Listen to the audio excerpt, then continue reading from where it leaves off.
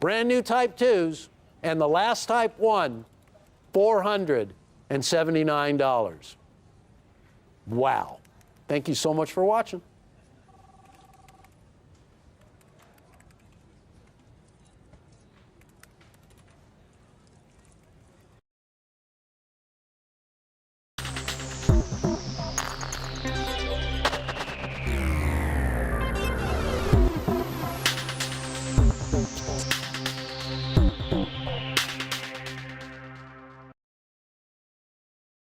You know, this is the moment that you've been waiting for so long. Rare Collectibles TV is about to launch the Type 2 American Gold Eagle. This is something everybody's been waiting for. You know, 2021 is the transitional year. We're transitioning from Type 1 American Gold Eagles to the Type 2. Now, since 1985, the American Gold Eagle has been a gold coin that all Americans have sought to own. And I think one of the reasons for it is because of the great design. You have that amazing design of the original $20 St. Gaudens Double Eagle. And from 1986 all the way to 2021, mid-2021, you had the family of Eagle design on the reverse, made famous by who was then Miley Buziak. Well, 2021, midway through the year, about to be launched. This is a pre-sale, ladies and gentlemen. The United States of America has the Type 2 American Gold Eagle. Now, it still features the St. Gaudens obverse, that amazing example of liberty striding forward, welcoming what was then the brand new 20th century. Now, this design was chosen by James Baker, who was Secretary of the Treasury in the Reagan administration. And one thing you're going to notice about these coins as well is that they bear our exclusive label. And this design, with a brand new reverse on the coin, is something very special. It features the closest look of an American eagle on any United States coin. And it really describes perfectly in emotion by the view what is called the vigilant American eagle. And you know, when you're vigilant, really what it means is that you are always keeping watch through every present danger and every difficulty. And that is what the artist Jenny Norris, who, by the way, this is her very first coin design, the brand new Type 2 reverse of this American Gold Eagle. Now, this coin, ladies and gentlemen, is a Mint State 70. For those of you who are not avid coin collectors, let me just explain that very quickly. Numismatics coins are graded on what is known as the Sheldon grading scale, from 1 to 70. 70 being a perfect condition coin. And that's what we have here, Mint State 70. When you have a coin that is MS70, what it means is it's flawless. It's not just flawless when you look at it with the naked eye, but it's also flawless when you view it under magnification. And in this instance, the magnification goes all the way up to 5 times. No flaws are visible under that kind of magnification. It gets the perfect grade. And I also want you to know, it's not just one grader's opinion. It's really a cadre of graders. It's 3 separate graders grading the coin separately, coming together as a consensus. If there's one dissenting opinion amongst the grade, if one of the graders says that the coin is not perfect, that's the grade it gets dropped down to. So it is a guarantee of accuracy. This is something that is invaluable. Let me show you why. When you talk about the Mint State version of these coins, it is a fact that they are the hardest version to grade in a perfect grade. They happen less often than any of the other ones. It is quite rare, and I want to show you the result of this rarity. So I've selected some dates, and I want to show you how the market and how the world has looked at these dates as time has gone on. And there's no better place to start than the very beginning. In 1986, when the first of these coins hit the world, and the world went crazy for these coins because it was a chance to see that original St. Gaudens obverse in a way you had never seen it before in a St. Gaudens. in a perfect condition coin, in a perfect MS-70 grade. Now, I love the proofs. They were available that year as well. And there are proof 70s. But the hardest to grade in a perfect mint state are the mint states. So here's a 1986, grading a perfect MS-70. This is the first year coin. And here's an auction, and this auction took place in 2013. Whole different world today, but I want to show you what the coin brought in 2013, almost $6,000. And by the way, I want to give you these mintages as well, and I will in just a second, but I want to let you know that this is a very special year for the Gold Eagle. This is the only time ever where we have transitioned from the original Type 1 reverse, the family of Eagles, to this brand new Vigilant Eagle reverse. We don't know what the mintage is going to be yet. But we know when you split the designs in the middle of the year, you're going to have low mintages. There's no two ways about it. There simply is not enough time to strike as many coins as we all would want. It's also very difficult to get one of these coins in a mint state. I want to show you my final example here. 1988. This is a 1988 mint state 70, auctioned off at over $14,000. Now, we know the mintages of those years. We don't know yet what the mintage is going to be for 2021, but we know something. 1988, they had the whole full year to produce them. 1987, same thing. 1986, a little bit, not quite the full year. So we know that this is going to be a short year, and we know something else. If you are looking to put together a complete collection of the highest quality mint state gold eagles known to man from the Type 1 series, well, it's going to be tough. Maybe impossible. Well, nothing's impossible, but it's certainly going to be extremely costly, hundreds of thousands of dollars. It's difficult to source these coins in absolute perfect grade, whether they were made yesterday or whether they were made 30 years ago. Because these coins, ladies and gentlemen, were struck on a high-speed press. They were basically really not struck for the collector. They were struck for those who wanted to own gold and hold gold and admire gold. And they became numismatic, and they became so sought after. One of the reasons why is the infrequency by which they certified in a perfect grade. Next to all the other finishes of an American Gold Eagle, the proofs and reverse proofs and burnished dies, only the mint states were the ones that were struck really for quantity, and the quality, of course, was fantastic. But when you talk about the collector's versions where the quality is guaranteed, there was no guarantee for these coins. And that brings me to this year's. I don't want you folks to wait. There was no guarantee for any of these years. And you can see the result, $5,000, $6,000, $14,000.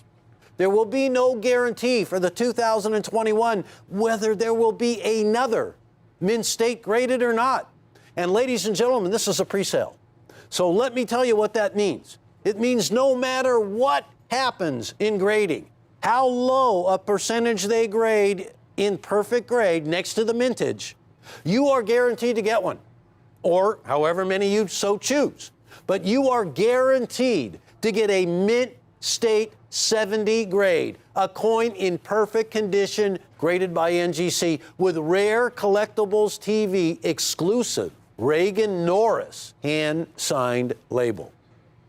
So if you are looking to begin a complete collection of Type 2s, this is the starting point.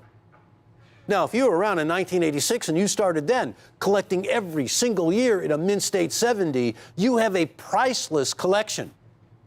But if you want to begin that priceless collection right now, you have the very first one, the first Type 2, the first mint state 70, first releases with our exclusive label.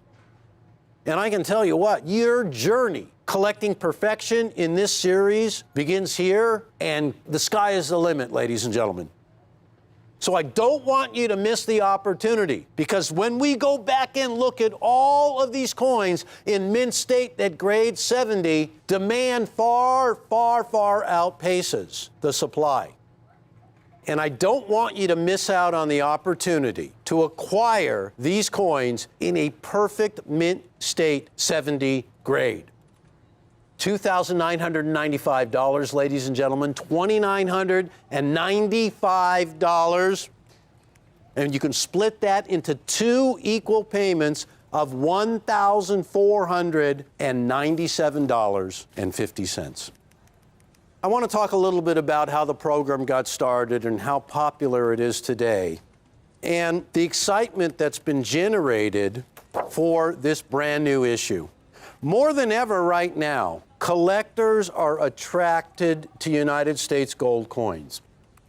We have many, many collectors who have an admiration for classic American gold, pre-1933.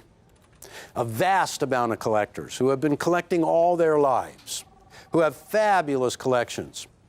These same collectors are attracted to this coin, are gravitating to this coin more than any other collectors, because they see in this coin an opportunity to acquire a classic rendition of Liberty with a brand new, well, already classic reverse in a grade that is impossible to achieve in the pre-1933 gold that they've been collecting all their lives.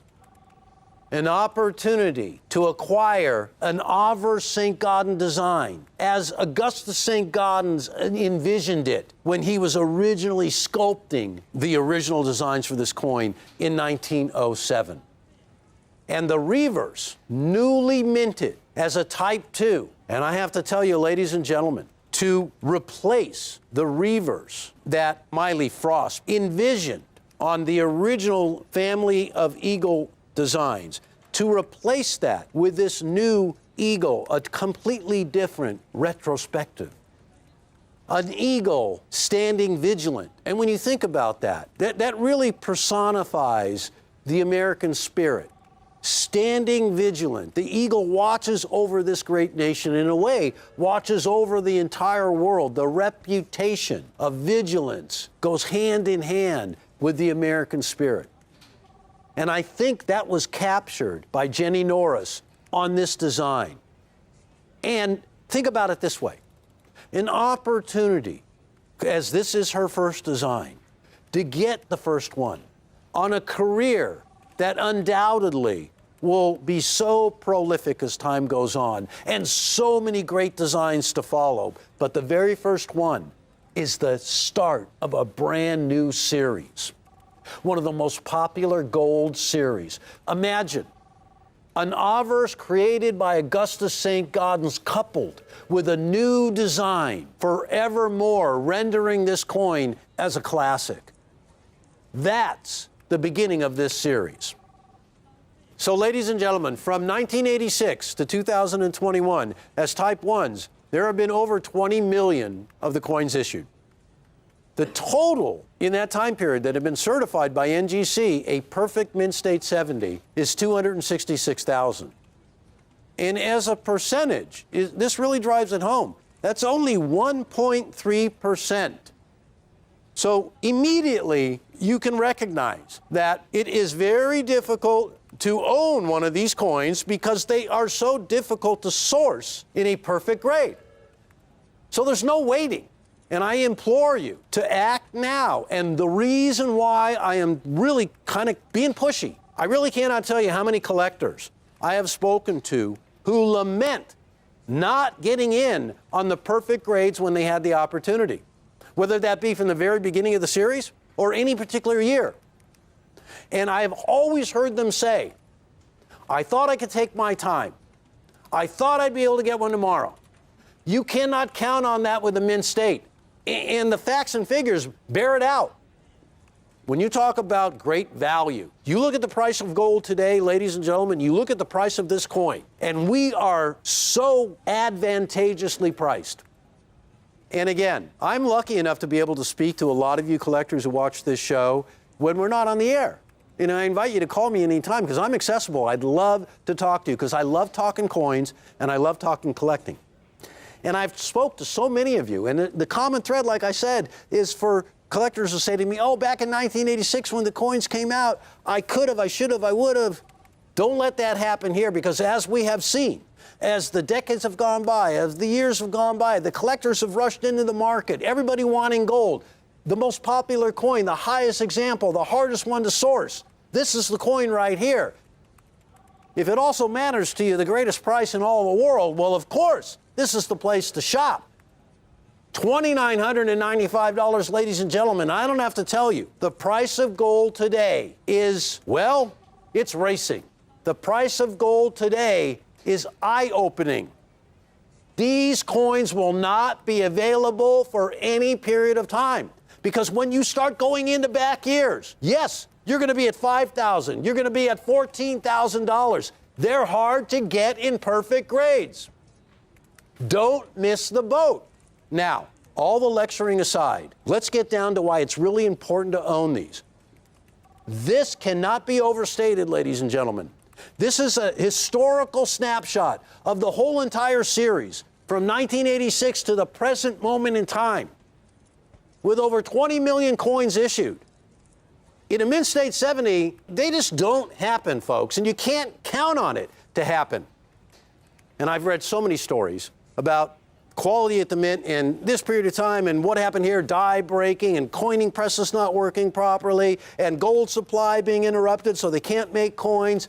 And, you know, and look at, we just went through the last couple of years. Short staffed, not enough people at the Mint, maybe expertise might be lacking in certain areas. Don't miss the boat. This is very important.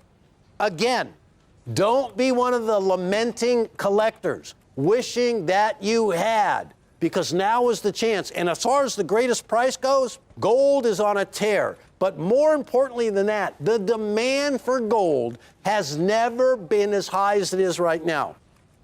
I'm in the marketplace every day, and I talk to everybody, and some of the biggest sellers of gold in the world are having a hard time getting gold because the gold supplies are limited and the buying is tremendous. It's at a fevered pitch. Now, this may come off as being a little alarmist, but I'm doing it from a point of experience. I'm doing it from a point of watching this every day for the last 2 years. And we're lucky.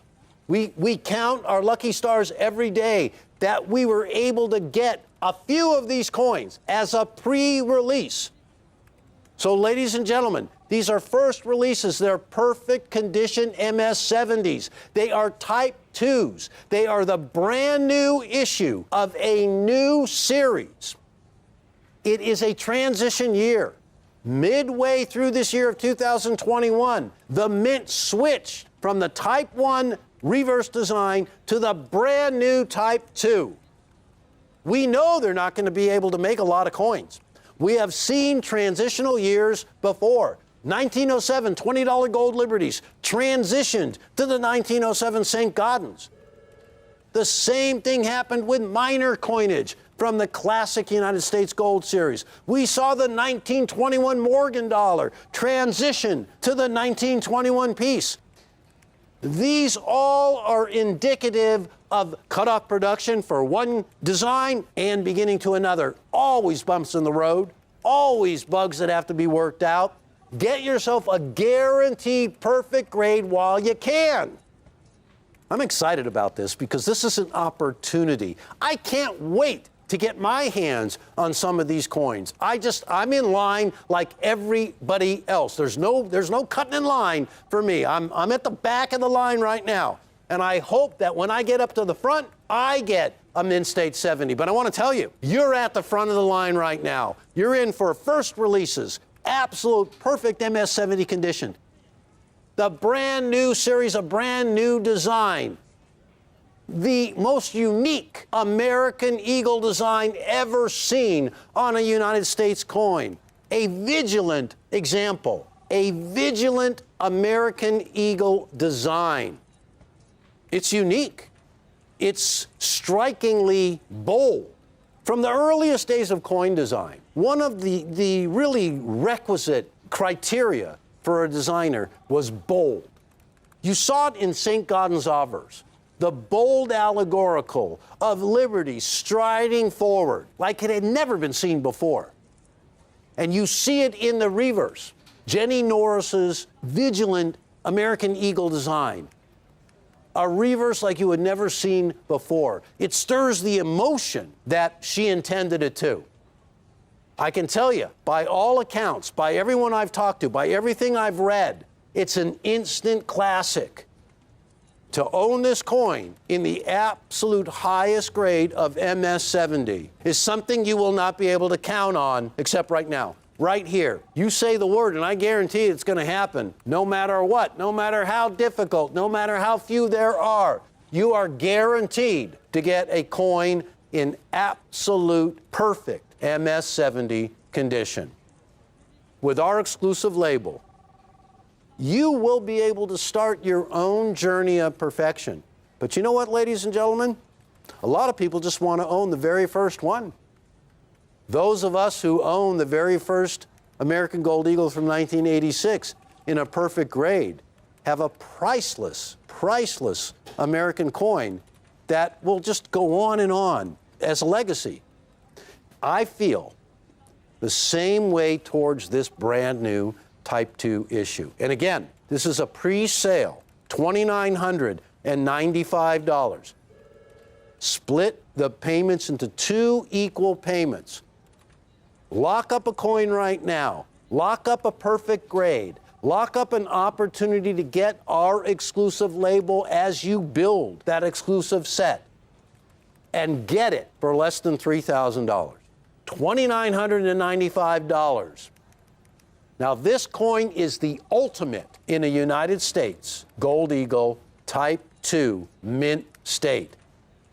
I hope you get an example. Frankly, I hope you get more than one because you will not regret it. And the folks that are in your circle who get in it with you, wow, you're just going to have a real numismatic beginning, a real collector's entree to some of the greatest coins ever issued. I hope you're beginning a numismatic journey with us at Rare Collectibles TV, beginning with this Mint State 70 instant classic for less than $3,000. Don't forget, it's at Rare Collectibles TV, and I will see you soon. Thank you very much for watching.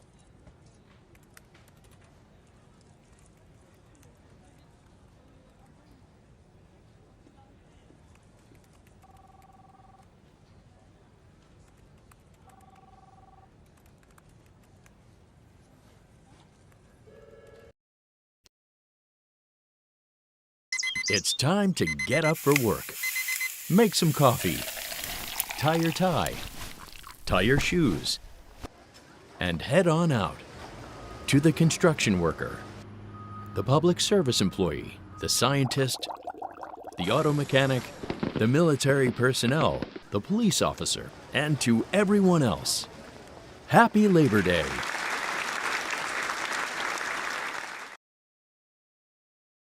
Coin Guys. We're the Coin Guys, and we're back. We are Jack and Rick. I'm Rick, of course, and Jack this is McNamara. Jack. Jack, we love to do a presentation together, but it's only under special circumstances. Right, it has to be something really that we're excited about. When we get an extraordinary opportunity in something that has tremendous potential for all the viewers out there. Right. And that's what we have today. We're calling it our Coin Guys Terrific 10. Right. This, a 10-coin Morgan dollar collection, folks, that is spectacular. Yeah. It offers so much numismatic bang for your dollar. Right. I mean, it is really a great, great opportunity. If you've never bought a rare coin before, a United States rare coin, this is just the perfect place to start. Yep. I mean, right now, Rick, Morgan dollars, I mean, it's always been kind of that, blue chip core of collectors, the most popular coin. The backbone of, yeah. Right, but right now is incredible. Yeah. There are more collectors of Morgan dollars than there's ever been. Coins that I used to be able to get, with a couple phone calls, I can't find anywhere. The Mint, a lot of people don't know this maybe, but the Mint has announced that they're releasing a 100th anniversary 2021 Morgan dollars, with different mint marks and things. And it has just made people go crazy for Morgans. And a lot of these new collectors who are buying these new issues now are going back to the original coins. Exactly. And this is the key, folks. This is a 10-coin collection. Now, we picked these 10 coins because of their exceptional quality and a lot of scarcity. And we got this collection at a great price. Yep. Now, first of all, let's take a look at these 10 coins that we have for you today, folks. They're 10 They're great beautiful coins. They're all mint Morgan state dollars. condition, uncirculated Exactly. coins. And some of them were struck in New Orleans. We have an 1884 O, which means it was struck in New Orleans. An 1885 O. A 1904 O. I love that date. The last 04. New Orleans minted Morgan Right. dollar. Yeah, 1904 was supposed to be the final year for the Morgan Yep. series. Yep. And this was struck at that famous New Orleans mint. You know, and this really should have been the And last Morgan dollar, yeah. but then 1921 they needed more coins. But And, this is a very yeah. important coin, the last O mint coin, last O mint Morgan just dollar. a few years later, they shut down. As Correct. far as Yeah, altogether for any coin coinage. making. Yeah. And then you have 86P and an 1879S, a San Francisco Yeah, mint that's coin. an exciting coin too, because Yep. you've got the second year of the Morgan dollar. There's a lot of demand for these S mint coins because the San Francisco Mint is known for exceptional strikes, Yep. razor Yep. sharp strikes, incredible luster. This is a coin too that there's so much demand for right now. I was just really struggling to find any of these coins. And then we get to some coins even rarer, and we'll be showing the audience information about the rarity of these coins. But we have another 1898 struck at the New Orleans Mint, 98O, and a 1902O. Right. A very tough coin. And an 1889 struck at the Philadelphia Mint. And then finishing it off, these two coins, Jack, I mean, the fact that we could offer these last two coins in the set at this price is miraculous. Yeah, these are tough coins. A 19010, I remember going back 35 years when I was specializing just only in Morgan dollars. Even back then, 1901 O's in uncirculated condition were hard to find. Yep. Really tough coins. And we have those today in this set. And then the last coin, the rarest of all, an 1882 Philadelphia Mint. Yeah. Jack, the fact that we were able to get these last two pieces is just, it's a dream come true for Right. collectors. Right. Now, first of all, the key to Morgan dollars, folks, as we first learned, Jack, when we first started specializing in these coins, it's all about condition rarity. Right. When we're talking about rare coins, Right. there's two kinds of rarity. There's coins with absolute rarity, which Right. are coins that are rare in any condition, like Right. the 1913 Liberty nickel. Right. They only made 5. 5 coins. So even if you had the lowest quality example, the poorest example of the 5, it's worth millions, Correct. millions of dollars. Absolutely. And then there's condition rarity, which Right. is, when we're talking about rare coins today, we're usually talking about condition rarity. Right. Correct. And that's a coin that may be common in lower grades because they struck a lot of them, Right. perhaps in the millions. But there are very few survivors in uncirculated condition. Think about that, uncirculated condition, Right. meaning they were struck, they went into a bin, went through a coin counting machine, they went into a mint bag, Right. and it's like they never made it out of the mint bag into circulation. Right. They somehow got put either in a bank vault or somebody went to a Yeah. bank when it was brand new and put it away in their drawer or in their collection. These are coins that literally over 100 years ago never made it into circulation, have no signs of wear. They may, like you said, have a few marks or things from just the process of how they're made and counted and sorted. And folks, just to give you an idea of what we're talking about, we've got some coins picked up in a local coin shop for around $35, $40 that are your typical Morgan dollars that were in They're actually circulation. probably more than that these days. There's been so much demand lately. Oh, yeah, They've been yeah. really, really rocketing. For example, that 1896 there, that first one, that was struck in New Orleans. Sasha's wow. going to flip it around. And you can tell it's struck in New Orleans. All our O mints, folks, have this same mint mark. You see the O mint mark right above, at 6 o'clock, right above the D and O, meaning it was struck in New Orleans. Now, this is fascinating because they struck about 5 million of them. You can get circulated examples, like I said here. At the time, I got it for $35. But in uncirculated condition, Right. there are thousands and thousands of dollars. In fact, they can be $10, $20, $30,000 96O is or more. a very Yeah. rare coin in uncirculated And then there's condition. another one, the next one, an 1886O, another one that they struck over 10 million, Jack. So, in circulated condition, it's very inexpensive. But to get it in mint state, there was the one from the Jack Lee collection that sold for around $200,000. Wow. And that was years ago. It's probably well more than that today. And then there was recently the 1886O DMPL that sold for $750,000. Right. And there's another 1897. They struck almost 700 million Morgan dollars. Right. And here's a chart showing you how many were struck through the entirety of the series, from 1878 to 1921. Right. Over almost 700 million.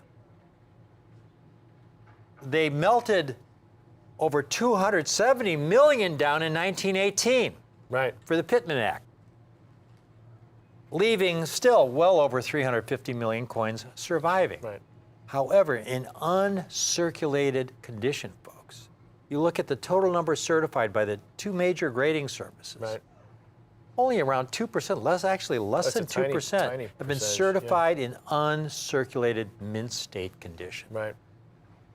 Now, again, uncirculated mint state condition means it's a coin that was never in circulation. Just imagine, folks, again, these coins were struck for commerce. Yeah. So they were struck once on the die press, ejected into a bin. Right.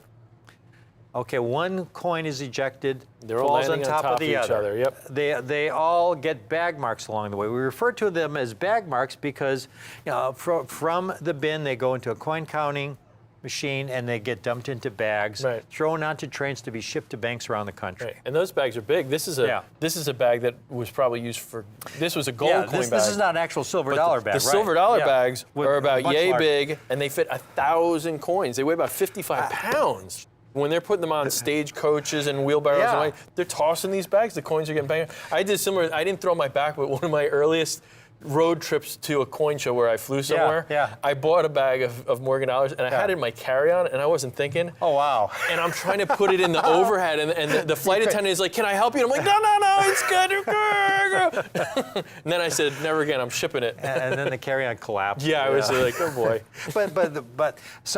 The point being, folks, again, we refer to them as bag marks, but a lot of these Morgan dollars actually developed a lot of marks along the way before they went into the bag. Correct. So it's part of the whole process from the time they're struck, one coin falling on top of another into the bin, through the coin counting machines, then getting dumped into the bags. Right. We refer to them as bag marks, but it's the minting process. Right. And all Morgan dollars end up with marks. Correct. Because of the way they're Absolutely. struck. Right. The key is to get them uncirculated and in nice uncirculated condition, because when you get a typical bag of Morgan dollars back then that never made it into circulation by some miracle, Yeah. you're going to have some coins with a lot more marks than others. Right. So not only are these uncirculated, but they're hand selected, so that they're really choice uncirculated examples that we're offering you today, folks. Now, you saw the number surviving in total number for the entire series in uncirculated condition that have been certified. Right. Now, these 10 dates we have, folks, first of all, so on this first page here, we've got the more common Morgan and Peace dollars. Morgan dollars were struck from 1878, and then in 1921 was the last year, and Peace dollars 1921 to 1935. The most common Morgan dollar in uncirculated condition is the 1881S. Right. That's the most common of all. You go shopping around, we found some prices offered at auction prices of the 1881S, folks. Just the 1881S, the most common Morgan dollar. Right. This is a dealer with 100% positive feedback, all right?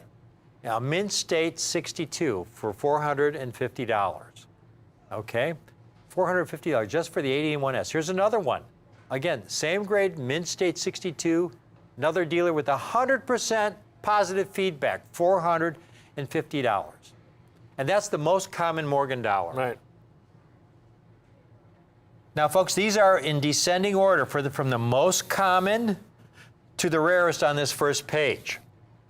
So our set starts with the 1884-0. That is the most common coin in this set in uncirculated condition, although it's more elusive than the 1881S, as you can see there. The second coin, as we showed you originally, another New Orleans mint, an 1885-0. But then, Jack, they get considerably more elusive. Oh, yeah. The third coin is a 19040, that one of our favorites. Yeah, I love that date. Almost twice as rare as those earlier New Orleans mint coins. Right. And like I said earlier, I love Yeah. that date because that was going to be the last year of the Morgan dollar. They Yeah. didn't have intentions to make That's later right. ones. And that's the last Morgan dollar at that. Yeah. I mean, the New Orleans Mint is just one of the most historic mints. I mean, there's so much Yeah. history Oh, there. We spent a few days there. Exactly. It was built in the 1830s. Right. That's when they Right first on- started striking on coins. the Yeah. banks of the Mississippi Yeah, River. It yeah. was such a important Yeah. financial hub and transportation hub, and the only mint that was struck coins for the federal government and the Confederate Right. government and the state of Louisiana. Yeah, it was at one time. It was, as far as coin production, the largest branch mint Right. in the country. And so the fourth coin here is about the same rarity as the 040 in Right. mint state condition. In 1886, struck at the Philadelphia Mint. Right. Now the Philadelphia Mint didn't have a mint mark, Right, because that was the first mint. That's the headquarters of the U.S. Mint. so that's the one Morgan dollar that actually doesn't have a mint mark on it. But then at the bottom of the page, the toughest coin on this first page, that 79, struck at the San Francisco Mint. Right. Only 109,000. yeah, and I love this coin. Second year of issue. S mints are known It has for been their so tough. Yeah, to get. these coins all of a sudden, within the last 6 months, they've just man. vanished Yeah. because there's so much demand for these coins that they just don't exist anywhere in the market. Take a look at one of these. San Francisco Mint struck some of the most beautiful Morgan dollars. Incredible. Look at this, Look Jack. at that. The Look at luster, the the strike. strike. Whew. Yeah. To survive It's a with so blazer. few marks, it's miraculous. The and the luster's strike. awesome. The strike is awesome. That is a blazer. This is a brilliant, uncirculated, choice Morgan dollar, folks. To survive in this condition, this is what makes this such a great collector's special. And I love that we got a coin from the 1870s in here, too. Yes. Yeah, exactly. The first year was the 1878, and there you have the San Francisco Mint mark, that S Mint mark on the bottom at 6 o'clock. But these coins have dried up. These go into collections, and they get locked up for decades. Yep. Yep. Once they go into collections, people aren't letting these things go. They're just Now- so hard to find. Now, folks, then we get to the next page where we have what we call some of the scarce dates in the Morgan and Peace Dollar series. And these are coins where fewer than 100,000 have been certified in uncirculated mint state condition, but at least 50,000. And so the fewer than 100,000 certified. And there you have a 98.0 Jack. They minted 4.4 million coins, but only 78,000 certified in mint state condition. Right. And then the 020. Another tough one. Another tough That's coin. a tough Omeg coin. You know, the fact that we can offer an 020, you know, even though they, again, like, it's all about condition rarity, folks. You have some coins with high mintages, but so few survivors in uncirculated Yeah. condition. And those late Oments, that end of the series Oments, are tough coins to get. The 19020, again, Jack, I started in Morgan's in the early 80s, and even back then, a nice 020 was a tough coin. This is a great coin. And again, referencing back, the most common Morgan dollar, 81S, you have dealers asking $450 for examples in Mint State 62. And there's your O Mint mark. That's a great coin. It is a great coin, yeah. And then the last coin on this page, 89P, only 55,000 certified. They struck 21 million examples, but so hard to find in uncirculated Right. condition, Jack. Right. 1889, struck at the Philadelphia Mint. And again, the Philadelphia Mint was the one mint that didn't have a mint mark, so that's how you know it was struck in Philadelphia. Right. So, Rick, as you'll see here, obviously on the stand, we have these coins not in any holders so that you can really see what they look like. Yeah, close up, right. But you'll notice on some of these close-up hand shots we're showing, the coins are in these plastic capsules. That's how we're going to deliver these coins. Exactly. You're going to get Protective. these. Exactly. Protective. So that your coins are safe. See-through, You know, exactly. they're not going to get any more bag marks. Right. You know, Yeah. they're completely protected from moving around. They've right got a now. ring there to hold them in place so they don't rattle around. They're going to come in a box where each holder is separated from the other. Exactly. And that's the last coin on this scarce date chart. And now, Jack, we get the last two coins in this set. These are the miracle coins. These are the very scarce date Page coins. 3, folks. Fewer than 50,000 certified in all grades. Right. This was where we got extremely fortunate because we have a 19010 Jack. A 19010. Yeah. To get a 19010, only 42,000 certified in all grades. A New Orleans mint, folks, this rare is very, very special. And like I said, those late date New Orleans coins are tough to get. You know, I thought it was a big deal that we were able to put some of those other ones in here, the 98.0, the 020. Right. But to be able to put this 010 in here, that was really. This is a huge bonus, folks, to be able to pushes it do over it. the top.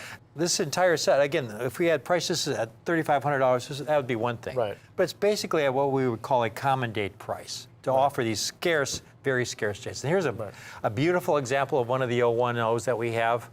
I love the New Orleans mint mark. It's a favorite among collectors, that O mint mark. Right, that Southern Mint.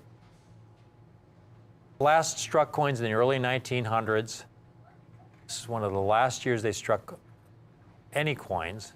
Beautiful luster. Look at the full strike, the breast feathers. All the detail is right there, folks. Lovely coin. To survive in this condition, a coin that's 120 plus years old. It's miraculous. Yep. This is why this is such a great opportunity. And then, Jack, the last coin, the 1882p. Going back to our chart one last time, these very scarce dates at the very bottom. 1882p. We have 1882p in this set.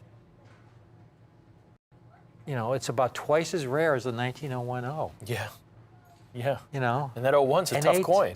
Yeah, exactly. Yeah. I mean, you know, even the scarce dates are tough coins. Right. I mean, they're all tough at this point. It's just a matter of how rare is it. 1882p. We've got an example here to show you.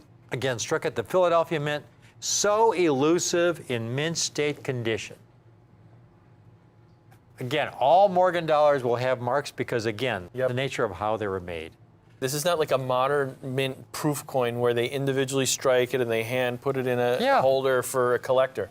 The mint's only goal here, their only job was to make coins, you know, for circulation. It wasn't to make them for collectors and keep them pristine. It was they wanted to do a good job, make the best coins they could, but they needed to literally, by law, make millions of these every month. That's right. You know, Jack, even 50 years ago, mint state condition was not a big concern at the mint, as long as it was uncirculated. Right. And this is where we get to the mint state grading scale that we referred to. We showed you the viewers that 1881S in mint state 62. You know, in 1986, when PCGS and NGC opened their doors for business, two major grading services, they used the 70-point Sheldon grading scale. And in fact, you just interviewed Harvey Stack. Harvey Stack, who's very familiar with the Sheldon grading scale because they had worked with Dr. Sheldon. Dr. Sheldon. Yeah, so I spoke to Harvey recently. He was telling me stories about Dr. William Sheldon, who is a large cent collector.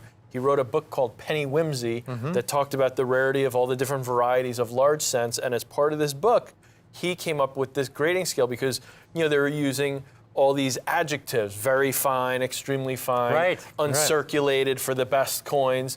And he was trying to make it more definitive, and he used this numeric scale, and he made a 70-point scale where 1 is you can barely recognize it, 70 is it's absolutely perfect. Like our Cirque Morgans might be an 8 or a 10 or something. You know? Right, exactly. The circulated ones might be very good 8 or very good 10, or you know, if you're lucky, you get an extremely fine 40. You know, that's a pretty nice coin. You know, you don't see those in circulation. That's a coin that didn't circulate long. But the uncirculated coins, which in the old days they'd call brilliant uncirculated, those coins got a grade of 60 or higher, mint state 60 or higher. So when the grading service started, like you said, in the 1980s, PCGS and NGC, they were trying to really make a standardized way of grading because it was the Wild West, and you know people disagreed on the grade. So they wanted it to be everyone using the same scale. So they went back to this core that Dr. William Sheldon came up with in the 1940s, I think, 40s or 50s, and they used that as the basis for the way we grade coins today. So today, an MS60 or higher is a coin that never went into circulation. Right. If you got a bag of silver dollars, the MS60s would probably be the coins with the most marks in the bag. Right. You're going to get the kind of coins that you're seeing here. They're going to be really nice mint state examples, hand selected. And that's the beauty of this set. And now again, at $3,500, Jack, this would be a great set. I mean, again, when you see the most common Morgan dollar, the 1881S, dealers asking $450. for examples in very similar quality. And that's the most common date. And here we have all these more elusive examples. This is where we got really fortunate. Because, okay, it's not $3,500, obviously. Right. But even $24.95 would have been a pretty good price. Oh, yeah. That would be a fair deal. Folks, at $19.95, this is a fabulous collection. It's less than $200 a coin. Right. For coins like that include the 1879S on page 1. Tough It's coin to get such these a days. tough Wow. coin. And then we have those 3 coins on page 2, the 98O, the 020, and the 89P. But then page 3 on 010 and an 82P. Yep. And, you know, $450 a coin would make this a $4,500 set. You know, $350, $3,500 set. $200 a coin is a fabulous, fabulous opportunity. But this is a Coin Guy special. This is why we're here. Exactly. We've got this entire set. Less than $1,500, Rick. $1,495, $1,495. You're getting all these coins, all 10 of these coins that we talked about, with some really scarce dates on here. You know, you got all these late date O mints. You've got these low mint P mints, that 82P. I mean, for us to be able to put the 82P in here. $14.95. That's less than $200 a coin. That's less than $150 Less than $150 Jack. a coin. And in this era when you have bullion, you know, I mean, it's almost, you know, around $30 an ounce. Right. These are silver dollars. Great dates in beautiful uncirculated condition, They're mint Jack. state coins, brilliant uncirculated coins. This is a limited time offer at this price, folks. Right, This is really important because we have made so many presentations. When we came out with the coins, they were offered at one price, and then 6 months later, we could no longer fulfill that. Right. This is one of those presentations where we have so many better dates in here, and we have the whole set at such a great collector-friendly price. So if you're watching right now, folks, this is, you know, this is a limited time offer. We really hope you can take advantage of it. I mean, this is where I started out in silver dollars. You know, we know our silver dollars. We've assembled some of the finest Morgan dollar collections Absolutely. over the decades, folks. And this is a great, great, perfect place to start. $14.95. This available on the 2-pay option. Yeah. They can give half now, $747.50 now, then a second equal payment in 30 days, and the set is yours. We will keep the set in the vault for you. We'll make sure that the set is here so that you're able to get in on this. We must emphasize how important that is, because we get a lot of people who will call in, say, a few days or a week later, who want to order the set. And we have to tell them, we're sorry, we can't offer it anymore, we're all out. Right. This allows you the opportunity to call in today, just put half down, and we'll hold one of these sets aside for you with your name on it, put it in our vault. Right. And you pay the balance in 30 days. It's that easy. Right. Absolutely.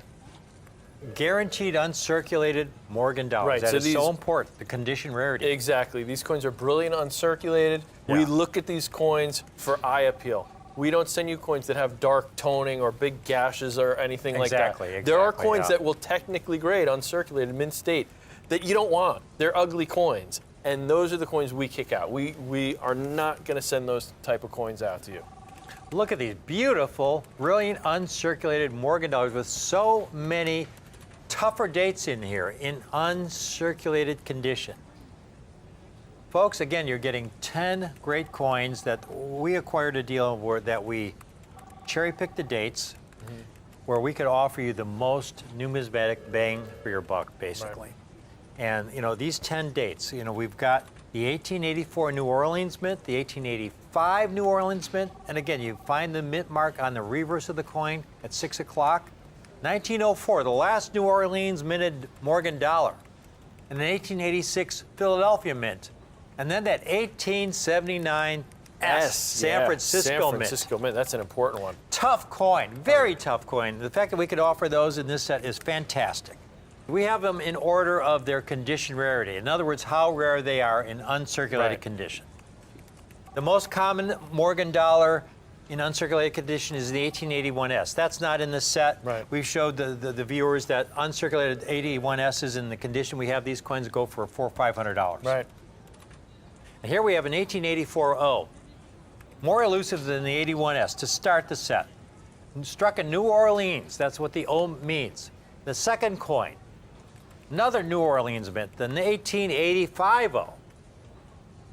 And then, Jack, a third New Orleans, the last Morgan dollar struck at the New Orleans Mint, the old New Orleans Mint, 19040. Yeah, and that's an important coin. I love Beautiful. all those O Mint coins. There's so much rich history. Very scarce coin in this condition, folks. And then the fourth coin, 1886, struck at the Philadelphia Mint.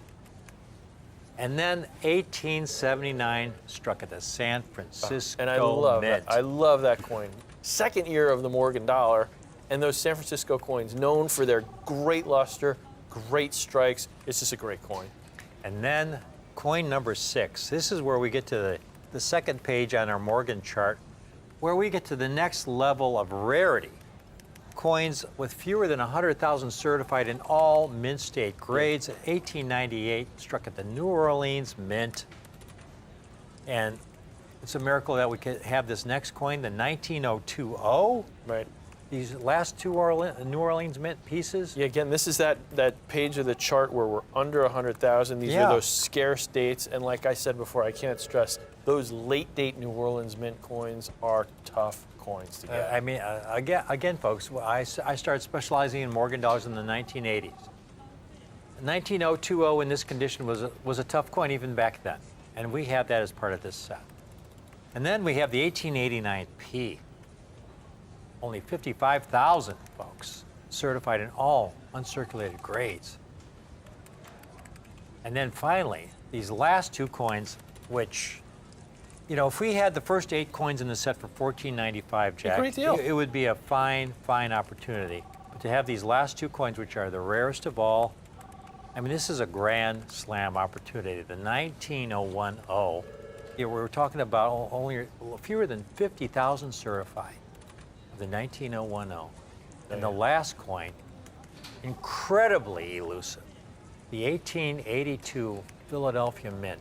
Yeah, that is an Just elusive over 20,000 examples certified in all mint state grades. The entire collection for only $1,495. We want to thank you for watching this presentation. Yeah. This is the Coin Guys terrific 10 Morgan collection. it's a great set. We put it all on the line for you folks when Jack and I get together to offer you a really, really great United States rare coin opportunity. Yeah. And this ranks right at the very top. Thank you for watching. Thanks so much. I'm Rick. I'm Jack. We're the Coin Guys. But please stay tuned. We have another great presentation coming right up.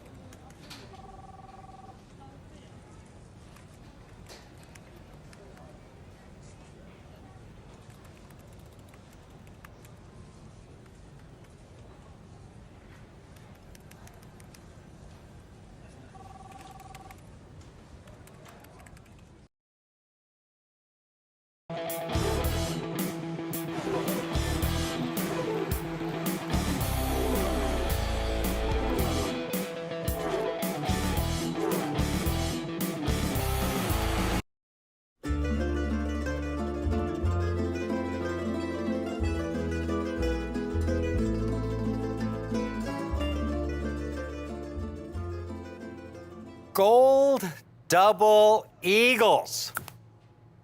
I have been most fortunate to handle many of the most desirable United States rare coins over the past decades.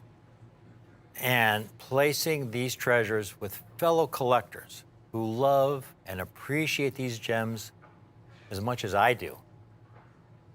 I know my Gold Double Eagles. Here's one. This is an 1896. It's a proof. It's the finest known 1896 proof double eagle. This, if it ever came out to the market, could be $1 million coin. All the PCGS graded proof double eagles, this is the highest graded example for the entire series. And in fact, we have a client who has the #1 ranked set, #1 ranked proof double eagle set, gold double eagle set on the NGC registry.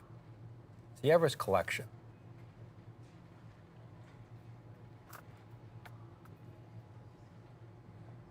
Now, I have a great gold coin for you today, folks. This coin really should not exist in the condition that I have it in.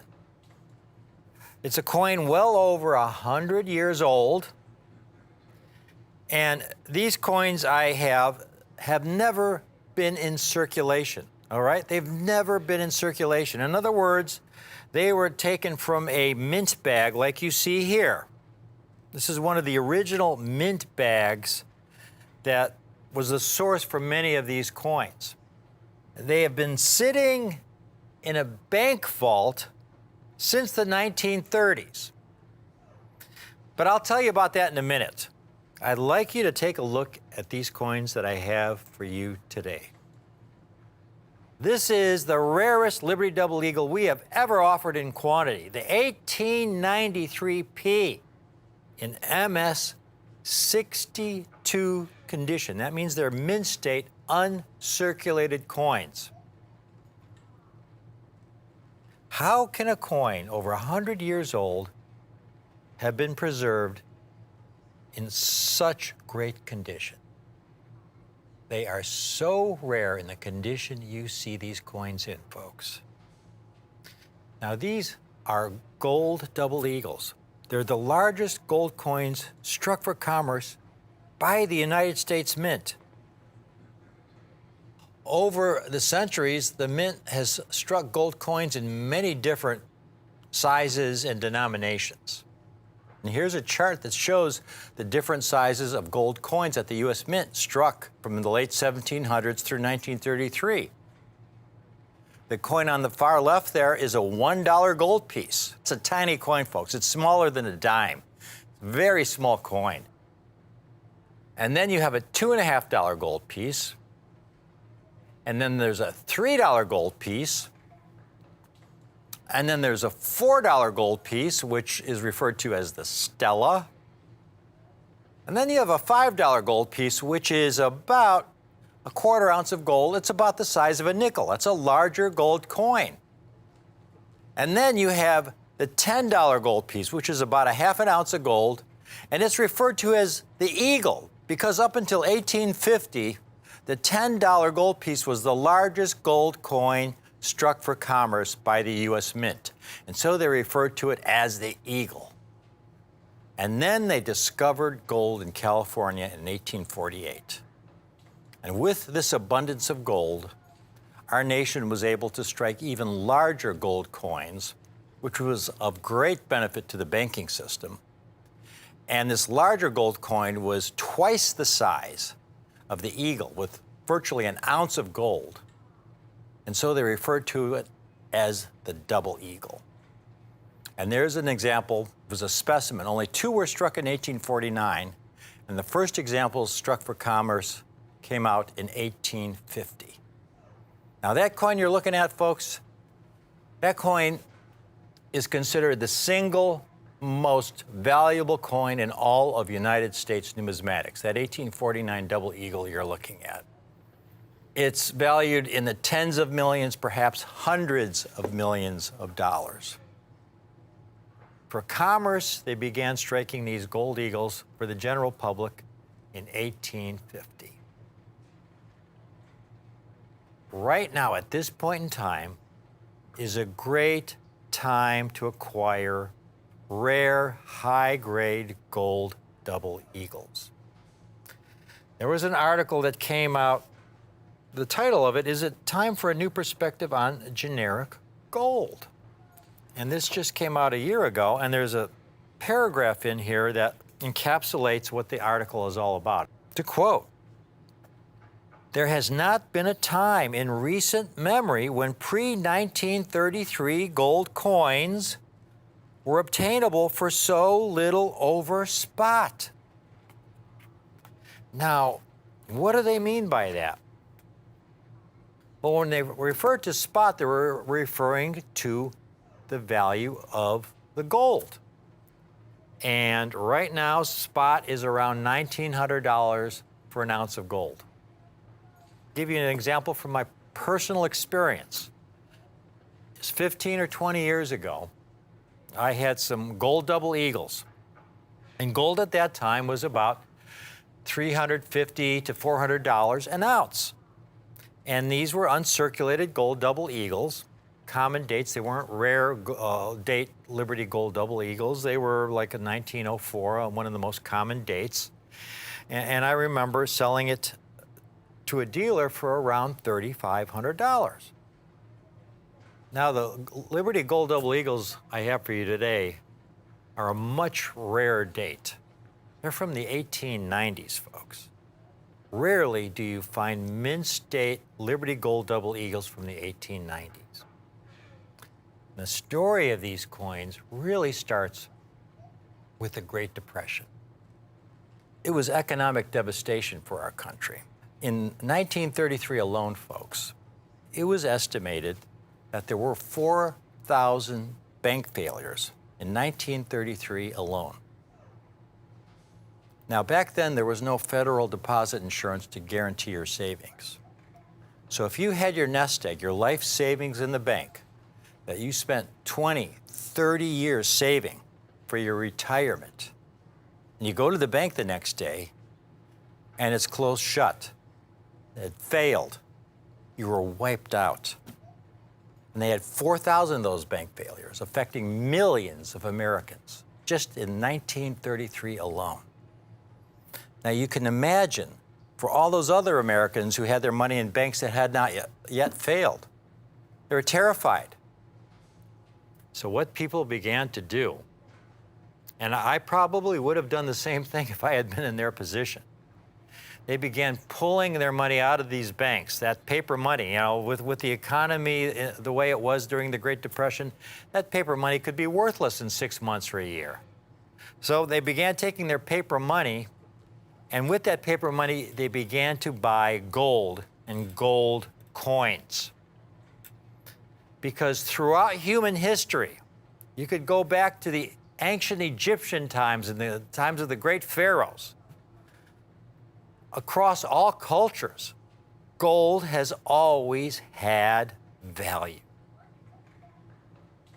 So here you had all these people pulling their money out of the banks to buy gold coins.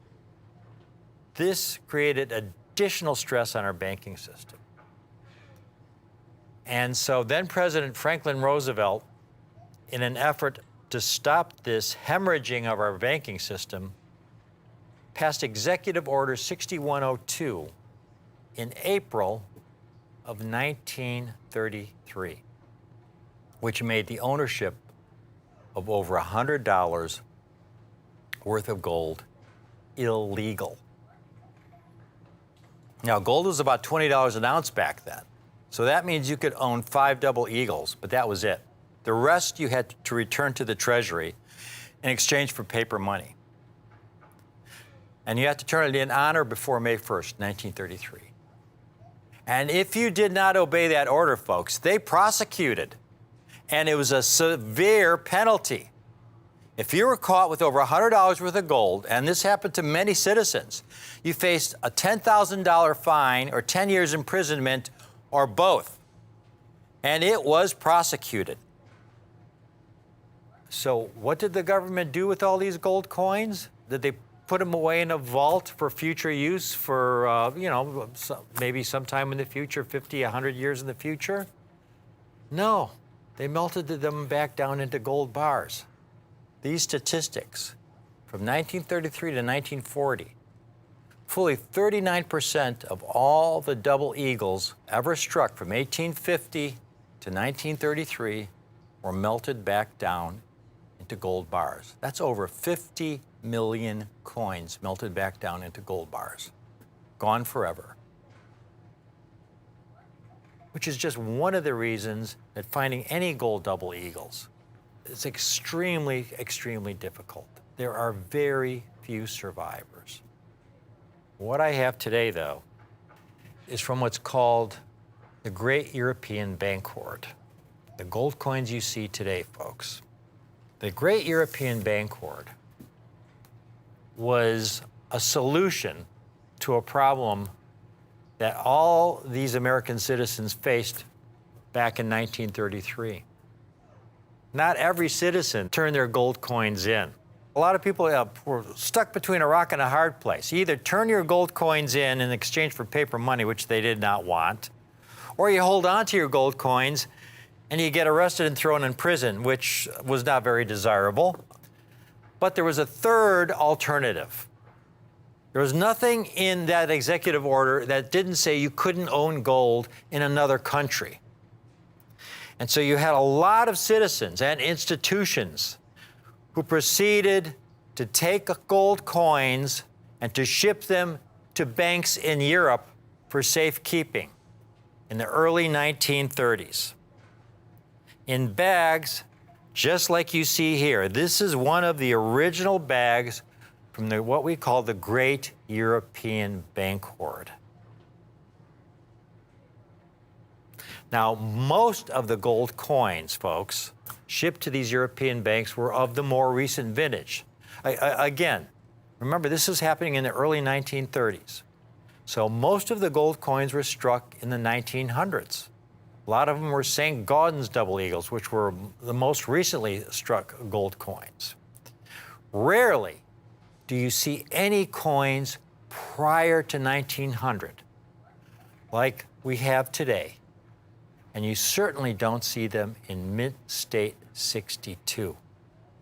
Coins are graded on what we call the Sheldon grading scale. It goes from a low of 1, which is the lowest possible grade. That's a coin that's very heavily worn, where you can barely read the date, to a high of 70, which represents perfection under high magnification. Only the most modern coins, proof coins and Mint State coins struck by the U.S. Mint today over the last 20, 30 years ever grade 70, when they have advanced technologies that allow them to strike perfect coins.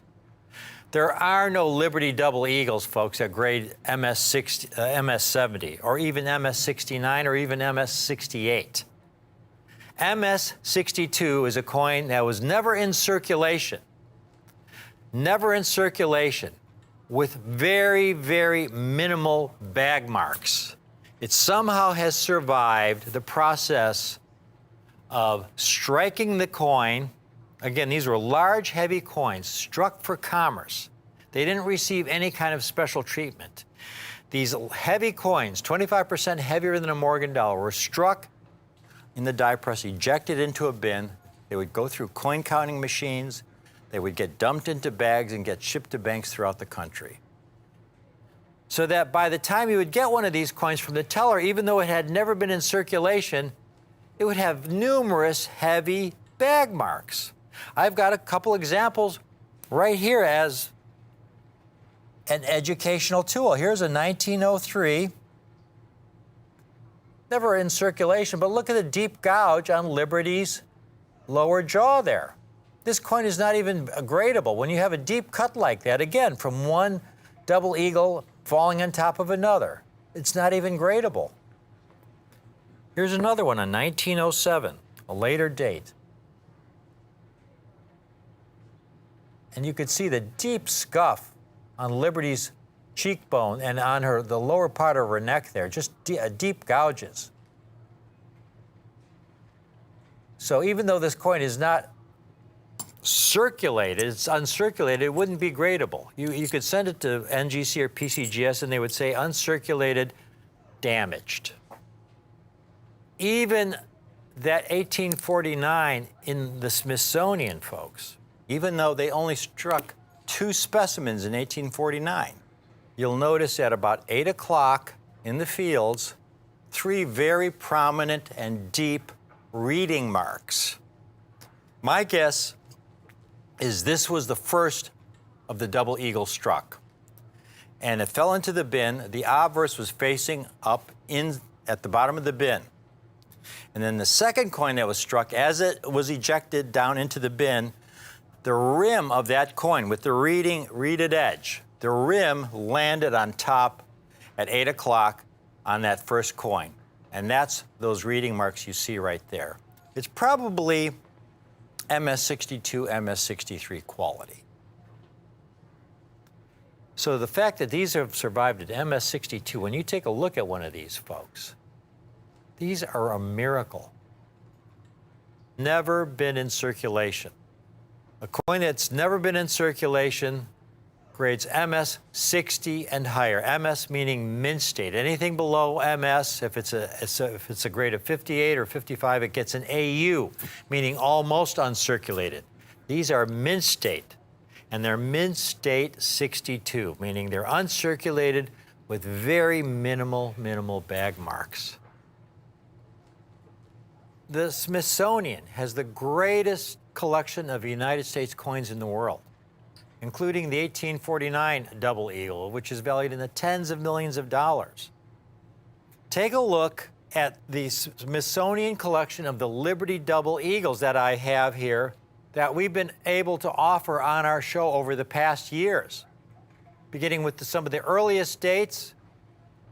And take a look, folks, the 1893P that we have for you today. Look at that. The Smithsonian doesn't even have an example of the 1893P. You know, if we had this in AU50 condition, almost uncirculated, that would be extraordinary. But these are mint state 62 specimens, among the finest known. They are so incredibly rare. These coins we got were among the best from the European bank hoard, and we have a very limited quantity. The best part of all is the extraordinary value we have these coins priced at. They are all graded by the best grading services, the top grading services in the country, either PCGS or NGC. Those two companies are the leading companies in the world at grading coins. This guarantees you that the grade of the coins is what it says on the holder. Take a look at this 93P, folks. I mean, so pristine. It is extraordinary. Again, the Smithsonian doesn't even have an example, even in circulated condition. And here we have this extraordinary MS62. To be able to get these coins, we have nearly 100 examples. Total number certified by PCGS is only around 2,400 coins. The Smithsonian doesn't even have one. At $7,500, this would be a reasonable price. $4,900, it would be a really good price. At $3,900, it would be an exceptional price. But this goes back to my philosophy here on Rick's U.S. Coin Show. We have our coins priced not on what the market will bear. The coin prices are based on our cost. That means when we get an opportunity like this, when we get coins where we get the entire collection and we're able to acquire the finest examples, and when we're able to then get them at a great price, we pass the savings on to you. And so we have these coins today, folks. Again, limited quantity. Call in now. $3,900 would be a great price. $34.95 is a phenomenal price, folks. That's a phenomenal, extraordinary price. Call in now, because if you call in now, I actually have these coins today while we have them. Once they're out, that is it. Like so many of our gold presentations, when we get a deal like this, once we sell out, the deal's gone. You never see it again at these prices. Because today, we have them for only $3,295 a coin. For an 1893P. Folks, this is a coin that is rare in any condition. They only struck about 344,000 examples. So many hundreds of thousands were melted down. So few exist today. I want everyone out there watching today who desires one of these ultra-rare Liberty Double Eagles from the 1890s, one of the rarest issues, the 1893P. If you would like to acquire one of these, we have a 2-payment option for you. So all you have to do is put down $1,647.50 today. We'll hold one of these, put it aside with your name on it, and pay the balance in 30 days. And that is so very, very important, because when we get a rare date like this, the demand is extraordinary, and we sell out very, very quickly. So often, we have people who will call in a week later or 2 weeks later and ask to buy one of those coins they saw on our show a week or two earlier. And there have been so many times when we have to tell them, we're sorry, but we no longer have those coins. Not that date and not at that price. This is one of those coins, folks. If this were a 1924P St. MS62, that would be one thing. I mean, a 1924P is a very common date. But it's an 1893P, ultra rare. Now, exactly how rare? Well, take a look at this comparison chart of double eagles that we've offered over the years. Again, when it comes to the European Bank Hoard, the most double eagles were the most recently minted when found in the European Bank Hoard. So you saw a lot of St. Gaudens double eagles, especially the 1924P. Over 300,000 have been certified, 44,000 in 6.2, and over 50,000 in 6.5. Because again, the more recent double eagles were generally higher condition. They hadn't been in bags for as long a time as the earlier double eagles. So the St. Gaudens double eagles, you can see the populations there. But then when you get to the Liberty double eagles, the last year of the Liberty double eagle series was 1907, but the European Bank Hoard had an inordinate amount of 1904P bags of Liberty double eagles. So you see 200,000 have been certified by PCGS, of which 64,000 were 6.2s and over 5,600 were 6.5s. Now, the 1904P is by far the easiest date to locate in mint state condition. The Liberty Double Eagle series has about 150 different dates and mint marks. And if you find a Liberty Double Eagle in mint state condition, there's about a 35 to 40% chance that it's going to be a 1904P. The second most common date is a distant second, the 1900P, which we'd offered in the past. Even though it's number 2, it is much rarer than the 1904P. But then you get to the bottom of the page and look at the 1893P.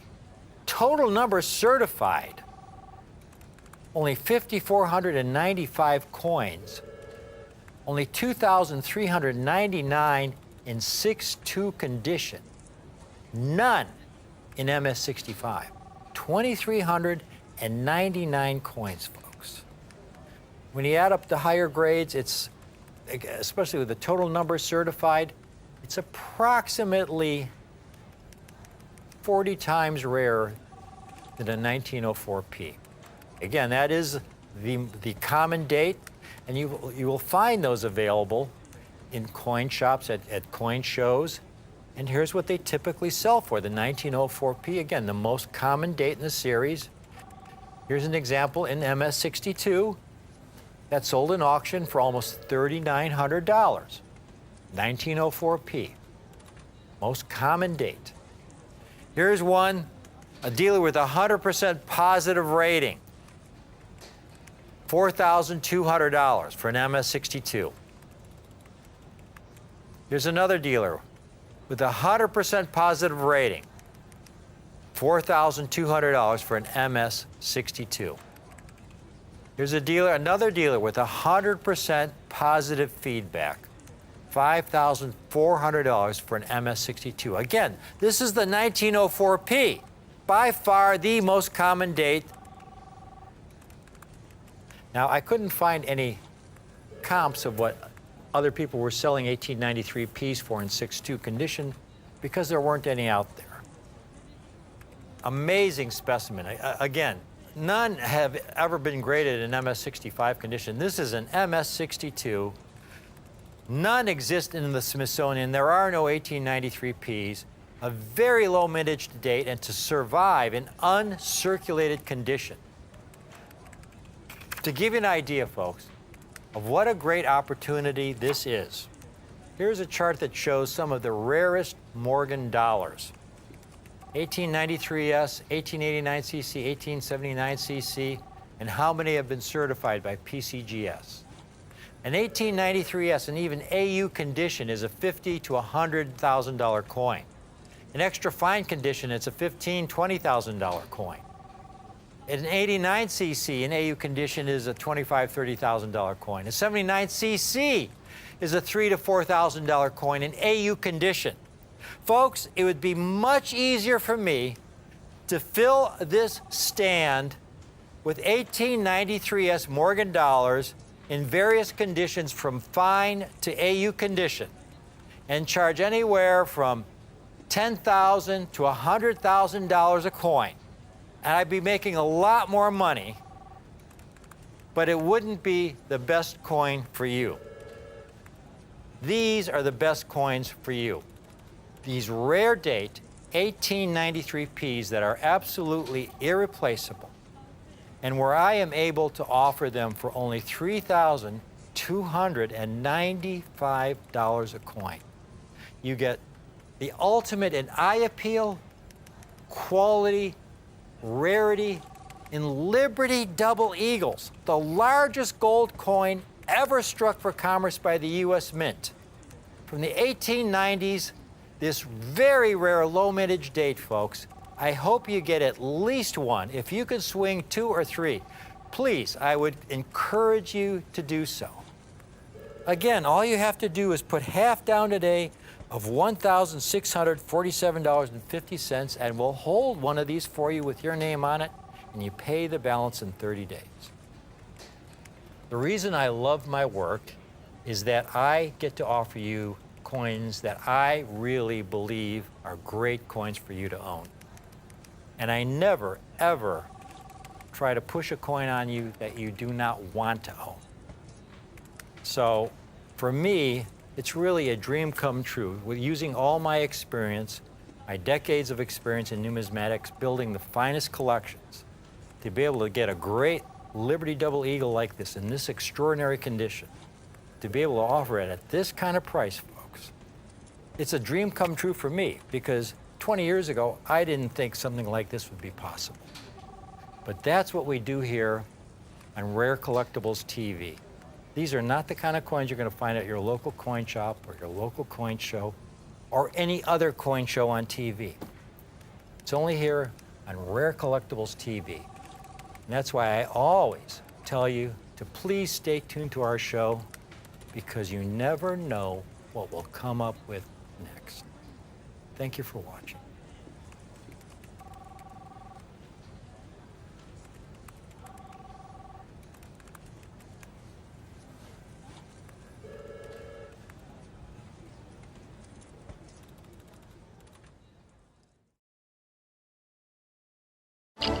Here on Rick's U.S. Coin Show, Jack, James, and I take great pride in providing you, our viewers, with relevant coin information and special numismatic history. We enjoy creating short documentaries on important people in the coin community, like John Mercanti, Edmund Moy, and Miles Standish. We have also produced film shorts on historical numismatic landmarks, like the Granite Lady in San Francisco, the famed Carson City Mint in Nevada, and Sutter's Mill, home of the California Gold Rush. To watch all these great documentaries and learn more about the wonderful world of numismatics, go to the Rare Collectibles TV YouTube page. Type Rare Collectibles TV in the search bar and click on the pic of Jack and me. You can watch many numismatic videos, including interviews, documentaries, coin trivia, the adventures of Rick and Jack, and much more. And make sure you click the subscribe button in the top right corner so that you'll be notified every time a new video is posted. Where else can you get so much numismatic info and fun all in one place? So go to the Rare Collectibles TV page on YouTube and join the hundreds of subscribers already enjoying our YouTube videos. Thanks for watching Rick's U.S. Coin Show.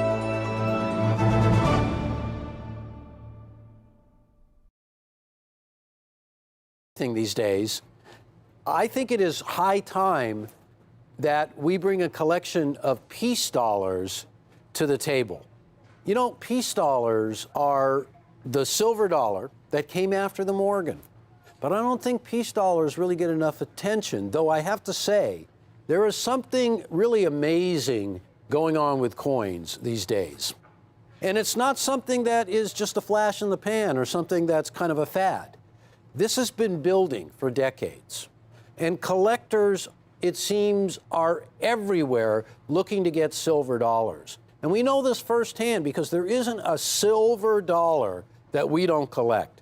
One of the classic collectibles, it's also a hard asset that has been viewed as money from the time it was money and before silver was even coined into money. You know, there's a reason why silver dollars are so popular. Finding silver is really difficult. And throughout all of recorded history, everybody has tried to strike it rich by digging into the ground and finding some silver, hearing that there was a silver discovery. You hear about it throughout all of history. You know, we did an ancient coin presentation not too long ago. You may remember it, the Athenian owl. And it was one of the earliest designs, an artistic design of a coin. But its major attribute was it was all about this pure silver. And that was what everybody wanted, even in the times of ancient Greece, because it was money. So what do coin collectors love above all else? We love silver dollars. And why do we love silver dollars so much? Well, have you ever seen the size of a silver dollar? You want to see the size right now? Take a look. These are peace dollars, ladies and gentlemen. These are some of the most unexplored, undervalued silver dollars known to man. These are the coins that came after the Morgan dollar. These are the coins that even have a connection to George T. Morgan himself on the reverse. A fascinating story. But here is a silver dollar, much like the Morgan dollar. This coin was designed by Anthony DeFrancisi. And much like the Morgan dollar that featured a living model on the coin, Anna Willis Williams, this coin right here, this peace dollar, features Anthony DeFrancisi's wife, Teresa, as the model for liberty. There was so much that went into being the model of liberty because most of these people, when they came to America, what they saw was the Statue of Liberty. And so it was the natural inclination of so many of these young people who were on these boats, who came into the harbors of New York, who saw the Statue of Liberty, to emulate the Statue of Liberty. So you can imagine how Teresa DeFrancisi felt at being selected by her own husband. And she didn't know at the time that he was designing a new silver dollar. She didn't know that it would become this classic coin. So imagine the feeling of recently arriving to the United States of America and being the model for liberty. A dream come true. So that's one of the backdrops by which silver dollars have become so popular. They're the ultimate representation of liberty. Because there is liberty in the form of currency as well. Because our currency was liberating in terms of its value and its buying power. And this is something that spread all over the world that other countries emulated in our silver dollars. But nothing beats an American silver dollar. And it's high time that peace dollars got the respect and the admiration of silver dollars from the past. And today, the peace dollar is so collected, and let me show you why. Well, for one thing, peace dollars were issued in a time in America when we were truly a republic. In the time of the Morgan dollar, which Morgans began in 1878, America was a much different, slower paced society. By the time the peace dollars came around, we had gotten through World War I, the war to end all wars. And America was different. It was truly in the 20th century. Electricity was everywhere. And it was much more of a modern country, similar to the way it is today. And the peace dollar fit in as a method of transacting commerce. This is extremely important because I want to bust a few myths right here. The peace dollar was issued from 1921 to 1935, but I want you to take a look at the table here because you're going to see the history of the peace dollar, unlike the Morgan dollar, which was continuously struck from 1878 all the way to 1904 and then again in 1921. No, the peace dollar wasn't that way. Take a look as we go down the list. Now, I also want to let you know that the dates that you see highlighted in red are the coins that we're featuring in this presentation. And something else I want to tell you about this presentation as well. We're featuring coins in this presentation that are brilliant uncirculated, that are mint condition, that have never been released into circulation. This is difficult to do. Now take a look at a design that is as captivating as its Morgan dollar predecessor. So we're going to start out with this table here. And the reason why I'm pointing this out to you is take a look. 1921, the very first year of the peace dollar, the only year that a peace dollar was struck in high relief. For those of you who want to collect that very elusive first-year coin, please just ask your sales associate. We are here at your disposal, and there's a limited quantity of 1921 high-relief peace dollars that can be yours if you just ask. But start with 1922 for the purposes of this presentation. Now, 1922, take a look at that mintage. When you see a mintage of 51,737,000, the first thing that's going to come to mind is, well, that is one of the highest mintages of any silver dollar that was ever struck. And I'm going to correct you here because I'm going to tell you, no, you're wrong. It's actually the highest mintage of any silver dollar ever struck. But I want to tell you right now that even though that's true, in mint state, to get one in mint state happens so rarely, it rivals any one of the rare Morgan dollars in mint state occurrence. So, a 1922 peace dollar struck in Philadelphia in mint state is what we're going to be offering to start off this collection. And there will be an opportunity to buy a single issue and a complete collection. Now, I mentioned the 1922 first, ladies and gentlemen, only because chronologically speaking, I want to let you know that we have 22s, 23s, 25s in this deal. We're featuring different mint marks. So this is chock full of variety and history and brilliant uncirculated. So I want you to go to the 1923. Now that issue from 1923 from Philadelphia has another high mintage. But folks, that high mintage is a good thing. And I'll tell you why. First off, I want to give you an opportunity before I do anything to just show you how, when it comes to silver dollars, we get it right. I'm holding in my hand a price comparison of a 1923 Philadelphia struck silver dollar in brilliant uncirculated condition. This is pure evidence, ladies and gentlemen, of how hot the coin market is right now, because there's a really nice example right there, uncirculated, Philadelphia struck, $325.95. Now, there's no ability to haggle on this price. It's $325.95 or go on to the next deal.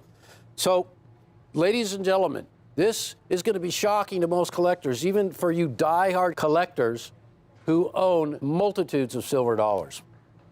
How rare is the opportunity to buy a mint state, brilliant uncirculated silver dollar for less than $100? They're beautiful coins, and they are priced right. So I want to let you know that we're going to bring you a 1923 Philadelphia struck, brilliant uncirculated silver dollar for $69. $69. And you're looking at one of the examples right there. And I also want to tell you this. One thing we do here at Rare Collectibles TV is we show the stock. We show what gets shipped out. These are not show samples. These are not coins that are going to be put away in a cupboard somewhere and just brought out when we make a presentation. Those coins that you are seeing right now are going to be shipped to collectors. $69. Now, that's the only single entree coin that I can offer you in this deal. Let me get into this a little bit. There were 30,800,000 1923 Ps struck at the Philadelphia Mint. And the total that had been graded of all grades in uncirculated amount to 1.8% of that mintage. Total. And that's the total that were graded by both of the major grading services. Not just one, but both. 1.8%. So when I started doing the research on these coins, what really dawned on me right away was, you know what? Peace dollars in uncirculated condition are rarer than Morgans in a corresponding uncirculated condition. Harder to get than a Morgan dollar in uncirculated condition. That is eye-opening. But the story gets even more involved. The highest grade for this year, 1923, is a mint state 67. And peace dollars are very tough to attain a high mint state grade. Just so you guys are with me on this, what we've done here is select a collection of peace dollars that are more difficult for us to source than their Morgan dollar counterparts. And the prices are unbelievable. And I don't think the situation is going to remain this way. And I'm talking about here at Rare Collectibles, because this deal snuck in below the radar, because there are people out there selling the same coin for over $300. Now, ladies and gentlemen, it's my pleasure to bring you two peace dollars in brilliant uncirculated condition, the 1922 from Philadelphia and the 1923. Now, as I told you already, the 1923, 30,800,000 struck, but only 1.8% grade in uncirculated, in all grades of uncirculated from both of the major grading services.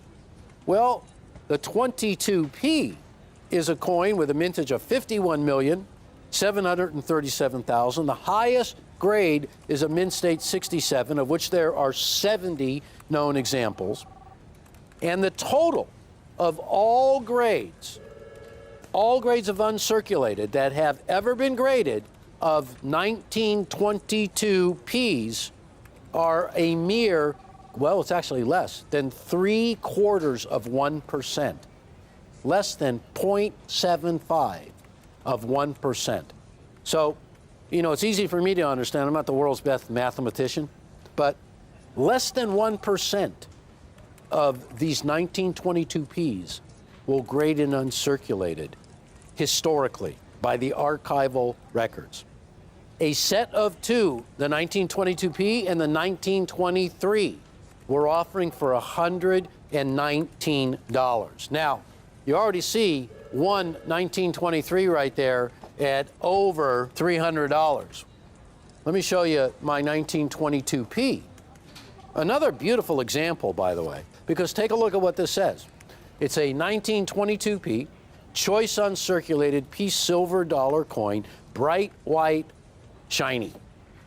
And take a look, folks, $525. Now, you could buy this coin right now, or you could take the opportunity to get two, a 1922P and a 1923P in our two coin offering for $119. What we do, ladies and gentlemen, to select coins for an offering like this is we get as many possible solid date rolls of peace dollars that we could possibly get our hands on. And we begin to hunt through those coins. And what we do is we kick out an amazing amount of coins that we cannot bring to the air because they're too bag marked. They're not eye appeal attractive the way we want them to be. They don't have that wow factor, and that's what we're looking for. You know, it's really difficult to find coins like that. So you be the ultimate judge. Now, I want you to ignore the fact that we are selling two mint state BU peace dollars, brilliant uncirculated, for less money than everybody will sell one circulated one for. And the reason, again, that we do this is our forte to inspect hundreds, if not thousands, of silver dollars with a collector's eye for the collector. One coin for $69, two for $119. Now, from this option, we go up a notch. Are you ready?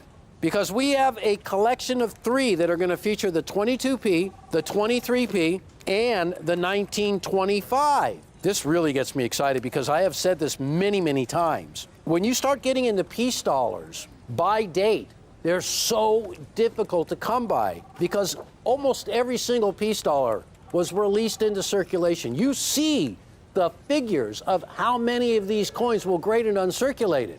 It's 1%, 0.75%, 1.8%. It doesn't even rise to 3% or 2%. They are impossible to source in a brilliant uncirculated grade.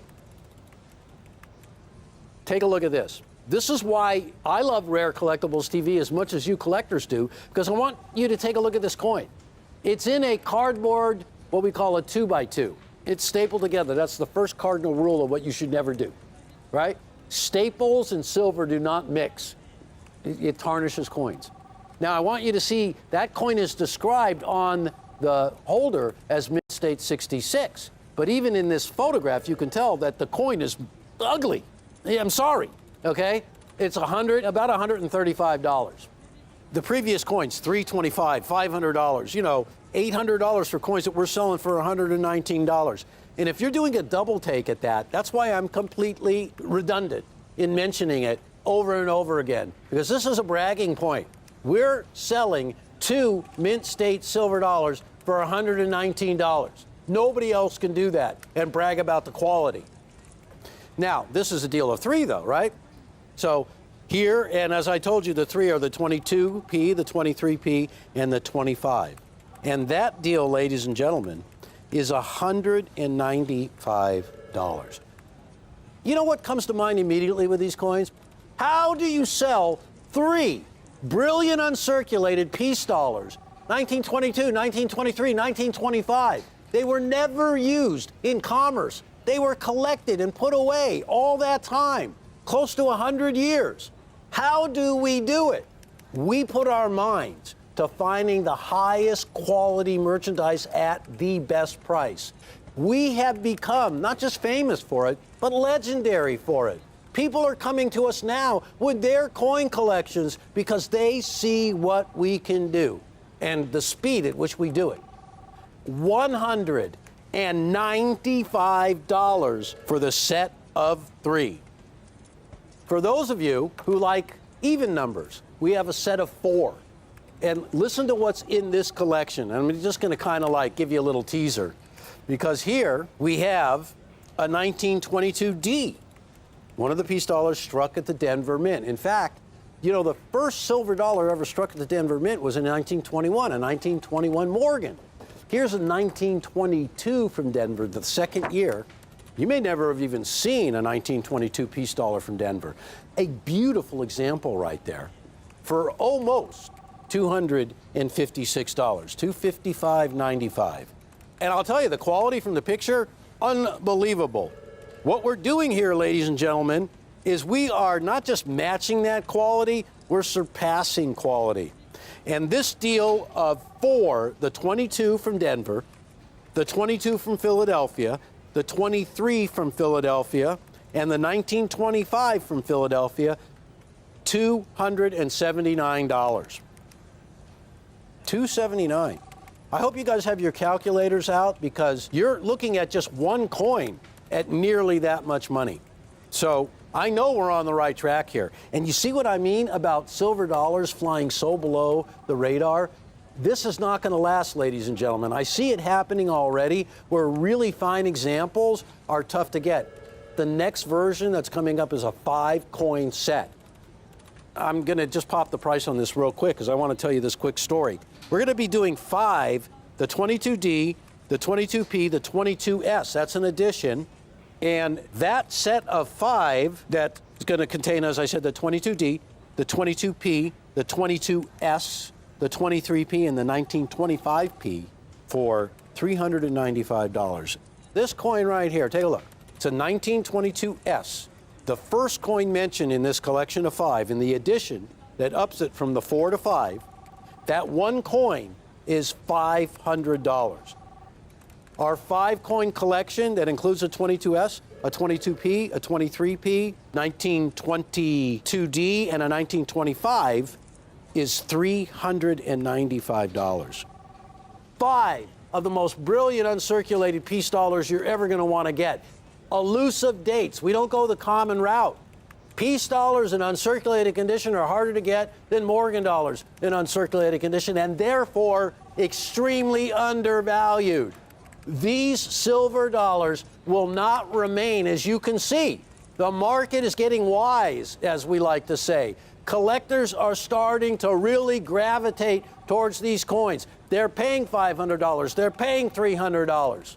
If you've been collecting coins with us for a while, you know what to expect. When you get a package from Rare Collectibles TV, you know the quality of the coins that are in there are going to be exactly what you expected, or even more. So many collectors coming into the market that all of these great coins that I've collected for the last 40 years are going away. They're being scooped up. They're being absorbed.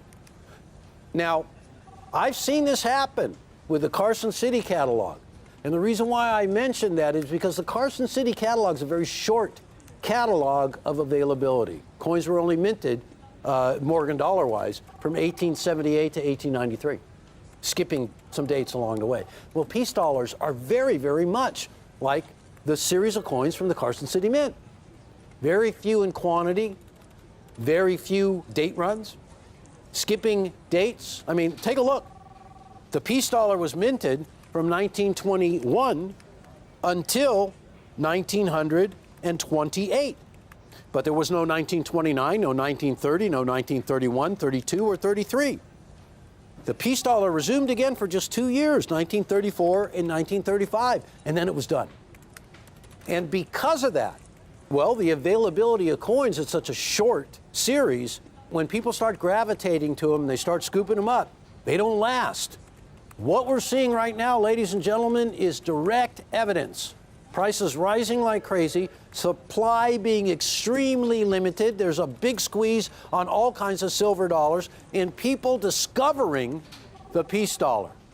I can't have but another couple of minutes left to go in this presentation. So I want to go over some of the most pertinent facts of this presentation.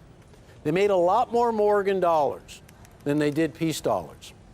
And in 1918, they melted a tremendous amount of silver dollars. But are you aware that in ensuing years and decades, that they melted a lot of silver dollars as well?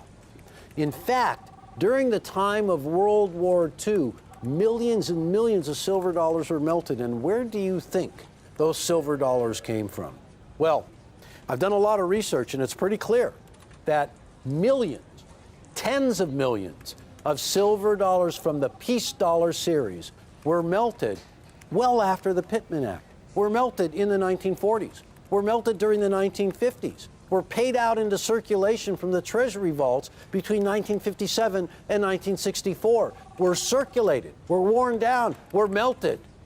We had the run-up of silver prices in the late 1970s and the very early 1980s. Millions of silver dollars were turned in to silver bars. The peace dollar is a coin that's not forgotten, it's just really hard to get your hands on. An individual silver dollar from the peace dollar series, dated 1923, is available for $69. A two-coin option that will involve the 1922 from Philadelphia and the 1923 is available for $119, 2 coins. We also have 3 coins on the docket, a 1922p, a 1923p, and the 1925. $195, folks, that's not 1 coin, that's 3 brilliant uncirculated peace dollars. For a quantity of 4, we've included the 1922 from Denver. It's just the second silver dollar ever struck at the Denver Mint. A 1922 from Philadelphia, a 23 from Philadelphia, and a 25 from Philly. $279 for those 4 coins. Now, for $395, you can add to those 4 coins a 1922S. A 1922S, I think there's one right here. Look at it. $500. Because if you want a really beautiful, eye appeal, lack of bag marked silver dollar today, you better pony up $500. What we offer collectors is a connection to collecting silver dollars and all coins that we understand. We understand the characteristics. We even understand the characteristics of an individual strike of a year of a silver dollar. And we do this by studying the die pairs that were used and the problems that they had at the mint and the quotas that they were meant to fulfill and every single other correspondence between the Treasury and that particular mint that brought us the coins today. So it's all about knowledge. And this network is based on knowledge because that helps you make an informed, accurate decision. That's how we do it. So the silver dollar that made this country, that has gone on, that went on from the very late 1790s all the way through the 1800s. They did stop for a little while, resumed again in 1878 until 1921. And this coin that took over from 1921 to 1935. That's a brief history of the silver dollar. This is the last big silver coin that was meant to circulate in this great country that can be yours right now in brilliant, uncirculated condition. You pick the option. I love doing this presentation of peace dollars, and I hope you love them too. So thank you so much for watching, and I'll see you soon.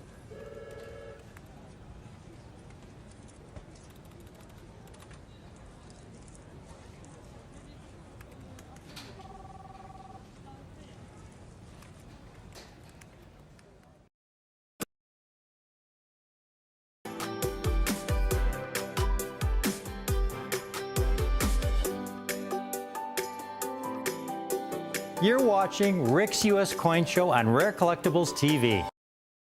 Folks, I spent the last 6 weekends, Saturdays and Sundays, and during the week as well, in the evenings, working on this publication for you. It's an informational booklet, about 20 pages long. I'm really very proud of it because with 20 pages of information that you can find in this book, they're the most valuable 20 pages in terms of their benefit to you. This is about the We the People Franklin holder. There you see the cover. Do you want the best? The Franklin We the People holder is about your collecting future. And I've got a couple pictures of some Franklins on the cover. And there's an exceptionally toned Mint State Franklin with beautiful multicolored toning. And then to the right is an exceptional Ultra Cameo Franklin. And at the bottom of the page is the really most important information about the We the People holder. This may be the most important advance in independent third-party grading for the benefit of the collector in the last 20 years. My goal, folks, my bottom line is 50, 100, 200 years from now, collectors of future generations who own a Franklin half dollar in a We the People holder will own a Franklin half dollar that is the acknowledged gold standard for the series. And that's what it's all about. You know, I've made the Franklin half dollars, Kennedy half dollars, proof coins in general, my life's work. I take a lot of pride in the kind of coins I offer my clients. And it really disturbs me tremendously when I see some Franklin half dollars or Kennedys selling in auctions for outrageously high prices that I know are just kind of average for the date and grade. So I decided, you know, what I'm going to have to do is get together and work with NGC and develop a holder where I have exclusive rights to, where I can decide what coins go into that holder and what coins don't make the holder. And that's what the We the People holder is all about. And this booklet is perfect. It's actually absolutely perfect for the time because, you know, we're hard at work on the encyclopedia of Franklin and Kennedy half dollars. The encyclopedia, folks, is going to be similar in dimension to this great book on United States gold coins, published by Whitman. The encyclopedia will also be published by Whitman. It's a huge project. It's going to be over 400 pages. There's going to be a lot of photography. It's over a year off. And so I thought, in the meantime, this informational booklet is perfect. This publication I just completed details the most important advance in independent third-party grading in the last 20 years. The We the People holder, again, is reserved for those Franklin half dollars which are truly premium for the date and grade. I'd like you to see the two sets I have to offer you today. Proof Franklin half dollars. I have a set 1956 to 1963, the last year of the series, all in proof 68 condition. I have a limited number of these sets in the We the People holder. It's very hard to find coins of this caliber that make We the People standards. There's a 1954, for example. We took the top cover off. It's proof 67, but you can get a proof 67 with beautiful black mirrors, absolutely exquisite. I'm going to show you some examples that are pictured in this booklet as well. But this is not a We the People quality coin, because you can see the toning that's developed around the coin that really obscures the original proof mirrors. If you're going to get a really nice proof Franklin, it should be a spot-free coin, and the mirrors should be as deep and clear as the day it was struck 60, 70 years ago. Okay, it should look like it just came off the die, like it's a virgin coin. You caught it on a velvet pillow, and you've preserved it all these decades in some kind of vacuum. So here you have it today, as perfect as the day it was struck. And I've got these sets in proof 68, folks. And I even have a very limited number of sets in the highest possible numeric grade of proof 69. There are no proof 70 Franklin half dollars. They do not exist. The technology used back in the 50s and 60s simply was not advanced to the point where they can strike a coin that would grade a proof 70. Now, to give you an idea of what the difference is between a proof 69 and a proof 70, all these coins are studied under high magnification at the grading service. If they get a coin that looks flawless under their normal magnification, they pull it aside and then they study it under even higher magnification. If under that higher magnification they see the tiniest flaw, then the coin gets a grade of proof 69. A proof 68 is just one tiny step below that. The proof 68s you see, folks, are going to be flawless to the eye. About the only way you're going to find a flaw on one of these coins is if you break it out of the holder and really study it under magnification, and then you might find a tiny little hairline somewhere. That is how superb these coins are, and they are so rare in this condition. The Franklin We the People holder that these sets come in, folks, this is your guarantee that the mint state and proof Franklins you have acquired truly represent the highest standard for the grade. Now, this exclusive breakthrough leading edge NGC Franklin holder guarantees you the very finest eye appeal and quality for the grade. There is not a higher standard in all of U.S. numismatics. This is for the long term, folks. It's about your future. Again, 20, 50, 100, 200 years from now, collectors of future generations who own a Franklin half dollar and a We the People holder will own a Franklin half dollar that is the acknowledged gold standard for the series. Now, you know, Franklins have been a love of mine since the early 1980s, when I saw my first truly exceptional proof Franklin. The coin was dated 1962. I was stunned. I didn't know such beautiful proof Franklins existed. And I knew that it had to be pretty rare, as I had never seen one this beautiful before. And the more I studied the coins, the more I would observe how the vast majority of proof Franklins in general had spots and hairlines and were of very low grade. For example, the quality control, again, back in the 50s and 60s, when it comes to making proof coins, is not what it is today. Proof coins are meant to represent the state of the art, the highest possible quality the mint's able to produce given the technology of the day. They're struck strictly for collectors. You can only order them directly from the mint, and you pay a premium to buy a proof set. The dies receive special polishing until they have a flawless appearance. The coin blanks receive a polishing kind of treatment as well. And then the blanks are slowly fed into the die. And whereas commercially struck coins are just struck once and then dumped into bins, and they're not struck off highly polished dies, they're dumped into bins where they're braided with other coins. Proof coins are struck at least twice under higher pressure off these highly polished dies to bring out every possible detail of the coin. And then most importantly, they're not dumped into bins. They're individually handled so as not to abrade with other coins.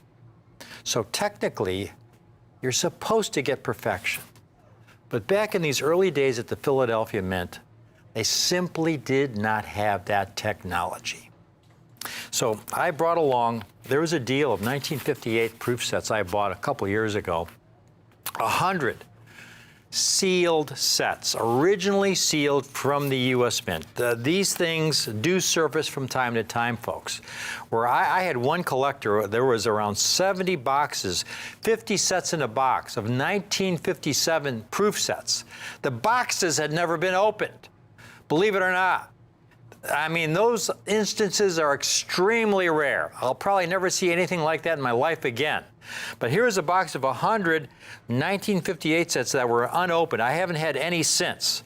I opened 10 or 15, and every $50 had the usual kind of spotting.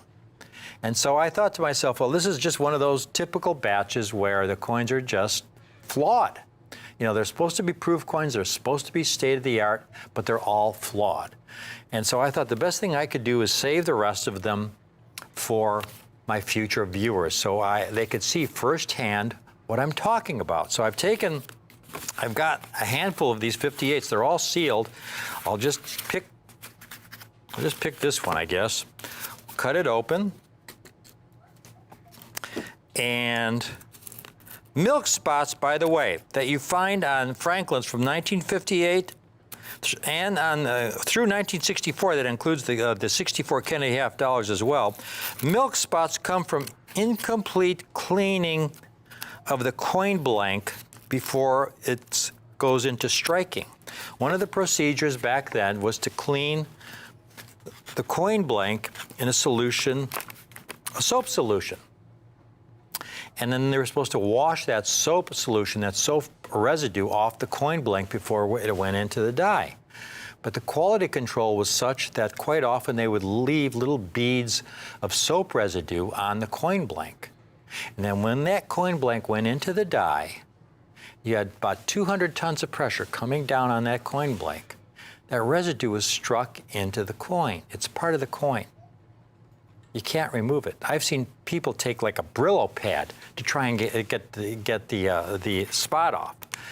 And the coin will be terribly damaged at that point, but the spot will still be there.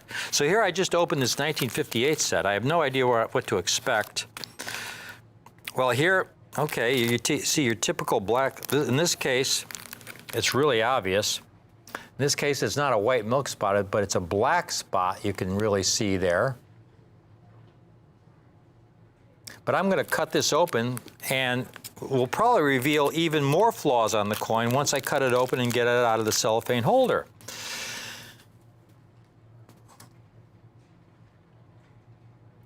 And there you can see all those little milk spots I'm talking about. So in addition to that black spot around 9 o'clock, all around 2 and 3 o'clock by the rim, you see all those white spots that we refer to as milk spots that do not come off.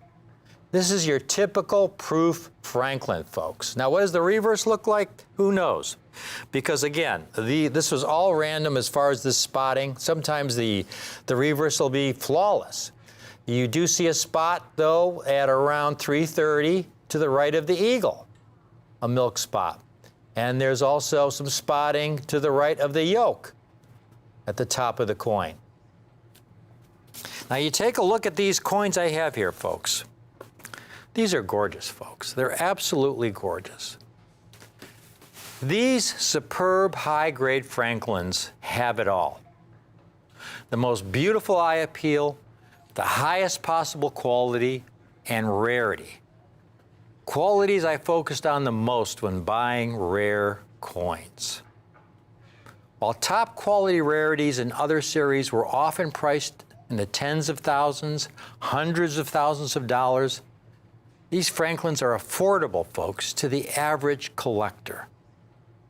Now, in the early days when I moonlighted buying and selling Morgan dollars from dealer to dealer in those early days, the proof Franklins and early proof Kennedy half dollars became a personal collecting favorite of mine.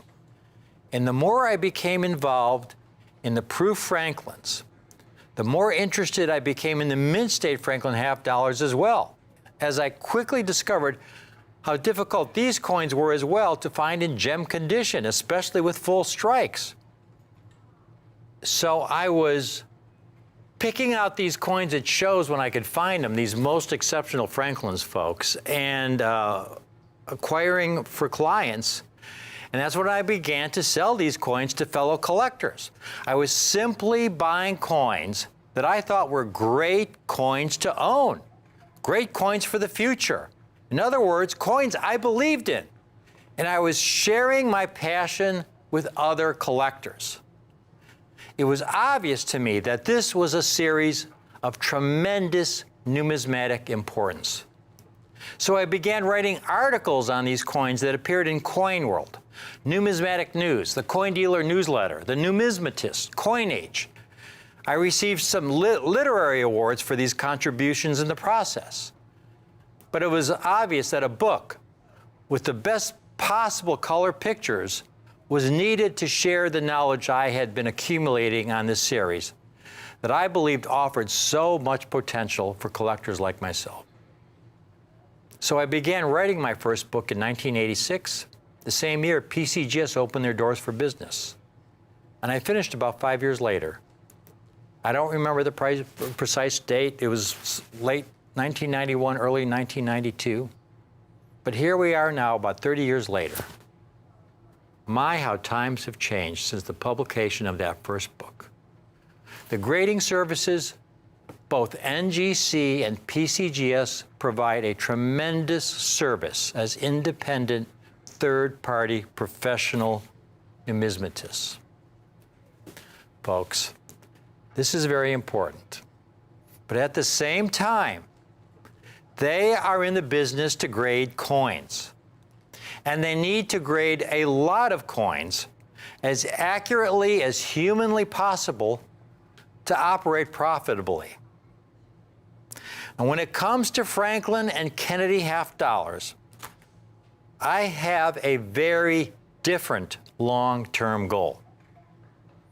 As a specialist, a lover of these coins, having spent much of my adult life buying, selling, collecting these coins, and sharing that passion with other collectors, other than writing more books, I think the best legacy I can leave is to earmark those Franklin and Kennedy half dollars that I know from my experience are most exceptional for their date and grade. And that is what the NGC We the People holder represents. Now, folks, you can look around and shop around on eBay and just regular generic Franklins. And I've just got a few prices here for you that we pulled off of eBay. On this one, I just pulled off this morning, actually. This is 1957. Proof 68. It looks like it has some of that toning I was referring to. and that's over $1,700 just for 1957 and proof 68. And that's a dealer with 100% positive feedback, almost 5,000 happy customers. Over $1,700 just for that one coin.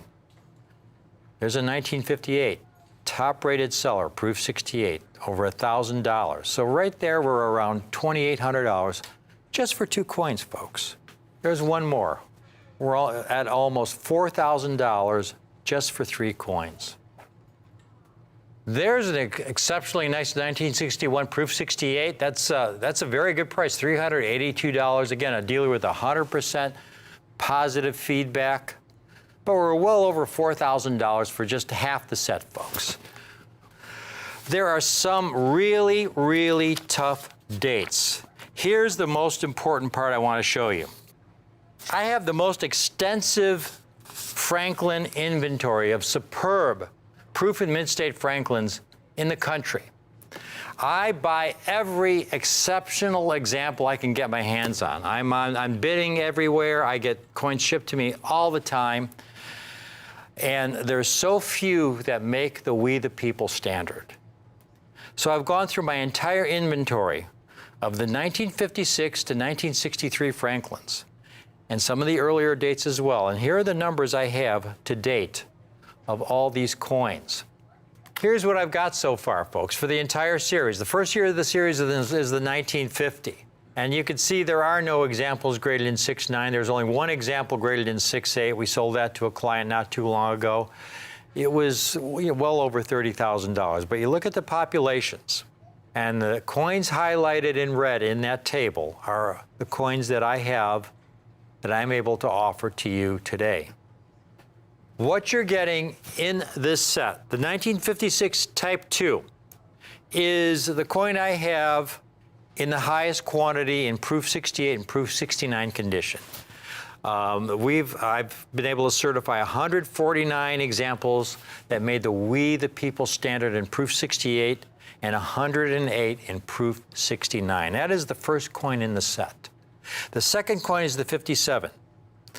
Almost as easy to acquire in proof 68. I mean, by easy, what I'm saying, again, I've gone through literally tens of thousands of 1957 sets, folks. And I came out with these 122 coins, but only 41 in 6.9. And then you get to the 1958, and I showed you a 1958 from a typical set. Only 83 graded in 68, folks, and 18 graded in 6.9 condition. The 59, 115 in 6.8, 18 in 6.9. The 1960, 181, 19 in 6.9. The 61, an incredible sleeper, such a difficult date. They struck around 3 million proof sets, but the vast majority are spotted and hairlined, flawed. They are so hard to get in a grade higher than proof 66. And I only had 57 total and 15 in 6.9. Now, this is not what I have in stock at the moment. These are just the total populations of these coins in the We the People holder. And then you have the 1962, again, 98 and 6.8, only 15 in 6.9, and the last date in the series, 104 of the 1963s in 6.8, and only 19 in 69 condition. Now, I can't offer any of the 1955s, folks, even though that I had 75 graded in 6.8 and 35 in 6.9. We sold all of those. I had a special presentation where I offered the 1955, 56, and 57 in 6.8, 6.9 grade, and we sold out of all the 1955s that I had. But the good news is I had no special presentation on those later dates. So the dates like the 1958 with only 18 graded in 6.9 and 83 in 6.8, the 59 with only 115 in 6.8 and 18 in 6.8, the 61 only 57 in 6.8, 15 in 6.9. Same thing on the 62, only 15 in 6.9. I have small quantities of those coins. The 6.8 set, folks, the best part of all. Again, this is about your future. And the 6/8 set, to me, is the perfect grade for a set like this with the perfect price point. Because if your goal is to complete a Franklin set from 1950 to 1963, these coins are so red hot. You saw me showing you comps for a 1957 improved 68 with some toning on it for over $1,700, just for the 1957. Okay, this is my specialty.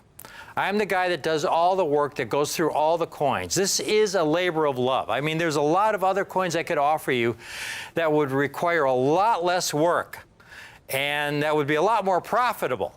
I mean, I could put together 100 ASE sets in Proof 69 Ultra Cameo, complete ASE sets for every one of these Proof 68 Franklin sets. This is a lot of work, but again, it's a labor of love of mine. It's a passion of mine because I know you are getting so much eye appeal, quality, and rarity for your numismatic dollar. $1,295 for the entire 8-coin set, folks. That's $161.81 a coin. $1,295 for the entire set. And you will get, with your set, my 3rd edition guidebook of Franklin and Kennedy half dollars by Whitman. It's the hardcover limited edition, and you will get a copy of this informational booklet on the Franklin half dollar in the We the People holder. The 6/9 set, folks, we have fewer than 10 sets. Okay, we've sold several of those 6/9s. I mean, the original total for the 1961 is 15 coins. We only have 7 or 8 in stock at this point in time. The entire 8-coin set, though, is priced to you for only $5,995. $5,995. They are available on the 2-payment option. Put half down today and we'll reserve one of these sets for you. Half down today of $2,997.50. And we will reserve a We the People Proof 69 Franklin set for you. And pay the balance in 30 days of $2,997.50. You're getting coins that are the highest possible numeric grade for every date. There are no Proof 70s. The current NGC population in the We the People holder for the 1956 Type 2, that's what you would call the common date. There are 108 examples. But then in 1957, there are only 41 examples. And again, a lot of them were sold in those 3-coin sets that I was offering, the 55, 56 Type 2, and the 57. So I don't have 41 examples in stock. I have maybe a dozen in stock. The 58, only 18 originally certified. We have fewer than 10 in stock. The 59, 18 certified to date. Again, fewer than 10 in stock. The 1960, 19 total certified in the We the People holder. 61 and the 62, 15 coins each. And the 63, 19 coins. To just put this in perspective, if you were to compare the rarity of these Franklins in this condition to the 1964 Kennedy in Proof 69, folks. Now, in the generic NGC holder, NGC has graded over 5,000 1964 Kennedys in Proof 69. I would say probably 20% of those, 25% of those would be We the People quality. So you're talking over 1,000 coins versus a couple dozen to date of some of these Franklin half dollars. Now, you open the pages to this book, and we've got some great pictures to show you the difference. The We the People Franklin holder, simply put, guarantees you the best possible eye appeal and quality for the grade. If it's a brilliant Proof Franklin, it will be a lovely fairly graded, haze-free, problem-free specimen for the grade with exceptional eye appeal for a brilliant proof Franklin. And there you could see two 1950s, and you could see the difference. The 1950 on the left, not We the People quality. You see the typical haze, filmy surfaces. The coin on the right looks as pristine and deeply mirrored as the day it was struck. Amazing quality. 70 years old. It looks like it's brand new. That's the difference, folks, between a brilliant We the People and your run-of-the-mill Proof 67 Franklin. And then at the bottom there, if it's a Cameo or an Ultra Cameo Franklin, well, what's the difference between a generic Ultra Cameo and a We the People Ultra Cameo? Well, again, a We the People Ultra Cameo should be a strong Ultra Cameo for the date and designation.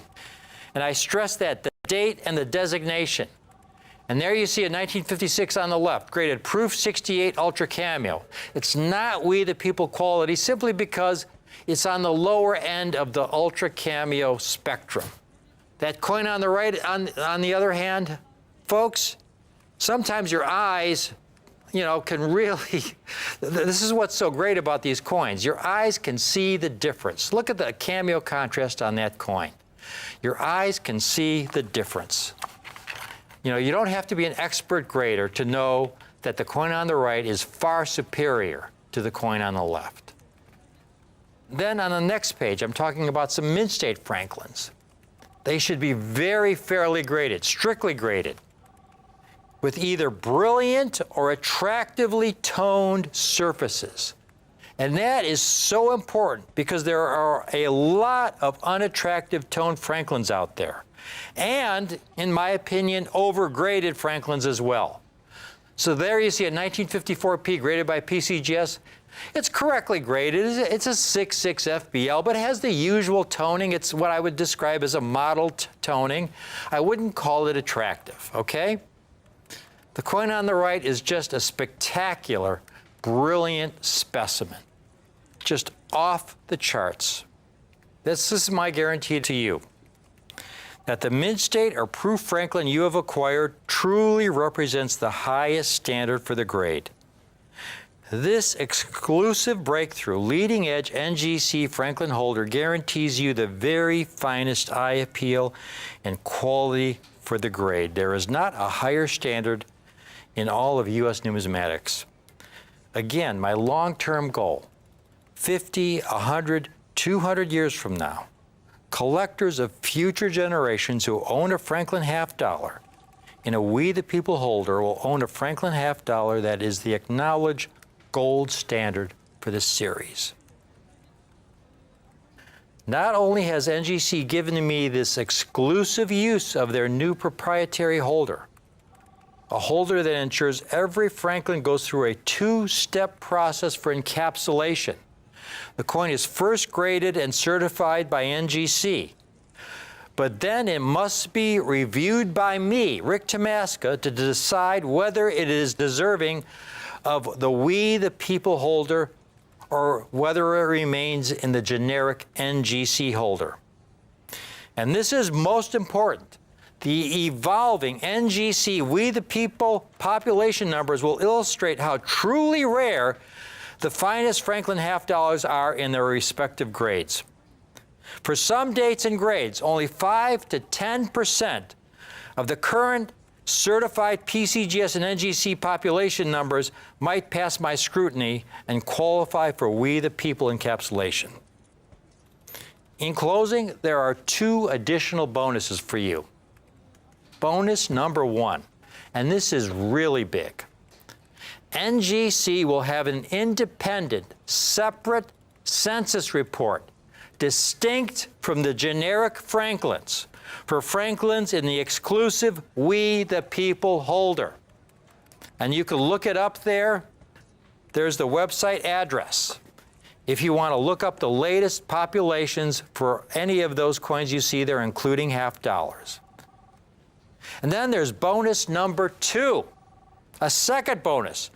NGC will also have an independent, separate collector registry devoted only to those Franklin half dollars in the premium We the People holder, folks. And again, you've got the website address there. You get all this, folks. You get the best of the best.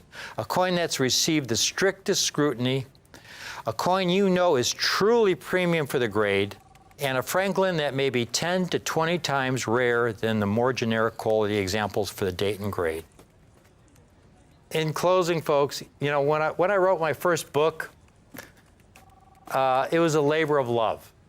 If I had calculated the time I put in and the resulting sales I got from that book, I think I was probably been working for about 10 or 20 cents an hour. But that wasn't the point. The point was that I felt I had something really extraordinary to offer other collectors out there.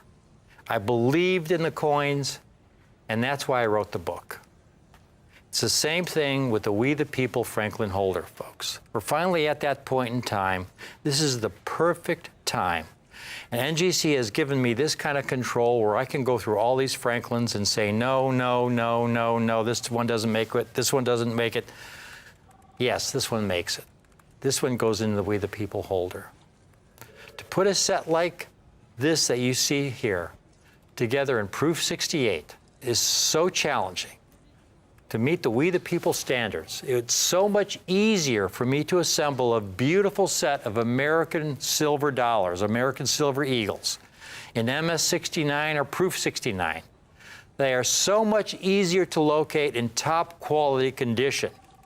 I could assemble 500 of those sets for the time it takes me to assemble one of these Franklin sets in Proof 68. Again, folks, the entire 8-coin set in 6/8 is only $1,295. That's only about $161 a coin in Proof 68, one grade from the highest, the entire 8-coin set. And I haven't even addressed the difficulty of the Proof 69s.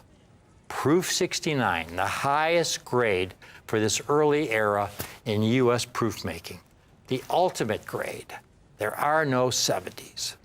The ultimate Proof 69 set, $5,995. We have a very, very limited number of these sets in 6/9, a limited number of 6/8s, but a very limited number of sets in 6/9, folks. They're only $5,995. They are available on the 2-payment option. Put half down today and we'll reserve one of these sets for you. Half down today of $2,997.50.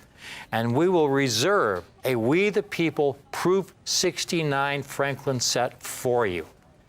And pay the balance in 30 days of $2,997.50. I hope you enjoyed this presentation. Remember, with either set, you get the hardcover limited edition. You get a copy of this booklet. I didn't show you the last 2 pages in the booklet. There's many other things in there as well. There's charts. There's all kinds of charts. There's a feature talking about the Future Encyclopedia. Here's on the back inside cover a picture of a beautiful 1950 in a We the People holder. On the very back cover, the finest known 1953S MS66 plus FBL, folks. Finest known, key date in the series in full bell line condition. You get it all. This, to me, is the greatest half-dollar series when you're talking about United States proof coins struck in the 20th century. For this kind of price, you get so much bang for your numismatic dollar, such a superior set with the best possible pedigree. I hope you enjoy it. I hope you're able to get at least one of these sets. Thanks for watching.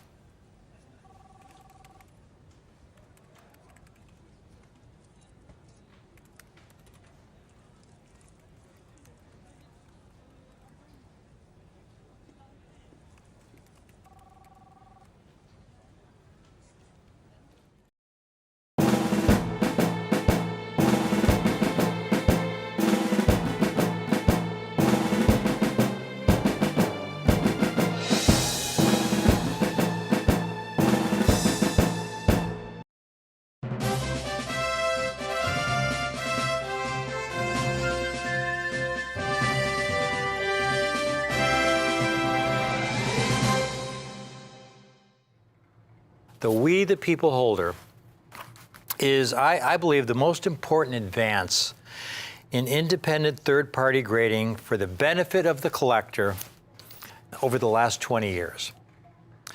Because the We the People holder represents my effort to pass on to you the very, very finest proof and mint state Franklins for the grade. What I am able to do when it comes to this new We the People holder is to observe and inspect every single Franklin in both PCGS and NGC holders that come my way. And if I don't think it is a real premium example for the date and grade, I leave it in the generic holder. If, however, I come across an example that I say, this is extraordinary, this is really special, I send it to NGC and it goes into their exclusive premium We the People holder. Now these coins, again, this is my attempt, folks. I've written a lot of books over the years. I've written many articles to various magazines. And I'm working on an encyclopedia of Franklin and Kennedy half dollars. It's going to be something of this dimension, but that's about a year off. So in the meantime, I've written this really great informational booklet that talks all about the Franklin We the People holder. And it talks about the fact that what you get is, again, is a premium coin for the date and grade. So for example, on the cover, you see a toned Franklin, but it's not your typical toned Franklin. Your typical toned Franklin, folks, is kind of ugly. They're usually gray, speckly, darkly toned. They're not attractive. Here is a beautiful, multicolored, almost a rainbow toned 57D, just with gorgeous bright greens and purples covering the obverse and reverse. And then you see this beautiful, beautiful Ultra Cameo Franklin, just really high end. This is both extraordinary specimens. And then when you go inside, I talk about brilliant Franklins. And I compare a regular brilliant Franklin in Proof 67 to a We the People Franklin. And here's your typical generic, let's call it generic Franklin, and usually the fields have some hazy toning. They have suffered through many decades of poor storage. And as a result, the mirrored fields of the coins often become somewhat cloudy, which detracts from the eye appeal and the quality of the coin. On the other hand, you take a look at this 1950. It looks as pristine and haze-free as the day it was struck 70 years ago. That's We the People quality, folks. And that is what I want to pass on. But at this point, folks, again, I'm coming out with a couple more books, but I think one of the greatest contributions I can make to numismatics for collectors is to really focus on these finest Franklins and Kennedy half dollars in this exclusive kind of holder where you know you've gotten a coin that's been personally inspected by yours truly, that represents the best for the date and the grade. You see, it's really important to understand that while NGC and PCGS are great grading services, they provide a tremendous service for the collector.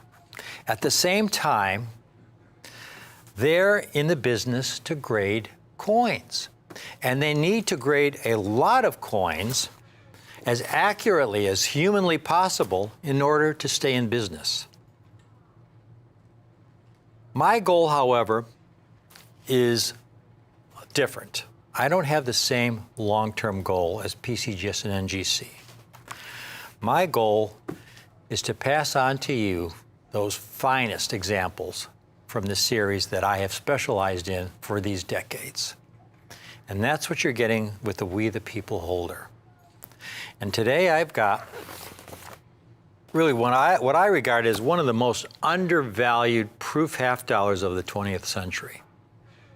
It's the 1956 Type 1 Franklin half dollar. Every example I have is currently on display that qualified for We the People. Again, I look at literally thousands of certified NGC and PCGS Franklin half dollars every month. In some cases, be 1 in 20 coins for some dates that make the We the People standard. And here you've got a 1956 Type 1, folks. First of all, the mintage of this coin was so extraordinarily low. The population charts showing the number of coins, first of all, that have been certified in We the People holders. On the columns on the left, you see there in proof 67, proof 68, and proof 69, and some Franklins don't even exist in proof 69, and only a few examples in 68. And then you see the proof mintages for those years, and you see the mint state mintages. And you look down at the proof mintages, and what's the one mintage that really stands out? It's the 1956 Type 1. Estimated total mintage around 25,000 coins. Total mintage. And this was back in 1956, folks. Now, nowadays, you can get a coin. For example, there's an American Silver Eagle that just came out with a mintage of around 30,000. And they were selling them for around $3,000 a piece. But the thing is, virtually every one of those coins has been preserved in absolutely pristine condition. They come encapsulated in hard plastic holders. They're going to grade either proof 69 or proof 70. So you know you're going to have a population of tens of thousands that are going to grade proof 69 or proof 70 because of the modern technology, the modern packaging. These 1956s, folks, came in flat packs, and I've got one over here. This happens to be a 1958 flat pack, and they use the same kind of flat packs for 1956, where they came in these envelopes. They were cellophane envelopes, and you can see how this 58, in this case, is badly spotted. The packaging was very, very poor. So you had this very poor packaging. A lot of the coins developed unattractive toning, very badly hairlined. And then you had this mintage of only 25,000 coins. Well, why did they only strike 25,000 coins? The 56 is Type 1 is called the Type 1 because it uses the reverse design that was used on the very first proof Franklin struck from 1950 through 1955. That eagle on the left is the design that was used for those early proof Franklins. And a few things you can easily note. First of all, the neck feathers.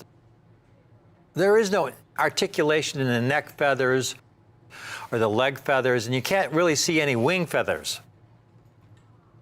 They completely redesigned the eagle early in 1956, in January of 1956, where now you can see articulation of the neck feathers, the leg feathers, you can see all the wing feathers, and also most notably, whereas on the eagle's right wing there at the bottom you see 3 prominent wing feathers, on the Type 1 you'll see 4 prominent wing feathers. So it's a major redesign of the reverse of the coin. And this redesign took place early in 1956. The vast majority of 1956 proof Franklins are the Type 2 variety. There are no official mint records of how many 1956s were struck with the Type 1 reverse. Just as there are no official mint records of how many 1879S Morgans were struck with the reverse of 78. There are no official mint records. All I have been able to do, after, again, working in the trenches, looking at literally millions of proof Franklins. The total mintage for all the proof Franklins is a little under 16 million coins for the entire series. I've looked at millions of them, folks. And I've looked at hundreds of thousands of 1956s, and the total 1956 mintage is around 670,000 proof coins. So I've looked at a sizable percentage of all of those proof 1956s. And what I've come up with is that just a couple percent, 2-3%, are of the Type 1 variety, which equates to about 25,000 coins. That's it. And what I have today are a handful of examples in proof 67, proof 68, and proof 69. And this has got to be a shorter presentation because this is my entire inventory that qualified for the We the People standard. This is it, folks. The coins on the bottom are proof 67s.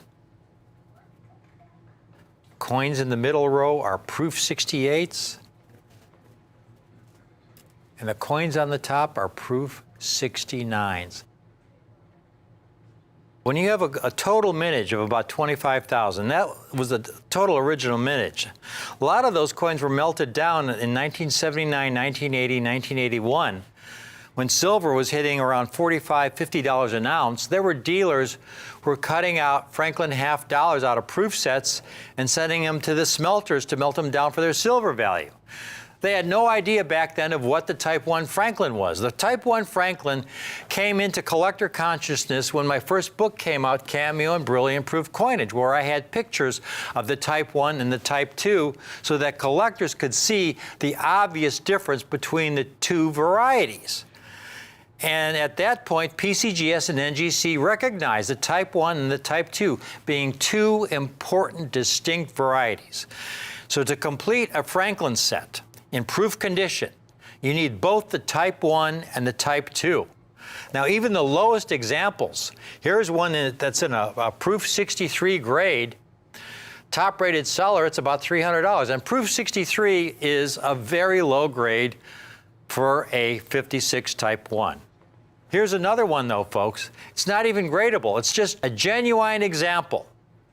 It could be a proof 65, could be a proof 64, could be a proof 67, $1,995. Again, a dealer with 100% positive feedback, hundreds of happy customers. You know, we just don't pull a comp from some dealer who's got, you know, a feedback of 3 or 4 customers. This is 100% positive feedback, a lot of happy customers, $2,000 for a coin that's not even graded or gradable. It might have been lightly cleaned. Now, you take a look at the quantity of coins that I have had certified in the We the People holder of the 56 Type 1. I have the most extensive inventory of the finest Franklin half dollars in the country. Every one that comes across my desk that I think is exceptional, I buy. And I get to see a lot of Franklins every month from dealers across the country, collectors across the country, thousands and thousands of them. There's very few, though, that I buy nowadays because I frankly don't feel they make the We the People standard. So here we are. You look at the population that I have total. All the 56 Type 1s I've been able to get certified, and this is my inventory that I've accumulated over many years. A total of 41 examples graded in proof 67, 37 in proof 68, and 14 in proof 69. 14 coins, folks. 14 coins. Again, what I have in stock at this moment, most of those were sold. What I have left is what you see on display today. Here's the great part. I have them at a great collector-friendly price for you.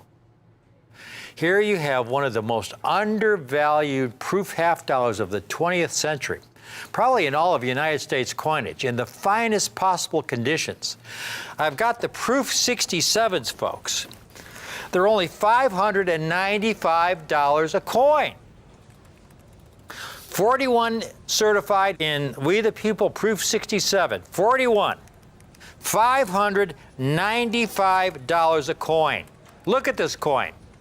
Absolutely flawless to the eye. The only way you're going to find the tiniest little hairline is to crack it out of the holder, study it under a high magnification, and you might find a tiny little hairline here or there. And that's why it's a proof 67. The fields are as clear and pristine as the day it was struck over 60 years ago, folks. And it's only $595 for this extraordinary rarity. Folks, this coin has such a low mintage, such tremendous absolute rarity. And then we get to the proof 68s. 7 coins in proof 68. 1956, type 1, Franklin half dollar. Every example I have is currently on display that qualified for We the People. Now, the vast majority of 1956 proof Franklins are the type 2 variety. Just a couple percent, 2-3%, are of the type 1 variety, which equates to about 25,000 coins. Coins in the middle row are proof 68s, $1,295. For a gorgeous, gorgeous. Look at this coin. It's hard to believe a coin could survive over 60 years old, this pristine, spot-free, pristine, flawless to the human eye. And then the top of the line. The highest grade any Franklin has ever received is proof 69. There are no proof 70s from this early era, folks. There are no proof 70s. 69 is ultimate. This is an earlier era when they were striking coins at the Philadelphia Mint. The technology back then was not the advanced technology they have today. It would be so much easier for me to stand up here and offer you the latest American Silver Eagle, like the Silver Eagle that came out with, they had a low mintage of 30,000 coins. And, we're selling them for $2,500, $3,000 a coin. That's where the market is for the coins. And they're great coins in tremendous demand. But for me to locate a coin like this is so much more challenging and so much more difficult. But that's why I know it represents such a fabulous opportunity for you, because of the difficulty factor, the challenge. You're getting a coin from this early era, when proof making was really basically unchanged from the way they made proofs in the 1800s, folks. At the old Philadelphia Mint, in the highest grade of proof 69, only 14 certified. 14 certified in the We the People holder, 9 have been sold. These are the 5 remaining examples I currently have. I hope to get a couple more sometime in the next several months. There are just so few of these coins that meet that standard, and I've got the coins for only $2,795. And if you want to get the coin, but you can't afford the entire $2,795 today, there is the 2 payment option. Just put half down today of $1,397.50 and the balance in 30 days of $1,397.50, and you'll own one of the highest graded Type 1 1956 Franklins, the lowest mintage Franklin that you can acquire that is in the complete Franklin registry set. And I'm including this booklet I spent about 6 weeks working on, folks, that talks all about the Franklin in the We the People holder. Do you want the best? The Franklin We the People holder is about your collecting future. Most importantly, folks, at the very bottom there, where I talk about the future, 50, 100, 200 years from now, collectors of future generations who own a Franklin half dollar in a We the People holder will own a Franklin half dollar that is the acknowledged gold standard for this series. A coin that's not only been inspected by NGC to meet their standards for quality, but then must pass my eye. And my eye is most critical because this is my series. This is a series I've written books on. I've spent most of my adult life writing about. So I'm extremely particular about the Franklins that go into the We the People holder. You're getting the best of the best, folks, the gold standard, at a great, great price. Thank you for watching this presentation on this really, really special key date, Franklin half dollar, the 1956 proof Type 1. Thank you.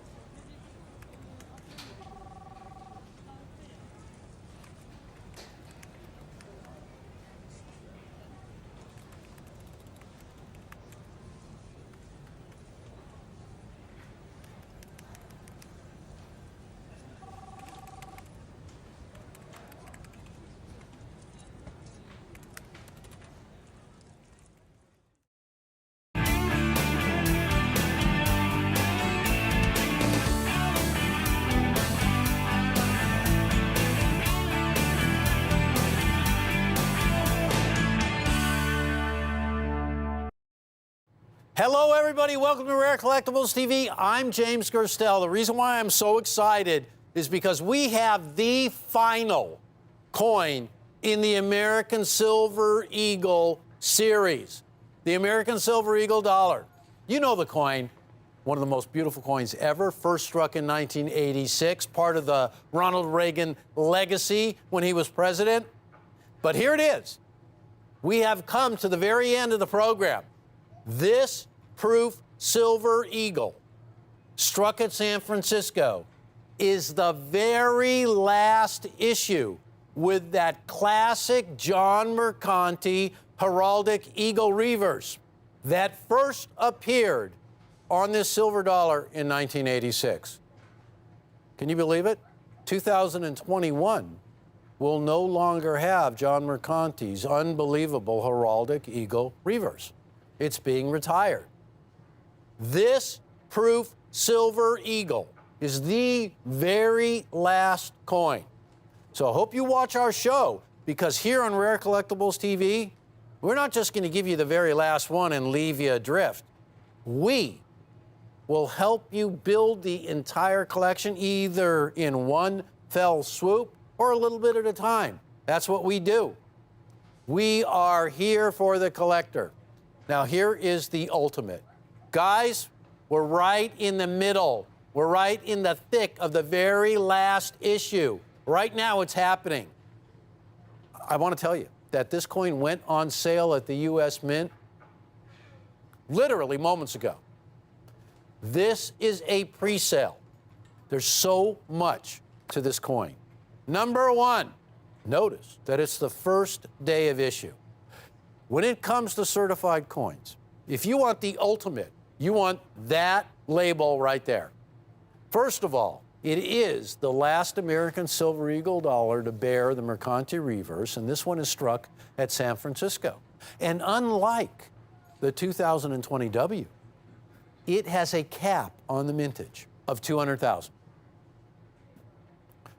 It's first day of issue. Now, you ask any collector, the ultimate designation on a label, it's not early release, it is first day of issue. So this coin, having just been released, folks, this is a pre-sale, and I want to show you what you are getting. First day of issue, a perfect Proof 70 Ultra Cameo, struck at the San Francisco Mint. There is no higher designation than first day of issue. Now, I love early release, but you can't beat first day of issue. The Proof Silver Eagle, it's the collector's version of the Mint State coin we all know and love so well. It's a lot harder to get. One of the reasons why it's harder to get is because they just don't make anywhere near as many as they do of the Mint State coin. Since 1986, the United States of America has struck this American Silver Eagle dollar in a business strike to the tune of nearly 540 million coins. The proofs, on the other hand, which have been struck since 1986 have been issued in far, far smaller quantities. In fact, the whole entire program, there are only 24 million coins. Now, they did skip 2009 because of a silver shortage that year. Not only are the proof American Silver Eagles produced in minuscule quantities compared to the regular issues, it goes through a completely different striking process. For the business strikes, the coins are fed into a high-speed press, and thousands, literally, are struck at a time. But when you look at the striking process for these proof coins, it's a completely different method of striking. Number one, a die engraver selects the finest examples of these dies. Those dies are taken and they're brought to a special room where they are polished and engraved to produce the ultimate example of this silver dollar. Because this silver dollar will be struck a minimum of 2 times under very heavy and high pressure. Unlike the business strikes, the rims are higher and the detail of this coin just jumps off the surface. That special striking is good for 15 to 20 examples. And then the coining press is shut down, the dies are removed, and a new pair of dies are installed. And the striking process begins again for a very limited amount of coins. Now, what we're living this year is an unprecedented slowdown, in fact, a shutdown of the United States Mint. Because of the difficulties we all have gone through for 2020, there has been no production at the U.S. Mint. So the coin that you are looking at right now is the very last issue of this American silver dollar before it's retired forever. And a new design for the reverse will take place. This is the final issue, and we're able to offer it in the ultimate version. Ladies and gentlemen, $229 a coin. $229 per coin. This is the ultimate version of the most popular silver dollar in the world today. The largest silver dollar of the U.S. Mint ever struck. Do you realize this coin is bigger than a Morgan dollar? It also features the Renaissance design of the original Walking Liberty half dollar from 1916. Adolph A. Wyman designed that obverse, and it was groundbreaking. It was the first representation of an allegorical, a figure of liberty, kind of mythical, ever to grace a coin. Its design has been known as the ultimate in numismatic design on silver. The reverse, that was contributed by just the 12th chief engraver of the U.S. Mint, John Mercanti. These coins are totally perfect. And a third party has agreed that every one of these coins will be absolutely perfect. And there's a lot of intensive grading. In fact, there's 3 people who grade each coin.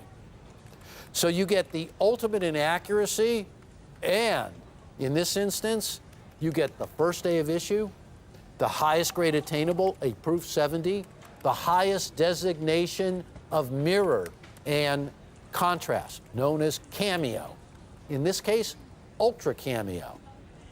When you take a look by year, it really illustrates how many collectors there are of these coins. Take a look at all of these figures relating to each and every year that the coin was produced. Beginning in 1986, 1,446,000 coins were struck. That was the highest mintage year. And demand for the coin, now naturally, first year is always going to be, people are going to, just the first dollar ever made of this sort. But take a look every year. So many collectors are purchasing these coins and building complete collections. That's where these coins go. The dream is to get a perfect graded coin, a perfect grade. Now, it's not very often that the Mint will say, we're only going to strike 200,000 of these coins. Generally, the mintages are open until the window closes, the period of time closes that they can be sold. In this instance, a cap has been put on the mintage. There will be no more than 200,000 coins issued. Well, if you take a look at the 2020 W figures right below it, you can see already how many of those coins were ordered for there to be a high mintage this late in the year. Almost impossible. I would be very, very surprised if it even reaches that maximum. But nonetheless, that's where we're at. This is a pre-sell at $229 for a very special release. First day of issue. There is a really short period of time by which your coins can be submitted to the grading service. There's only one way that it works. For you and me, it would be very difficult to do because number one, you got to get in line at the U.S. Mint. You got to buy enough Silver Eagle 2020 S's to even submit to get one in a perfect grade. So you got to buy a lot of multiples. You got to wait for them to come from the U.S. Mint. Don't forget, just started selling these. We're guaranteed to get first day of issue, Proof 70 Ultra Cameo for the very last coin of its kind, $229.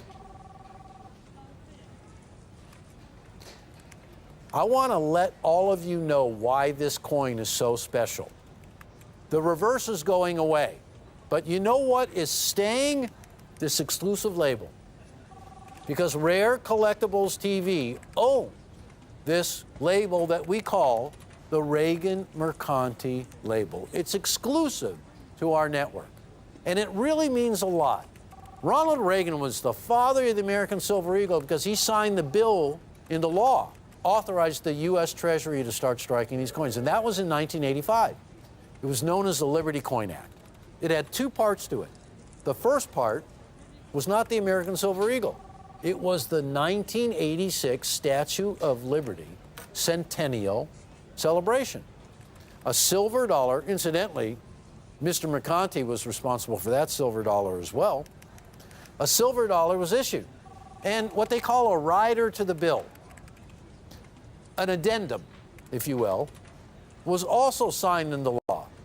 And that second part of the law authorized the American Eagle program. Now, it's been going strong since 1986. The obverse is featured Adolph A. Wyman's masterpiece of the Walking Liberty half dollar, and the reverse, a tribute to the original heraldic eagle design, turn of the 19th century design on silver dollars. Well, that is all going away, and a new reverse will hit the scene in 2021.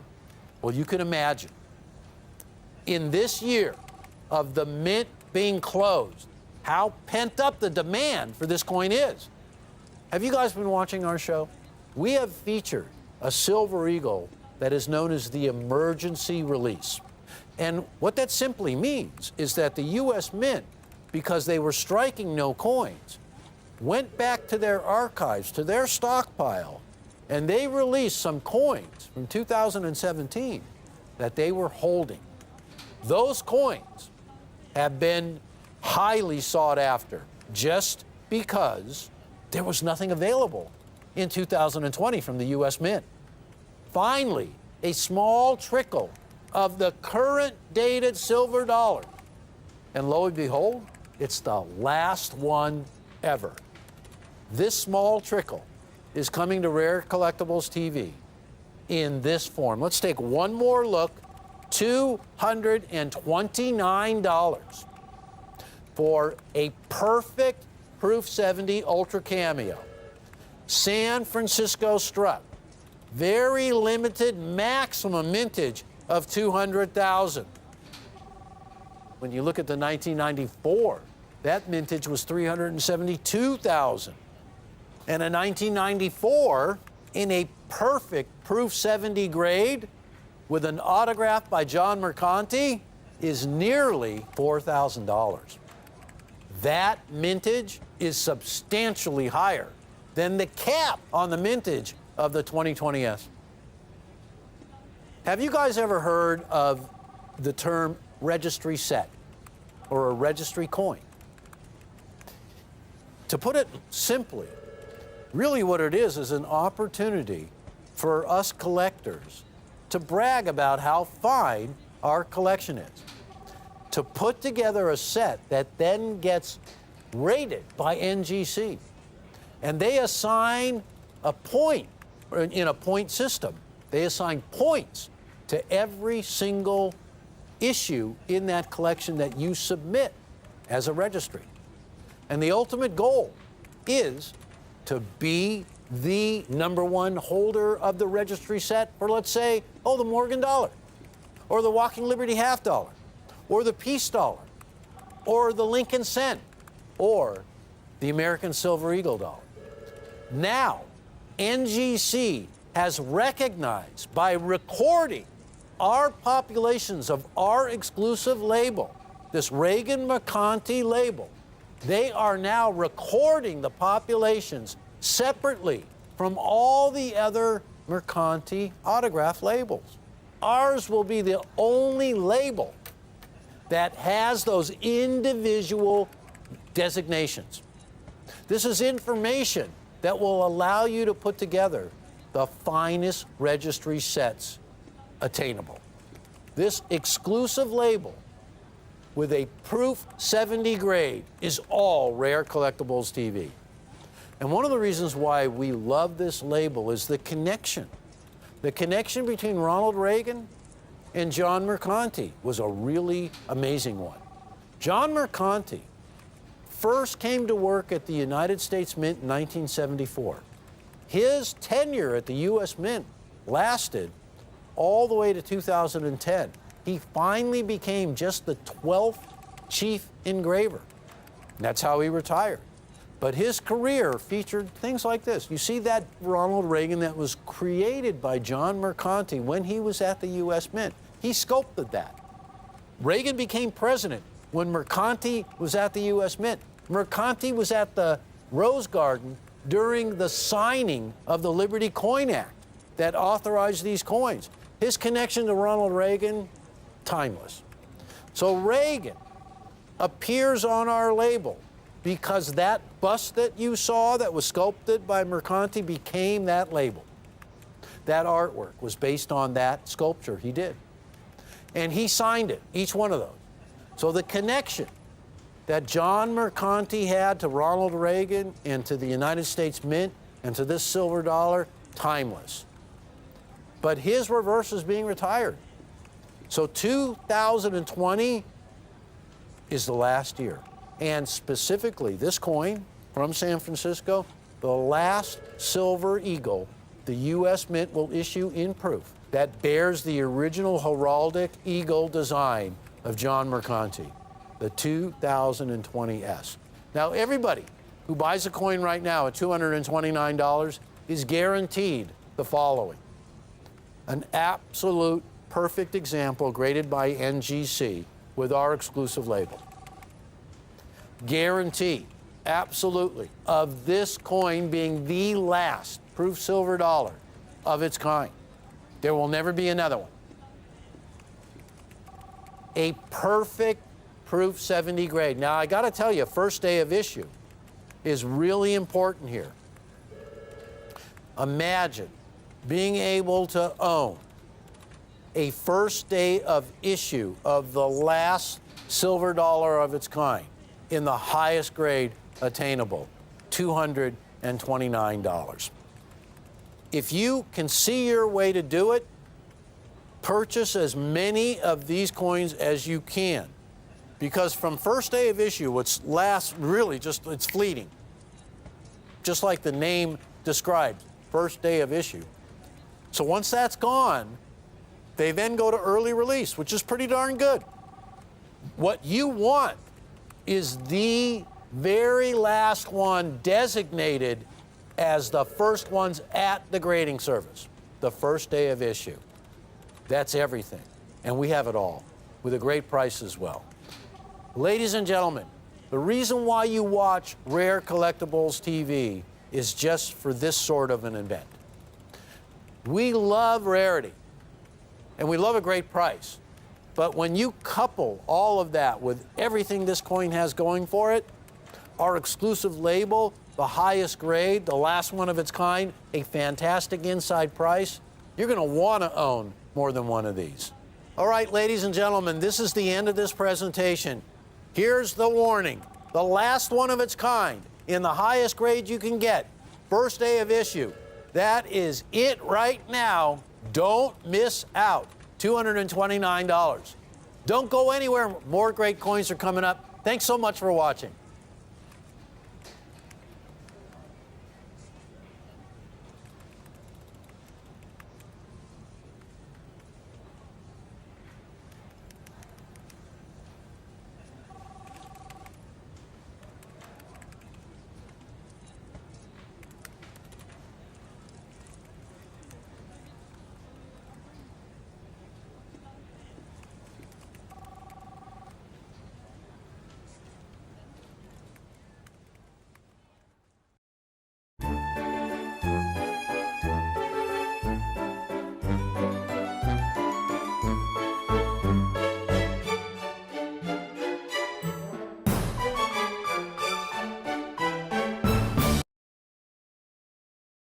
This is something very special. Everybody wants this issue. This is a coin that was issued to honor the 225th anniversary of the United States Mint. It's a coin series that began in 2017. It is extremely rare coinage. It is also high relief. It is also pure gold. It is also the only time the United States of America has issued a $100 denomination for a gold coin. That little bit of background is enough to really set everybody on a stampede towards the telephone. Get online for this, ladies and gentlemen. I want to tell you right now that what I just told you is amazing, and it really illustrates the rarity, but this is Rare Collectibles TV, so we're going to go that little bit extra. Because not only is this the 2019 West Point Struck $100 gold high relief in a perfect specimen 70 grade, but also a proof-like. And folks, this coin is also from the West Point Mint Hoard. Now, the West Point Mint Hoard is a government archive. It's where your government stashes away a limited amount of coins that they have struck for future generations. Well, because of everything that we've been through in the last 2 years, the market has demanded the release of these coins that the government actually intended to hide away for a long time. The market's demanded that they come out right now. Collectors are knocking on the door. And this is the coin that everybody wants. Now, are you ready to take a look? Now, I ask you, does that not look like the finest proof cameo, ultra cameo coins you have ever seen? Well, it does. And the reason for it is because these coins that we have are the very first ones that rolled off the coining press. The ones that have that amazing contrast. Now, I want to show you the label real quick because, folks, this is not a proof coin. This is a specimen 70. This is a mint state coin, and it also has been designated as a proof-like. And since 2019, ladies and gentlemen, both of the major grading services, PCGS, this one you see right here, and NGC, have only graded 642 of these coins. Now, the West Point Mint Hoard. It's amazing because there were only 12,600 coins in the hoard. Now, we managed to get some of these coins that grade absolutely in perfect condition, a specimen 70 proof-like designation. The mint at West Point and all the mints of the United States of America take a lot of time and a lot of pride in striking coins. And when you look at a coin like this that is designed to feature renditions of the most modern, idea of liberty. And I want you to take a look because this idea of liberty, this modern rendition, this tribute to liberty is classic, an instant classic. It harkens back to the very beginning of the Portraits of Liberty that we've seen on all United States coins. It has the rays shining from the headdress. It has the 13 stars. It has an amazing, amazing field that is so mirrored. And it is solid gold. And again, there has never been before this series a gold coin with a $100 denomination. Every United States coin issue, every series has a standout coin. For the double eagles, we'd all have to agree that it is the 1907 St. Gaudens high relief. Do you remember 1916? The Standing Liberty Quarter, a very famous issue, the Type 1, a standout issue? Or how about in 1995, when the Mint at West Point struck a 10th anniversary proof silver eagle? There were only 30,125 of those. And that coin today, in a perfect 70 grade, is a $30,000 coin. Well, move over, everybody, because here's a coin that is rightfully going to take its place amongst those standout issues. Because, ladies and gentlemen, when this coin was announced, the mintage was capped at a mere 50,000 coins. And that is a very, very low mintage. Ladies and gentlemen, I can mention you so many coins that have many, many times that mintage that are world famous. This is a low mintage at 50,000. Well, this is what ended up happening. The mintage is 24,610 coins. Take a look at that right there. 24,610. So this is a series that began in 2017, and to date, it is the lowest mintage of every single year that was issued since 2017. And I want you to take a look at the population as a percentage of the mintage that will grade a specimen 70 in proof-like designation, a proof-like finish. 2.6%. So again, these coins are struck for the collector. They are struck by hand, each and every one, under extreme tonnage, under extreme pressure, with a mint master that is just designated for this one issue, from the finest coining blanks selected that are produced at the Mint. And even in spite of all of that great tradition, all of that technique and striking, and all of that artistry, only 2.6% of these coins will garner the grade that this coin has. Extremely special. I got to tell you, in a specimen 70 without the proof-like designation, these coins are flat out rare and hard to get. When you add in the proof-like designation. Now, for those of you who do not know what a proof-like is, allow me to take the opportunity to explain. You know, in the days when the Mint first started striking coins, the first, 10 or 20 coins or so, or maybe even less than that, and I'm talking about from 1793 on, from the very first days of the U.S. Mint, the first coins, well, they would come off the coining presses, and everybody would notice that they had a certain look to them that was just amazing. The background of the coin, known as the field, would jump out as a mirror. You could see your own reflection. And the designs of the coin, the raised images, would all be frosty, all be satiny. Ladies and gentlemen, this is a true rarity. And I want to tell you right now that this coin can be yours for less than $4,000. And that is big, big news. And folks, I want to show you just how big, but I also want to get it out there because I know there's a lot of you at the edge of your seats waiting to grab that phone. $3,995 is the price of this coin, and if you give me another minute or two, I'm going to tell you how it beats everybody else out there, how it's extremely rare, how it's PCGS graded, how it's the highest grade you can get. Well, you may have heard it before, but you're going to hear it in a whole different light right now. One of the things that we're famous here at Rare Collectibles is buying coin deals, is buying coin treasures, coin collections, what somebody has taken a long time to amass. Now, we have some really great buyers in this country, and one of them is on the road right now, and I hope he comes up with another deal like this. But by traveling around, by meeting everybody in the country, by knowing every dealer and knowing every major collector, this is how we landed a deal like this. Every single one certified by PCGS. Every single one an SP70, a specimen 70. Every single one a proof-like designation.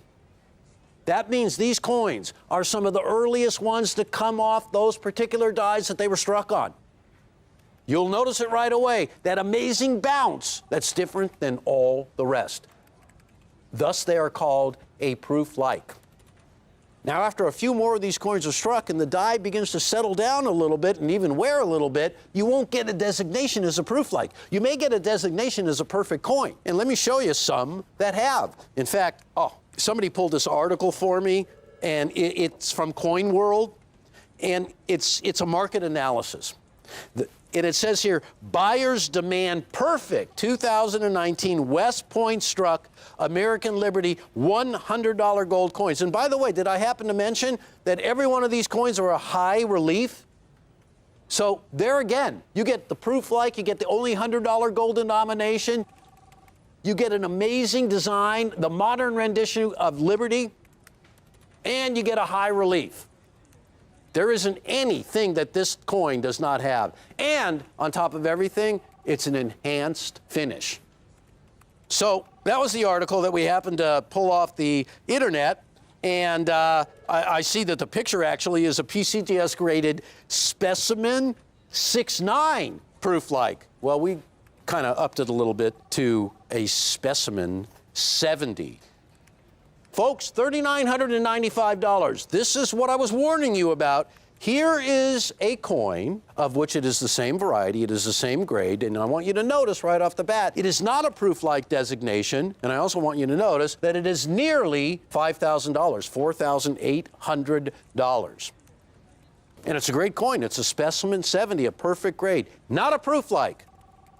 And I want to show you another one right there, over $4,800. Now, I want to show you a PCGS version. We just so happen to have all of our coins as PCGS right now. And here is one. It's got all the bells and whistles, except for the fact that it's not a proof-like. So it doesn't have all the bells and whistles, but a lot. So it's a 70 grade. It's PCGS graded, high relief, $100 gold, beautiful looking coin, $5,075. Now, let me just say again, ladies and gentlemen, $3,995 is where we're at. 24,610 of these were struck by the mint. Of the 24,610, 12,600 were put away for future generations in the West Point vaults. They just made their way out. We have them here at Rare Collectibles. They are part of the 24,610 mintage, but there were only 12,600 that were put away in West Point. The 50,000 initial mintage was reduced. The cap no longer exists. It's gone. They are gone, sold out. The mintage figures are finalized, and they're making numismatic history. And let me just say again, this is the coin that everybody wants. The $20 gold St. Gaudens in high relief. An amazing coin everybody wants. This is a coin right now that you can buy in a grade that you would never get a $20 gold Saint from 1907. There's no such thing as a perfect grade in classic American coinage.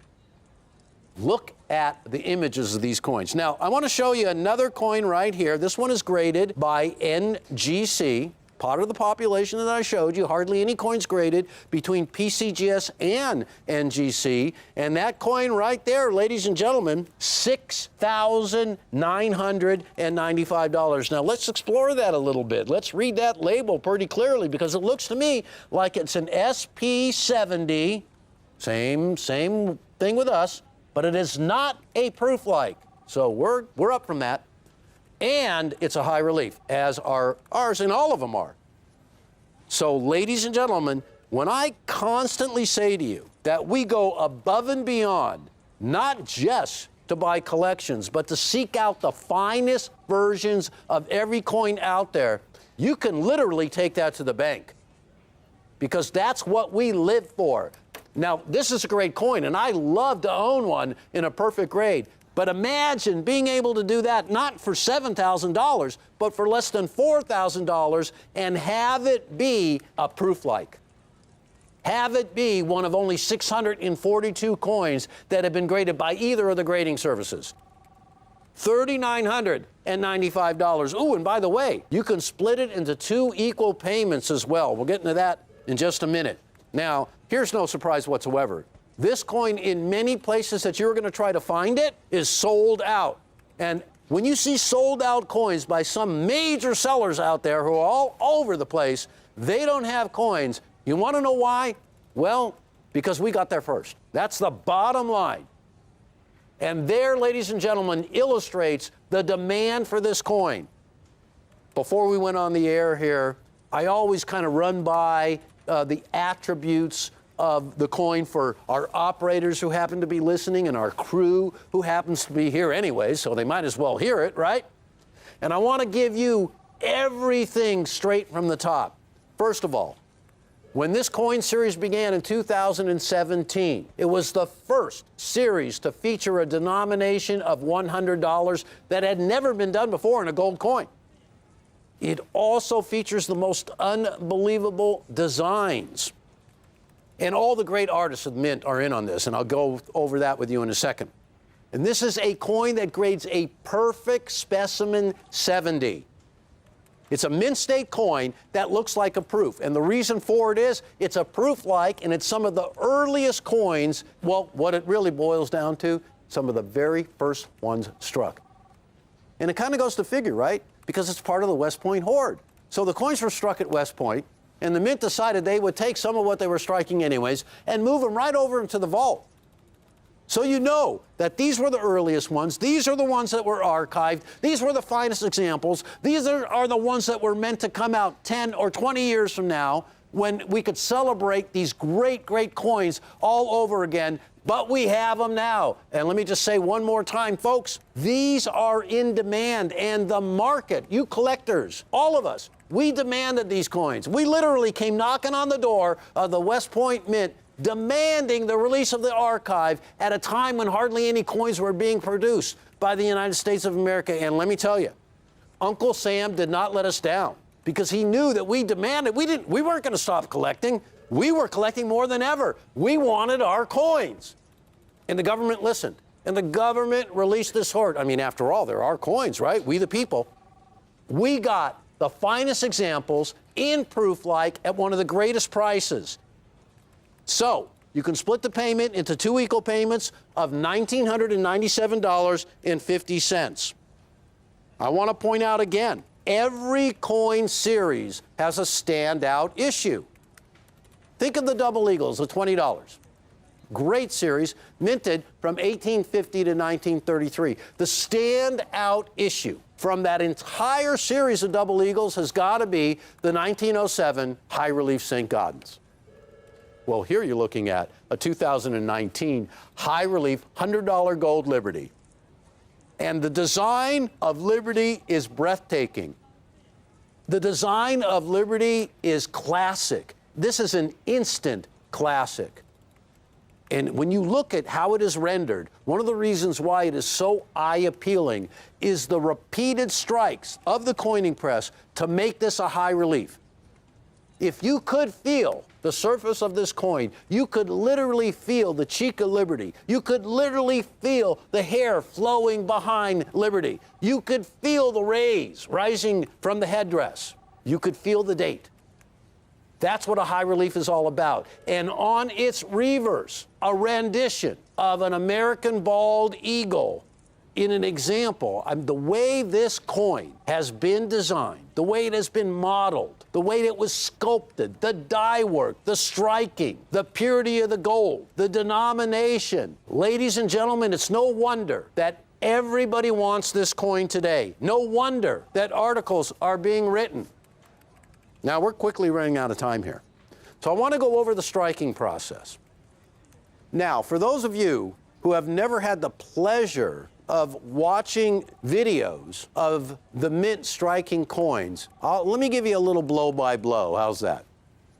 Ordinary coins that are meant for circulation go through a high-speed coining press, and they are struck one time, and their purpose is to be released into circulation to be used in commerce. When you're commemorating 225 plus years of liberty, you are going to take the time to shut down the whole coining room, to make sure it is a completely dust-free environment, to select only the highest quality planchets. You know what a planchet is? It's the blank before the design is rendered onto the coin, obverse and reverse. The Mint makes their own blanks. They start out with a big sheet of solid gold, and they die strike these round discs, and they're as perfect as you could possibly imagine. And they test the weight to make sure they're spot on, because this is 0.9999 pure gold. And once they have selected the highest examples of the coining blanks, they are then inserted into the coining press. And the dies that are selected to do the striking are the highest examples of coining dies that exist in the world. And then on top of that, they are the highest examples of the pre-minter's art, because they have yet to be minted. So everything comes together. The extreme tonnage of the press, which is increased because these are high reliefs. So not only would they be struck 1 time, 2 times, but even 3 and 4 times to bring out all the relief. That's why you look at Liberty and you look at the eagle looks like it's flying right off the coin, and Liberty has so much depth and so much detail that it truly is stunning. It's really the only way I could really describe this efficiently, because the first thing you see when you look at this coin is the stunning reflection of the gold. Each and every one of these coins are hand struck. Each and every one of these coins are handmade. And still, only 2.6% will grade in a perfect specimen 70 and a PL designation. Every single one of the prices out there that I've showed you are for coins that are not proof-like. And we managed to beat all the prices. I'll tell you how we do it. We do it with knowledge.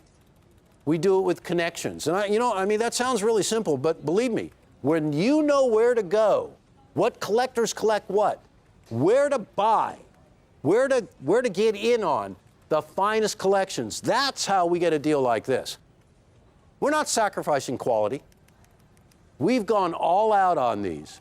The highest grade you can attain, specimen 70, a designation of proof-like, one of only 642 coins that have ever been designated as a proof-like and graded a specimen 70. And at $3,995. I really think this coin is worthy of the moniker of being the coin to celebrate the 225th anniversary of the United States Mint. That's when the series began in 2017. Now, take a look at this, ladies and gentlemen. In 2017, the U.S. Mint issued 33,791 of these coins. In 2019, the coin we're speaking of right now, the mintage was a mere 24,610.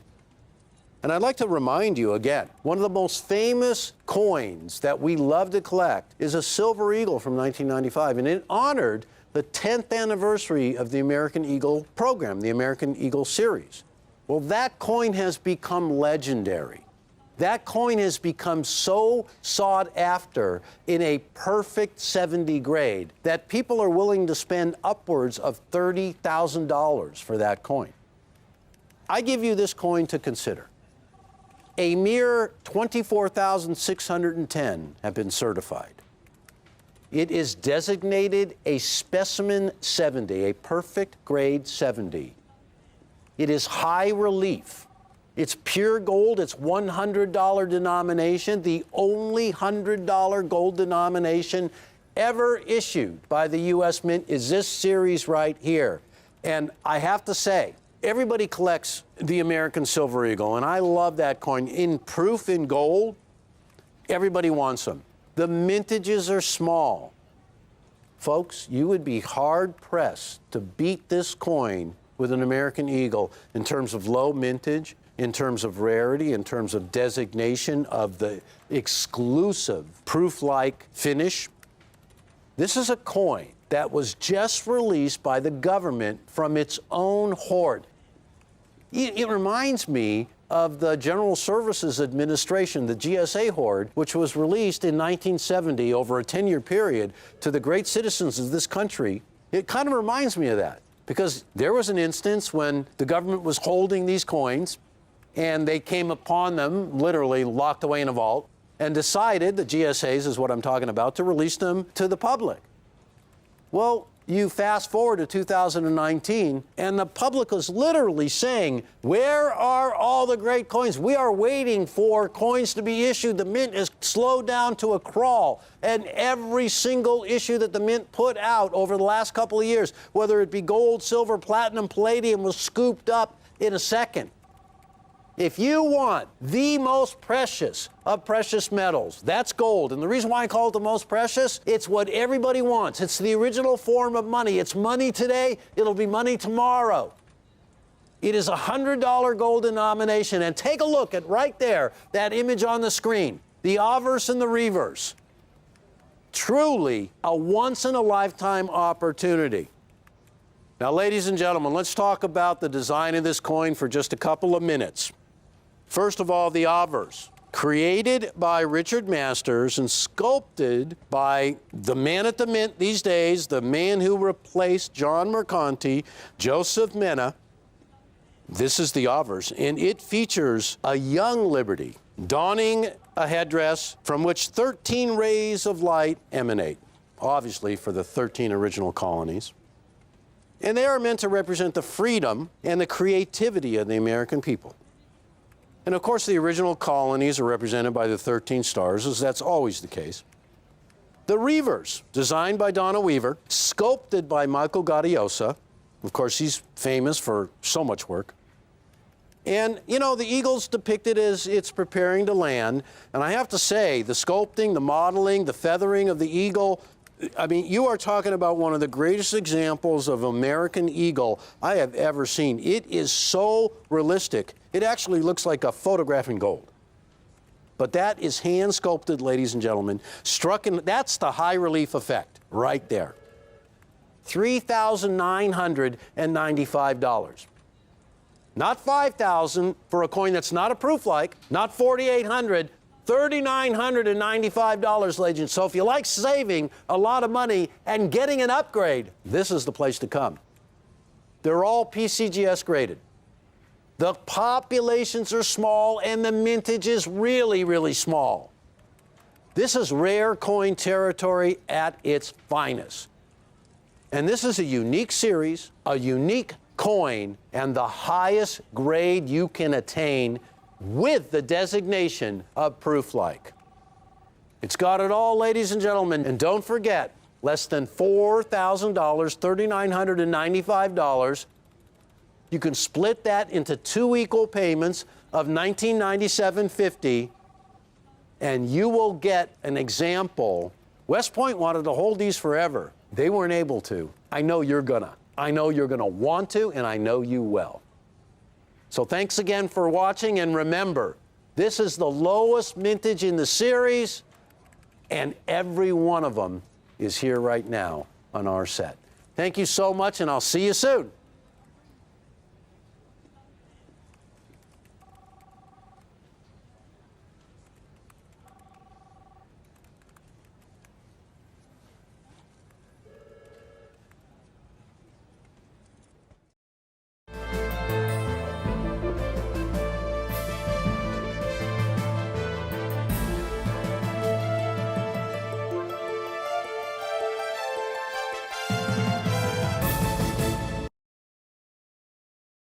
Gentlemen, I am so excited to be able to present to you one of the rarest United States proof silver eagles in the highest grade possible as a first release. I have to tell you, 2021 has been an amazing year of numismatic thrills. With the retiring of the original Type 1 reverse of the American Silver Eagle dollar comes a brand new design. And that is also in 2021. It has been created by a brilliant artist, part of the Artistic Infusion program. Emily Damstra is her name, has given us an eagle on the reverse that will rival John Mercanti's original heraldic eagle reverse. This coin, struck at San Francisco, is extremely rare. There were only 200,000 of these coins issued. When you start to look at silver dollars from past history, You'll hardly ever find a single coin with a mintage as low as 200,000. The other thing about this coin that is really amazing is that everybody wants it. This coin, with its brand new Type 2 design, has been eagerly anticipated for 2 years already. And when it finally was released, it was an incredible hardship to get your hands on one. They sold out so quickly. Now, ladies and gentlemen, what we like to do at Rare Collectibles TV is go for that ultimate example. And what I mean by that is perfection in numismatic striking. This is a collectible silver dollar that is not sold through a network of distributors around the country. But in order to get this coin, you must reach out to the U.S. Mint on your own. You must knock on their door. Now, there's only 200,000 of these coins that have been issued. So you're going to be knocking on the door with a lot of other people. Year in and year out, with mintages that sometimes are 2, 3, 4, 5 times higher, the coins don't last long. Everybody who wants one gets shut out. So with 200,000 as the mintage, that's the entire amount that was struck by the U.S. Mint. We have the few that are in the absolute finest grade, highest grade, with the ultimate cameo designation of deep cameo. So we have a Proof 70 deep cameo on the PCGS holder. It's DCAM and a first strike. Take a look at this, folks.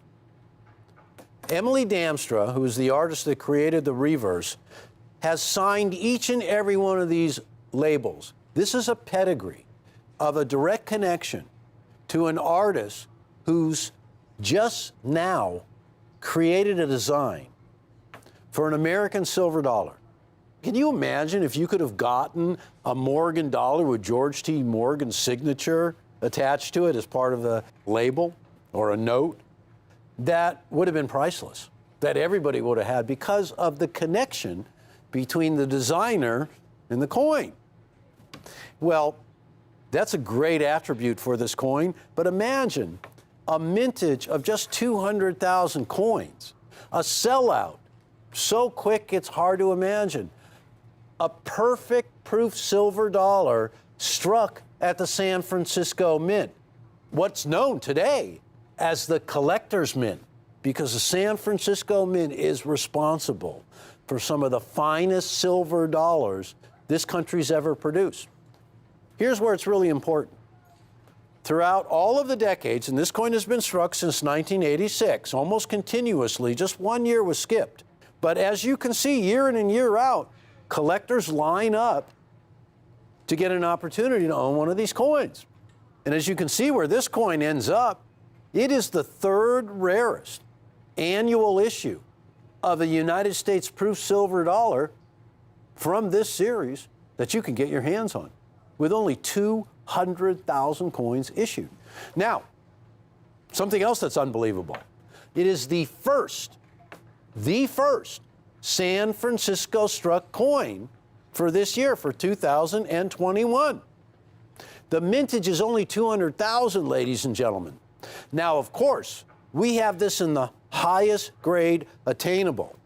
And as we look back at the whole history of this series, we can note that in perfect condition, a Proof 70 deep cam, that they're really hard to get your hands on. Well, I was looking before, and if I'm not mistaken, on average for the entire series, it only happens 5.5% of the time. Not even 6% of the time will these coins grade in the highest grade attainable, in a Proof 70 deep cameo. Now, something has happened in the last, well, I'd say 2 or 3 years to American silver dollars that I have never seen happen before.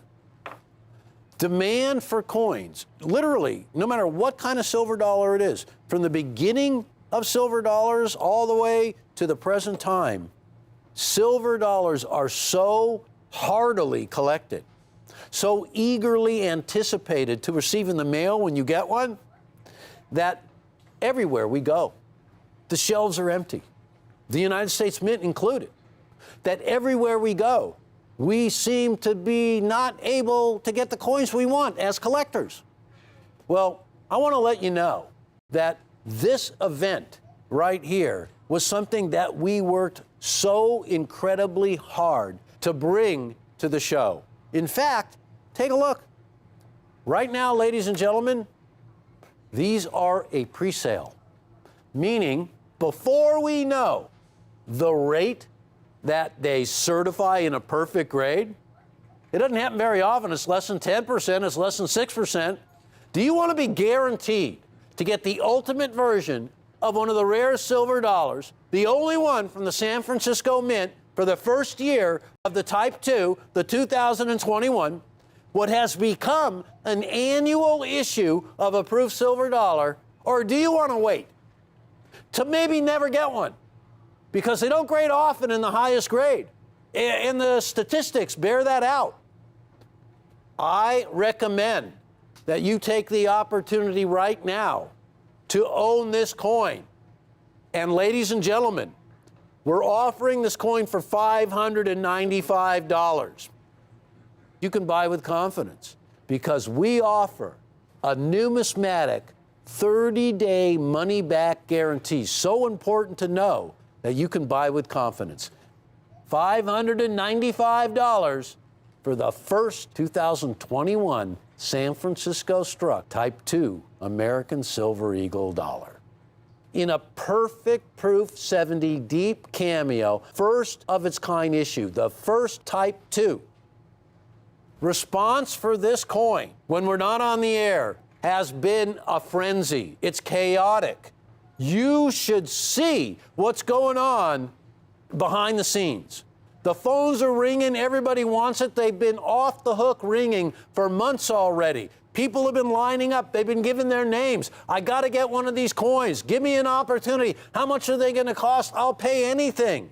I want to start my new series. I want to add to my collection. I want to be guaranteed to get a perfect Proof 70 graded coin.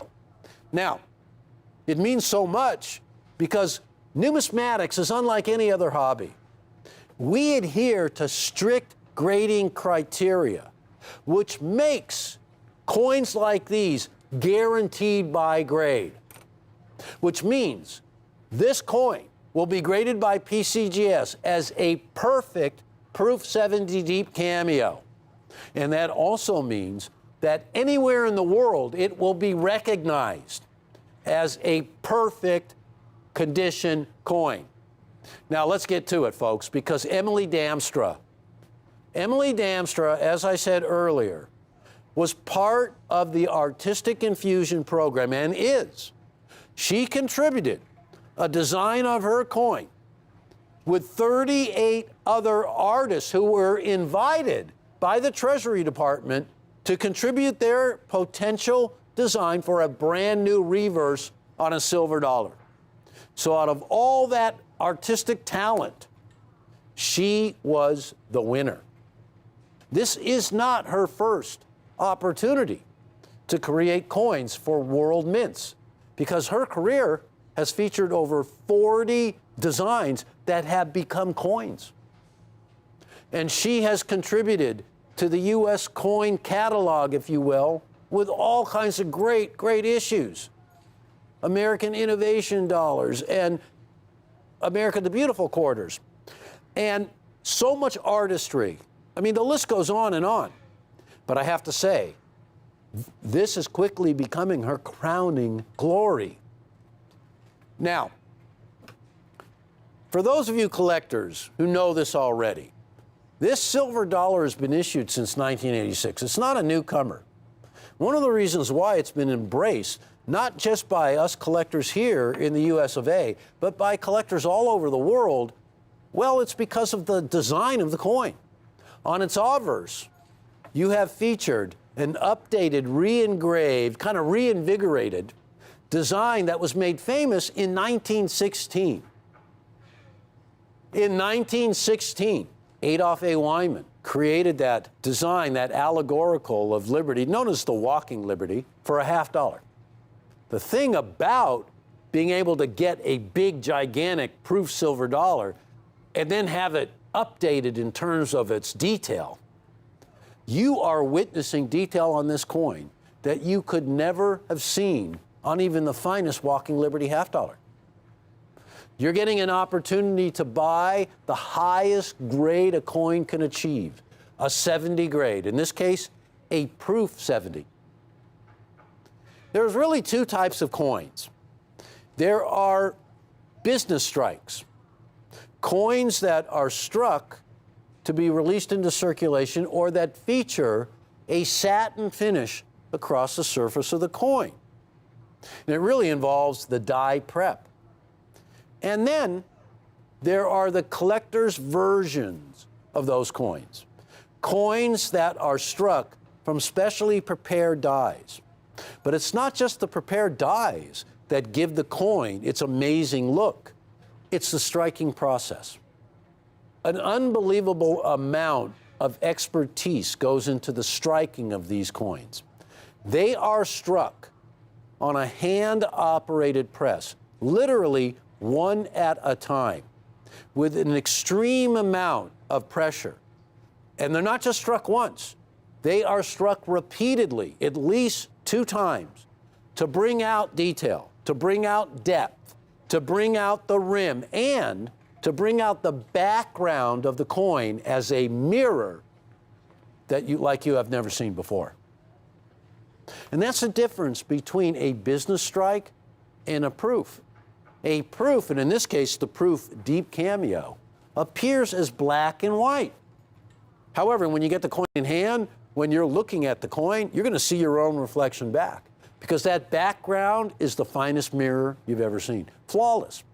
And in order to get a perfect grade of proof 70, well, this coin has got to be viewed not just with the naked eye, but under magnification. 5 times magnification. And if flaws are detected, the coin cannot be called a perfect proof 70. It would have to be a proof 69. So the few coins that exhibit perfection under magnification are right here. The artist has contributed a historic pedigree. And you can go back and think, wow, if I had the autograph of all these great designers of United States coinage, what I would have is a piece of history. And you're getting in right now on the beginning of that opportunity.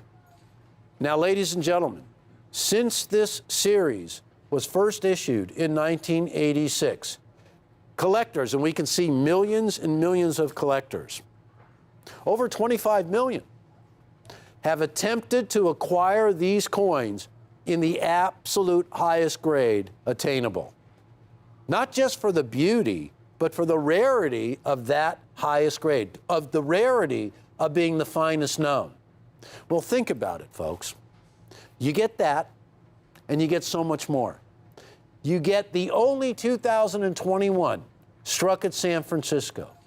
You get part of an annual release. Every year, this silver dollar is issued, and every year, collectors fight, literally, to own one of the small fraction of the entire mintage that will grade in a perfect proof 70 grade.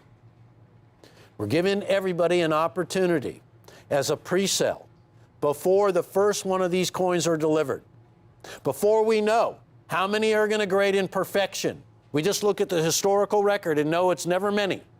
And we're going to guarantee everybody an opportunity at $595 to own this rarity. Now, collectors love coins from the San Francisco Mint. Ever since the first Morgan dollars were issued out of San Francisco in 1878, a large silver dollar-sized coin, that big, beautiful hunk of silver, has been sought after by collectors the worldwide. Think of it. This is a table that features millions of coins that have been struck in the various years of the series. And every one of the mintages that we see on the table Well, those coins are not sitting at the U.S. Mint on shelves. They were long since shipped out. Collectors have them in their collections. They have them locked away. They have them squirreled away where no one's going to know where they are. And a mintage of 200,000 total meant a sellout so quickly. Think of the hundreds of thousands, maybe even the millions of people who just didn't get an opportunity to get one. Now, I want to mention something else that's really important. We could easily feature these coins ungraded. I mean, after all, they're amazing. The U.S. Mint never handles them. They strike them twice. It's a special striking process. They're done by hand. You know, after 15 or 20 coins are struck, they stop the whole process. They stop the press, pull the dies out, and put in another pair, a fresh pair. So the dies never, ever get the slightest opportunity to be anything but pristine. That's how the finest examples are created.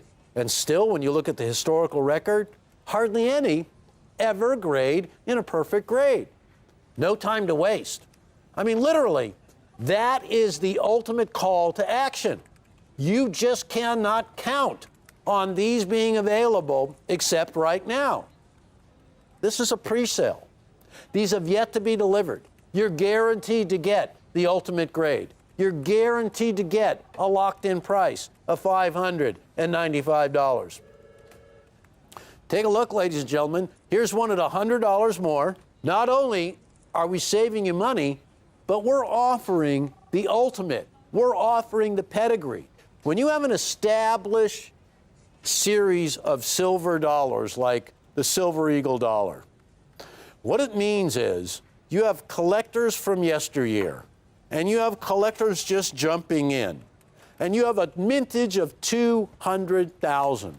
And you know, like I was saying, well, we could have taken the easy way out.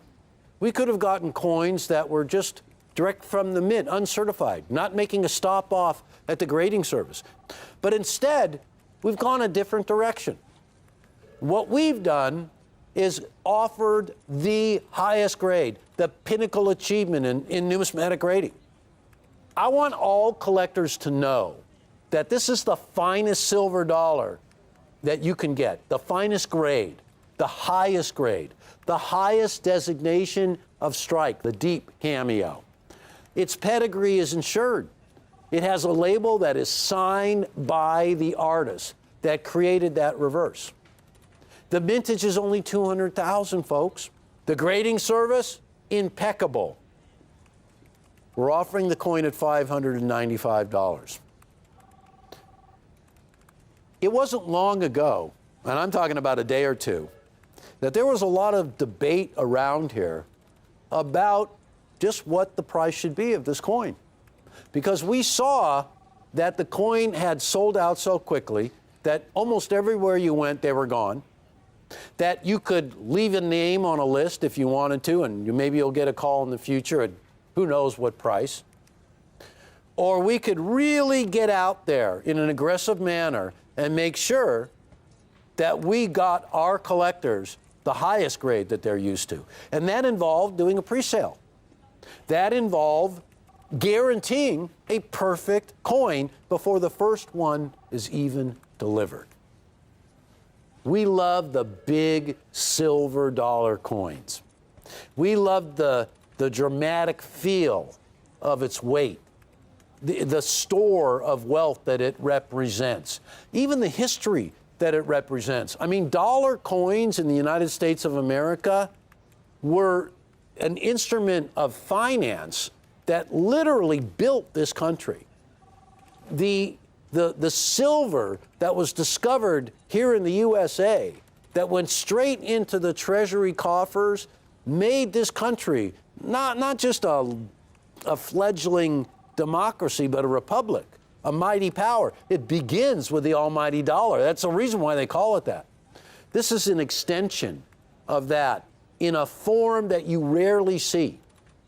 In a perfect proof 70 deep cameo, first of its kind issue, the first Type 2. Boy, I hope I mentioned that enough, that the Type 1 is gone. There will never be another Mercanti Type 1 reverse, the heraldic eagle. It has been replaced by Emily Damstra's rendition of an eagle coming in for a landing at the nest with an oak branch in its talons, because eagles build their nests in oak trees, and they build them out of oak branches. A place where they return as a family every year, a breeding pair. And this is representative of what America stands for, the all-inclusiveness. And you can even see it in that design. But what I love about it most, before we wrap this up, is you can actually see with your mind's eye the nest out of sight where the eagle's going to land, with the mother eagle there and the eaglets. You can envision that because Emily made it so emotional that it invokes that feeling. You know it's there, it's just out of sight. So ladies and gentlemen, one last time, this coin has got some major attributes. 200,000 mintage, third rarest of all the annual issues. The only one for 2021 from the San Francisco Mint, the Type 2. A perfect proof 7D grade. And as a pre-sale for $595, could be your only opportunity to get this coin in the absolute finest known.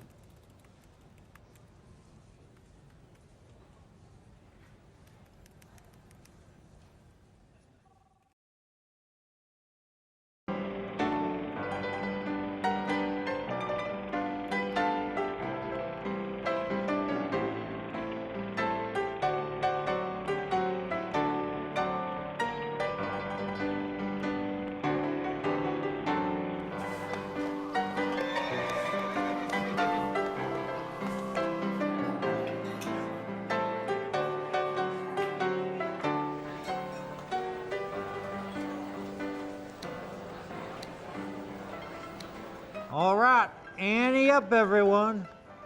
$1. Pass. You gonna pass Stagecoach, Mary? Hey, I know when to lay him down. All right.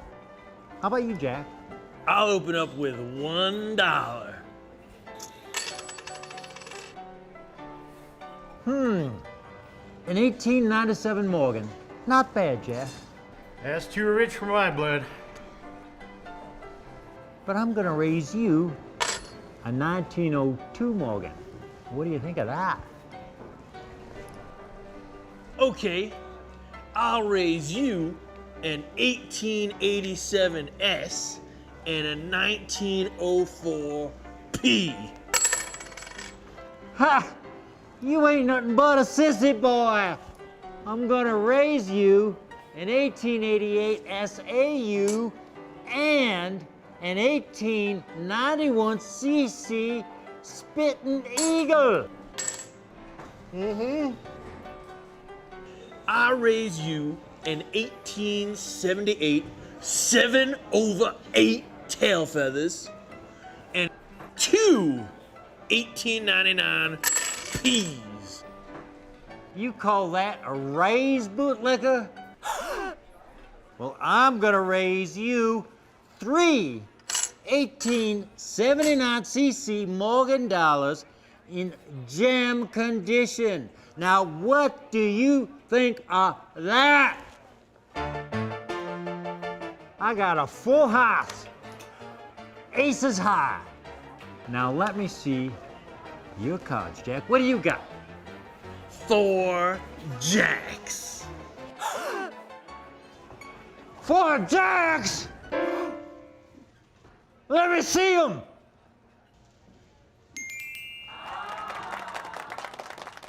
Not bad, Jack. That's a darn impressive hand, if I do say so.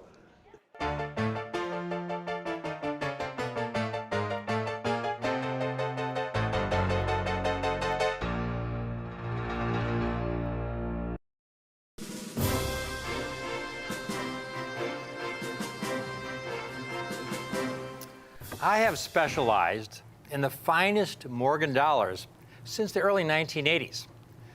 Over those years, I have helped my clients assemble what are widely recognized as the finest proof Morgan dollar collections in existence.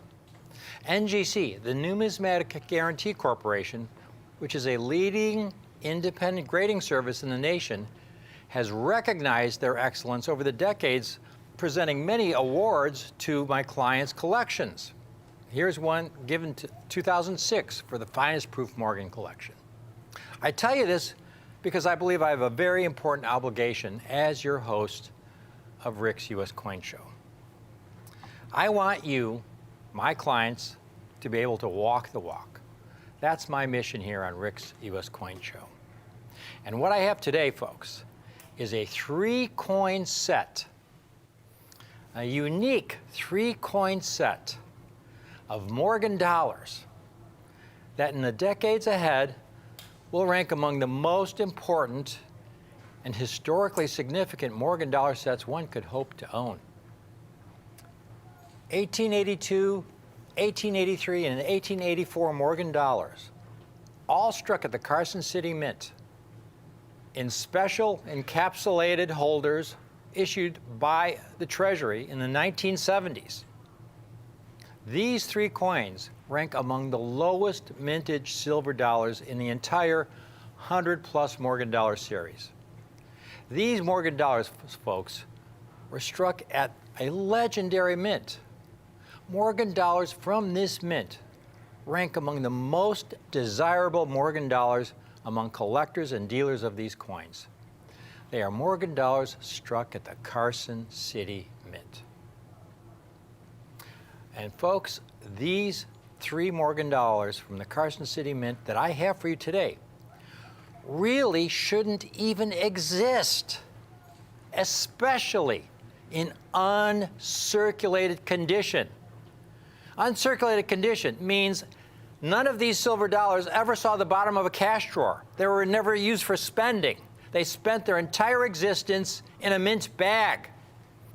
Now, the last Carson City Mint Morgan dollar was struck in 1893. Jack and I spent some time at the Carson City Mint, folks. By mint standards, the Carson City Mint, it's a very small building, and we've got a picture of the Philadelphia Mint. And it's an imposing building, and what you would expect from a mint that is striking millions of coins of every denomination every year. And here is the San Francisco Mint. Even though it was what we refer to as a branch mint, it was a very imposing building, very large. And here's the New Orleans Mint. Jack and I spent some time at the New Orleans Mint. It was originally built in the 1830s, very large structure. And then we get to the Carson City Mint. Now, folks, when you place it next to these other mints, it's a tiny, tiny mint structure. The Carson City Mint was probably about the size of the cafeteria for the Philadelphia, New Orleans, and San Francisco mints. It's a very small building, and the relative output was minuscule compared to those other mints. Now, we flew into Reno, Nevada. It was late in the evening. We drove down to Carson City. It was around 10 o'clock at night. We were looking for the Carson City Mint. We probably drove by it 3 or 4 times before we finally realized that that small building over there was the Carson City Mint. We thought it was someone's house. A large house, needless to say, but it was not a big structure. Now, here's a chart that shows all the Morgan dollars that were struck at the 5 different mints over the entirety of the series. Philadelphia struck the lion's share of the Morgan dollars, over 300 million. Next came the New Orleans Mint, 186 million. San Francisco Mint, another branch mint, but a much larger mint than the Carson City Mint, struck 131 million Morgan dollars. Fourth was the Denver Mint, only 20 million coins. However, the Denver Mint didn't open until much later, in the early 1900s. They only struck Morgan dollars for 1 year, 1921. And then that 1 year, they struck over 20 million coins. And then you have the Carson City Mint. They struck Morgan dollars from 1878 to 1893, 13 different dates.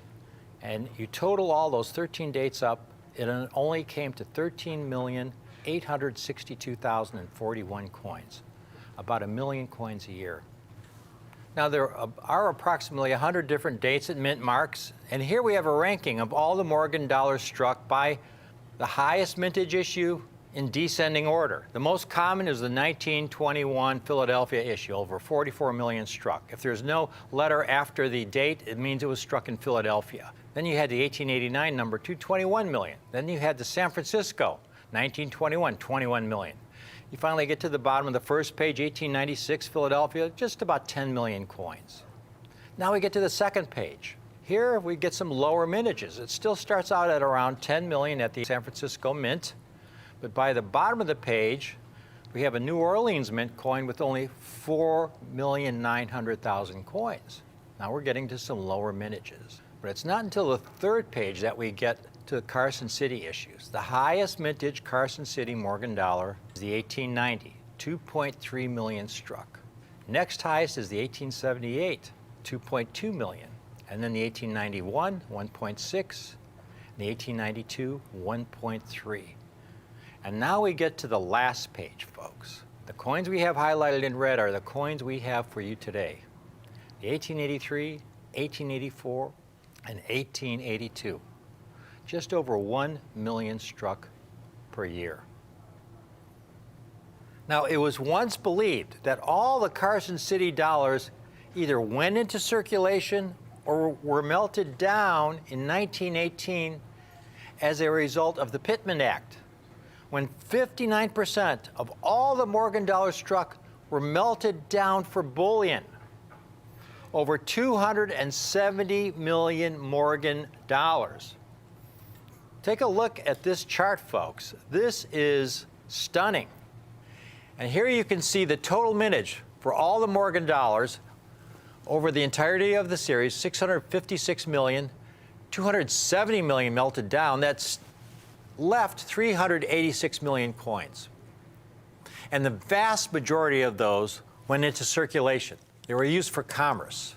Only about 6.5 million have been certified in uncirculated condition. That's about 1.7% of the entire mintage of the surviving coins. Remember, folks, these coins were not made for collecting back then. They were struck for commerce. They were meant to be spent. So the mint tried to produce the most coins possible without a lot of concern about the quality. The coins were struck on a high-speed press, ejected into a bin.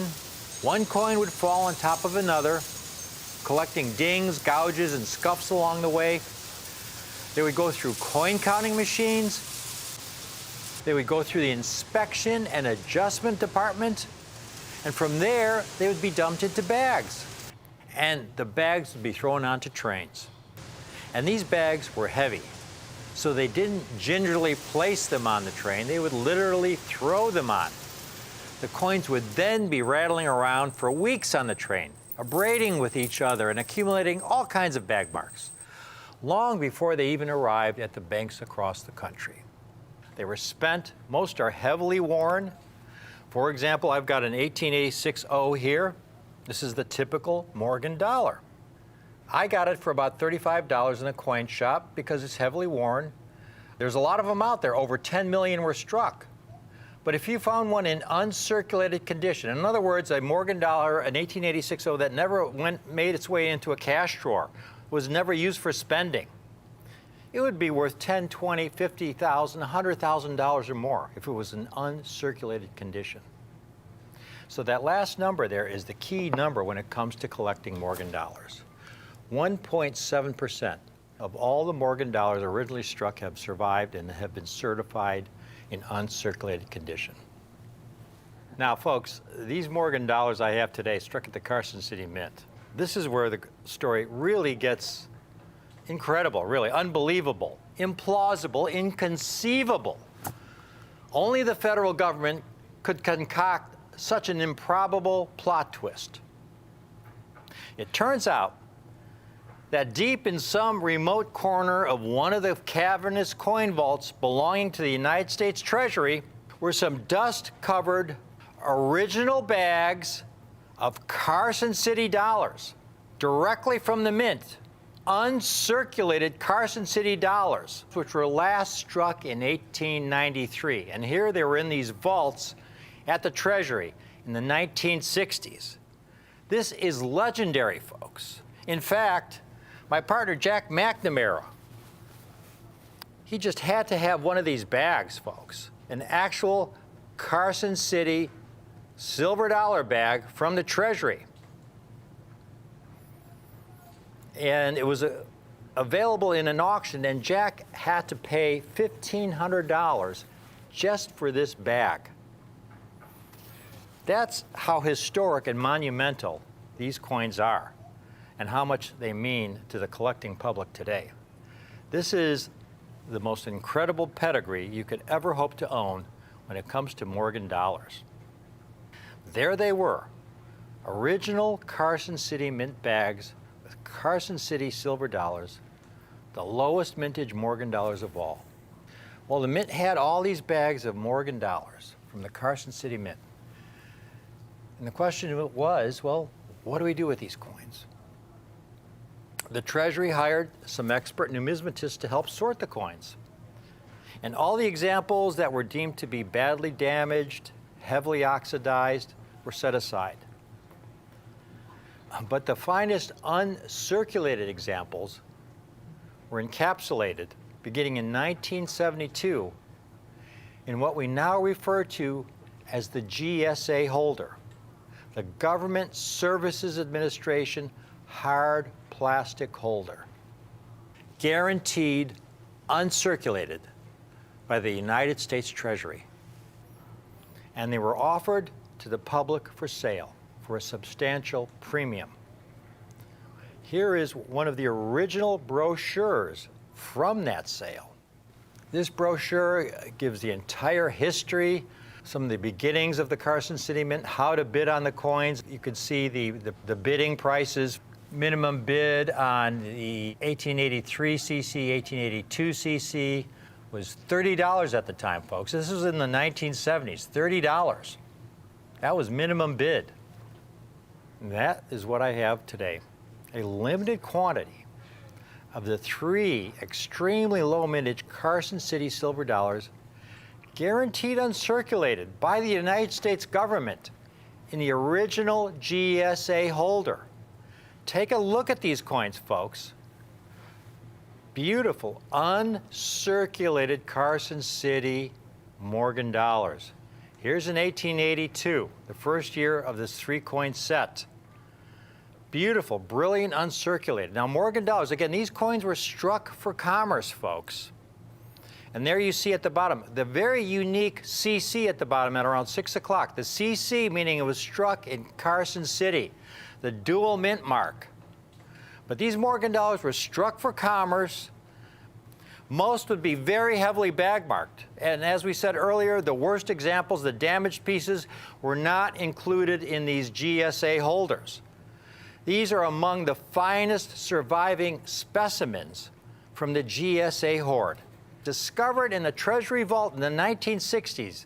They had been sitting there probably since the 1880s, a period of about 80 years. Just a truly once-in-a-lifetime Haley's Comet event when we're talking about Morgan silver dollars. Now, if you're new to collecting, the Carson City Mint operated for a very short time. Silver was discovered in Nevada in 1859, and this was monumental, folks. This vein of silver came to be called the Comstock Lode. In response to all the silver being mined, the Treasury built a small branch mint located in Carson City. They built it in 1865. This Carson City Mint had a very limited production capacity. Now, the Carson City Mint didn't begin striking any coins until 1870. By that time, mint production began to slowly decline because the tremendous output of silver from that Comstock Lode began to decline. And that's reflected in the population growth of nearby Virginia City. Virginia City was where a lot of the miners lived, not too far away from Carson City Mint. In 1860, Virginia City population was about 2,300 people. It reached a peak in the mid-1870s with an estimate of about 25,000 residents. That was a huge, huge city when you consider this was the Wild West, folks. In the mid-1870s, 25,000 residents. It was a major, major city. But as that output began to decline, by 1880, the population of Virginia City declined to 11,000. By 1890, it was about 6,400 people, and by 1900, it was back down to only 2,700 residents. And in 1893, the Carson City Mint struck its last silver dollar. It was in operation, that mint, for a mere 23 years. Among numismatists, for all these reasons, the very low mintages, its remote location, in operation for only a little over 2 decades before it closed down, and its unique double mint mark. It's not a simple D that was used by the Denver Mint, or an S as used by the San Francisco Mint, or the O used by the New Orleans Mint. The Carson City Mint had a unique CC double mint mark. Among Morgan dollar enthusiasts, of which I am one, Carson City silver dollars have a special romance and a special place in our collection. And today I have these 3 Carson City silver dollars that really should not exist. By some freak or some accident, they ended up in the vaults in the Treasury and had been sitting there for decades and decades and decades. It's hard to believe these Carson City Morgan dollars struck almost 140 years ago to meet the demands of commerce. The silver dollar was the coin of the realm in the western states, folks. They didn't like to use paper dollars. They liked to use silver dollars. It's really a miracle that these have survived. And these are among the lowest mintage silver dollars in the history of Morgan and Peace dollars. And the 1882 CC, 1883 CC, and 1884 CC all have mintages of just around 1 million coins.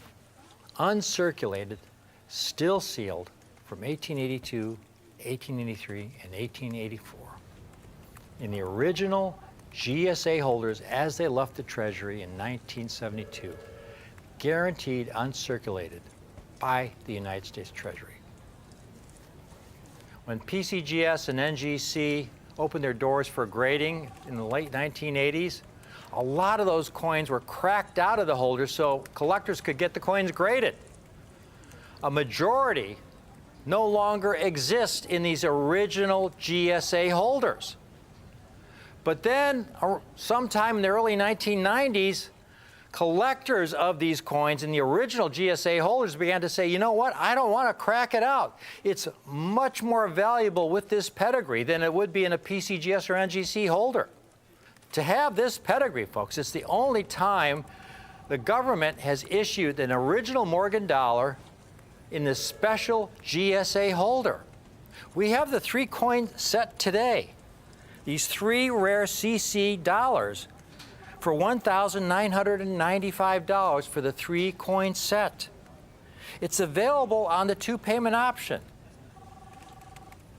All you have to do is put half down today of $997.50. We will hold one of these sets for you with your name on it, put it in our vault, and pay the balance in 30 days. You will get 3 pristine Carson City dollars, like you see here. These holders, they won't be cracked, they won't be chipped. They're going to be pristine, these 50-year-old holders, folks, just as they came out of the GSA.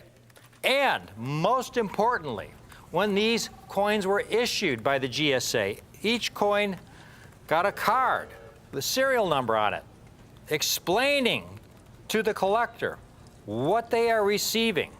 The first 2 numbers on that card are the date of the coin.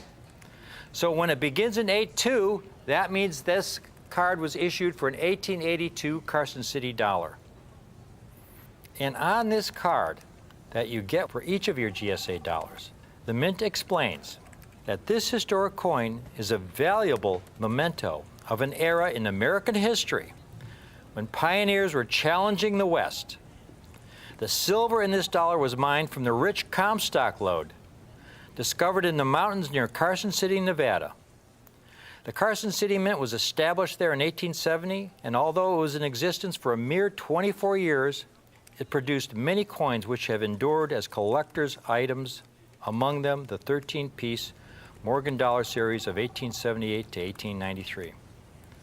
Their link with an historic period in our nation's history gives these dollars an added appeal. This coin is an uncirculated specimen of the Morgan dollar, containing 90% silver, which somehow survived the massive coin melts of the early 1900s. They were discovered by a Treasury audit in 1964, after nearly a century of obscurity in the vaults. This issuance by General Services Administration of the last of the uncirculated Carson City dollars will serve for millions of Americans as cherished mementos of a colorful era. Folks, we hope you can take advantage of it. We got the most amazing group of these. Jack and I cherry-picked the finest examples in pristine holders, the coins in the most pristine condition, all with their original papers. We got a great deal on this collection because it's a once-in-a-lifetime opportunity. The only time Morgan dollars have been discovered in the vaults in the Treasury from the Carson City Mint. And we got them at a great price, and we're passing our good fortune on to you. This is a great way to start collecting Morgan dollars or any kind of United States coinage. It doesn't get any better than this. Here you've got these exquisite Morgan dollars struck at that Carson City Mint in 1882, 1883, 1884. They were thought to have been melted down in 1918. But no, there were some that were in the original mint bags issued by the Carson City Mint that had been shipped to the Treasury vaults and had been sitting in those Treasury vaults until 1964 when they were discovered in an audit. And that's the only reason we have these coins today. I hope you can take advantage of this opportunity. This is a great, great Morgan dollar set for you today, folks. It has the greatest possible pedigree. If there's ever a 3-coin Morgan set that you want to keep in your family, pass down to your kids and your grandkids, it would be this 3-coin GSA Carson City collection that I have for you today.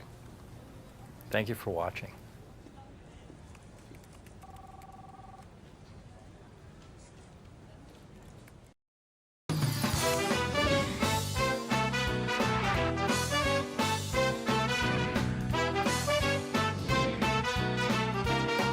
You're watching Rick's U.S. Coin Show on Rare Collectibles TV.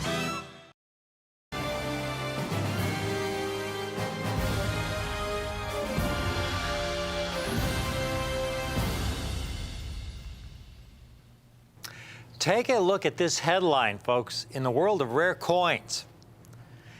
$18.9 million. On the cover of the magazine for the month, they called it a king's ransom, the 1933 Double Eagle. Interestingly, if you look closely, this is the actual coin, you'll see a lot of scuff marks along her right knee. The coin was not a perfect coin by any stretch, folks. That 18.9 million shattered the previous record sale price for this 1933 St. Gaudens, which last sold previously for $7.6 million. The 18.9 million also blew away the auction house expectations.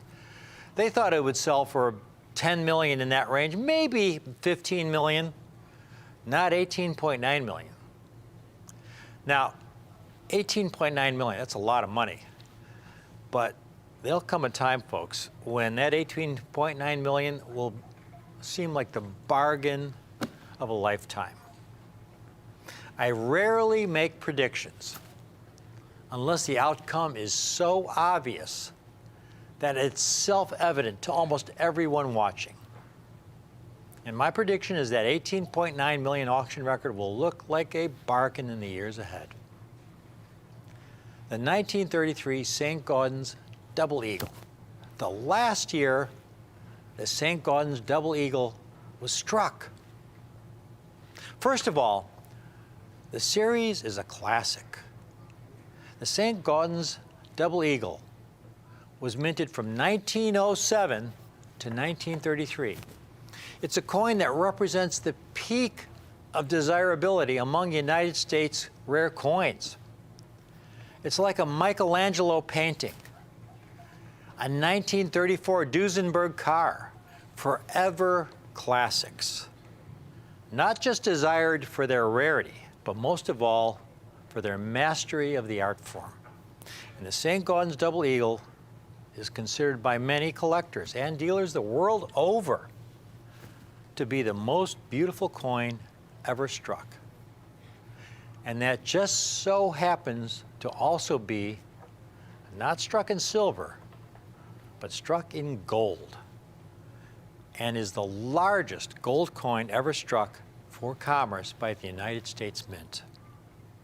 The 1933 St. Gaudens Gold Double Eagle, the last year these coins were ever struck. Today I have the bookend. I have the first year this classic was ever struck, the 1907 St. Gaudens Double Eagle. And when this coin was first struck, folks, in 1907, it wasn't as if they started striking them in January of 1907. The Philadelphia Mint had so much difficulty in the proper striking of the St. Gaudens design that they didn't actually begin striking these examples until late in November of 1907, a period for about 6 weeks. By a miracle, as the 1933 that sold for a record price should not exist, the coins I'm about to show you should not exist in the condition we have them in today. This is historic, folks. Take a look. The first ever St. Gaudens Double Eagles struck for commerce in stunning mint state 63 condition. The Philadelphia Mint was only able to strike 361,667 examples. That's it. That's a paltry total when you consider, again, they were struck for commerce and they were used in commerce. Look at this coin. These large gold double eagles, folks. The St. Gaudens Double Eagle. It's a little bit smaller in diameter than a Morgan or Peace dollar, but it's about 25% heavier than a Morgan or Peace dollar. And gold is a very soft metal. Remember, folks, these coins were not made for collecting back then. They were struck for commerce. They were meant to be spent. So the Mint tried to produce the most coins possible without a lot of concern about the quality. The coins were struck on a high-speed press, ejected into a bin. One coin would fall on top of another, collecting dings, gouges, and scuffs along the way. They would go through coin counting machines. They would go through the inspection and adjustment department. And from there, they would be dumped into bags. And the bags would be thrown onto trains. And these bags were heavy, so they didn't gingerly place them on the train. They would literally throw them on. The coins would then be rattling around for weeks on the train, abrading with each other and accumulating all kinds of bag marks, long before they even arrived at the banks across the country. And this is why it is so hard to get high-quality, uncirculated coins, and why it's so exciting when we have these coins in this outstanding quality today. There are so few 1907 St. Gaudens Double Eagles that have survived in the condition you see these coins in. Uncirculated, mint state 63. Here's what I enjoy most about what I do as the host of Rick's U.S. Coin Show. When I have the opportunity to offer you folks, my viewers, a most beautiful classic United States rare coin that is incredibly rare of the greatest desirability. Folks, the wow factor of these coins is off the charts. But at the same time, they are available today at the most collector-friendly price that never in my wildest numismatic fantasies did I ever believe would be possible. And again, like that 1933 St. Gaudens Double Eagle, the last year of the series, this bookend, the first year of the series, these coins literally should not exist, not in this condition. Now, before I go any further, Mint State 63, if you're new to numismatics, that sounds great, but what does it mean? Well, coins are graded on the 70-point Sheldon grading standard. The higher the number, the better the quality of the coin. The lowest possible number is 1. This is a coin that is heavily worn, where any of the details are barely visible. The highest possible number is 70, which represents perfection under high magnification. There are literally, folks, no United States coins of the billions and billions struck minted before 1960 that have ever graded in 70. From Lincoln cents through gold double eagles, they don't exist. This coin in Mint State 63 means this coin was never in circulation. An uncirculated coin begins at Mint State 60. So anything between Mint State 60 and Mint State 70 is an uncirculated coin. Now, Mint State 63, imagine an original bag of 100 St. Gaudens Double Eagles. It would be a little bit larger than this bag I'm holding. This is an original mint bag, by the way. And if you took that bag of 1,000 coins and dumped them all out onto the table, you'd have some coins that had a lot more marks than other coins. The coins with the most marks, the heaviest bag marks, would grade MS60, MS61. Some might not even be gradable. I have a couple examples here. These coins may never have been in circulation. They may have technically been uncirculated, but they're not gradable because the marks are so severe. Look at the deep cut in the field at around 8, 9 o'clock there on this 1911. If you sent this for grading, even though it may be uncirculated, the grading service would probably send it back as being damaged. Here's another example, in 1924. These were heavy coins, folks. Look at the deep cut in the rim at around 8 o'clock. It's a damaged coin, and there's a deep gouge right on Liberty's midriff. It's ungradable. They're very heavy coins, heavier than a Morgan dollar, a very soft metal. A Mint State 63 means in that bag of 1,000 coins, these were among the finest surviving examples from that bag. You take a look at one of these, close up. It's remarkable quality, folks. It's remarkable. And the best part of all is the price. You take a look at this 1907. How few marks. How could it survive in this condition? It's a miracle. How few could survive? And the fact is, few did survive, folks. It's so exquisite. Struck in 1907, somewhere between late November and December of 1907. Of course, the author of this masterpiece, a sculptor by the name of Augustus St. Gaudens, needed his own inspiration to craft this masterwork. It's only appropriate that this most beautiful gold double eagle should have as its inspiration what is considered the most beautiful, most valued work of art in the Louvre in France, the Winged Victory of Samothrace, otherwise known as the Nike of Samothrace. Here we have a replica. It's about 1/3 the size of the actual Nike. The actual Nike in the Louvre, when you enter the Louvre through the front door, there's a long staircase. And at the top of the staircase is the Nike standing about 17 feet high, including the base. To quote, "Despite its significant damage and incompleteness, the Victory is held to be one of the great surviving masterpieces of sculpture from the Hellenistic period and from the entire Greco-Roman era.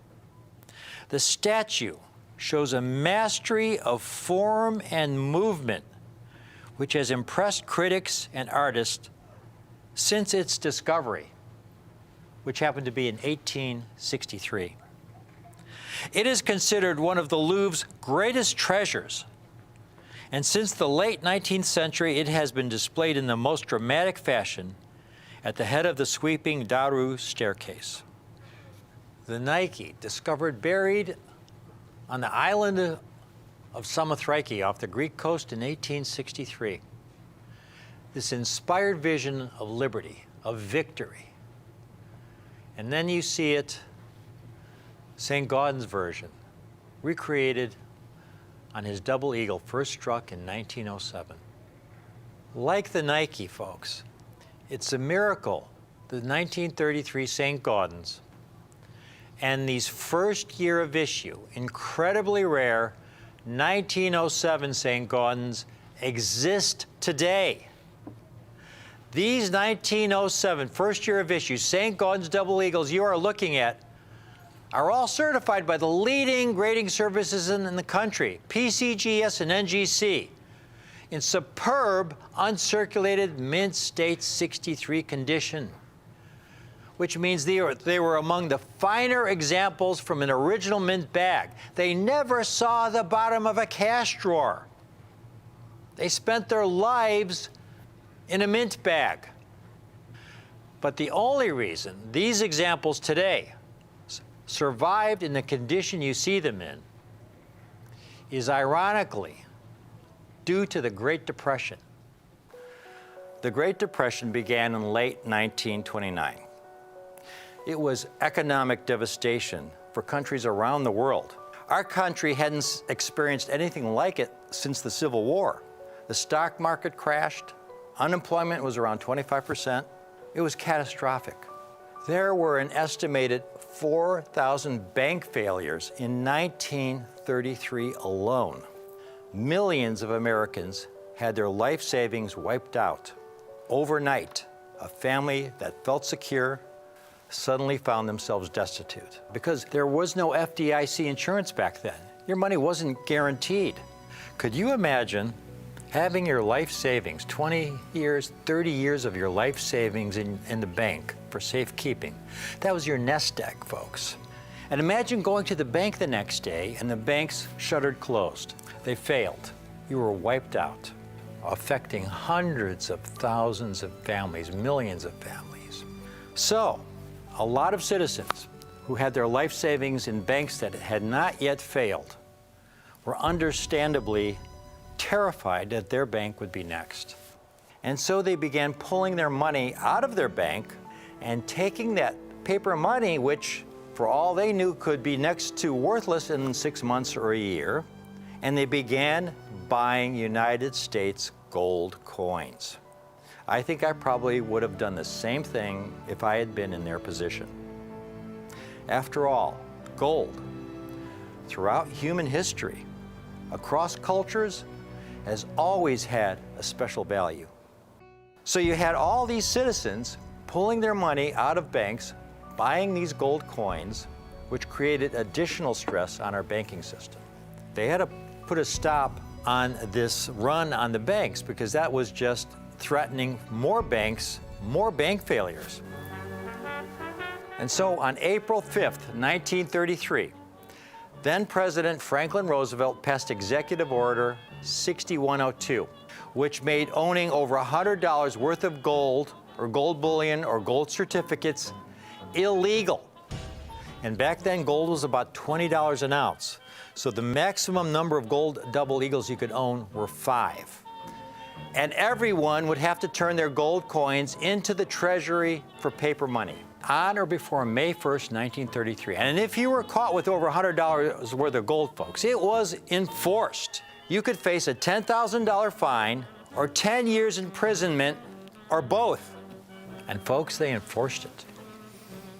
And so all those people that had accumulated all those gold coins had to turn them in to the treasury in exchange for paper money. Now, what did the treasury do with all these gold coins? Over the span of that decade, the mint melted down 39% of the entire mintage of all gold double eagles. That was over 50 million coins. Now, this is where the great European bank hoard comes in.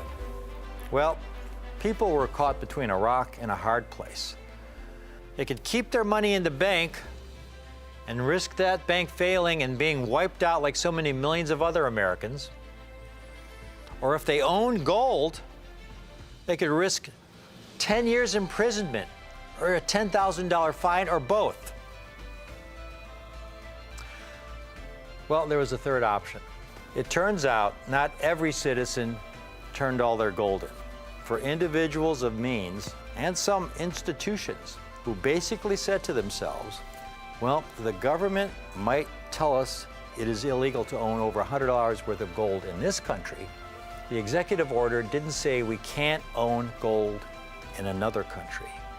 And so, before the executive order took effect, there were some individuals and institutions who bought United States gold coins by the bag, and they began shipping bags of gold coins to banks in Europe. And those bags of United States gold coins have been sitting in those vaults undisturbed since the early 1930s until now.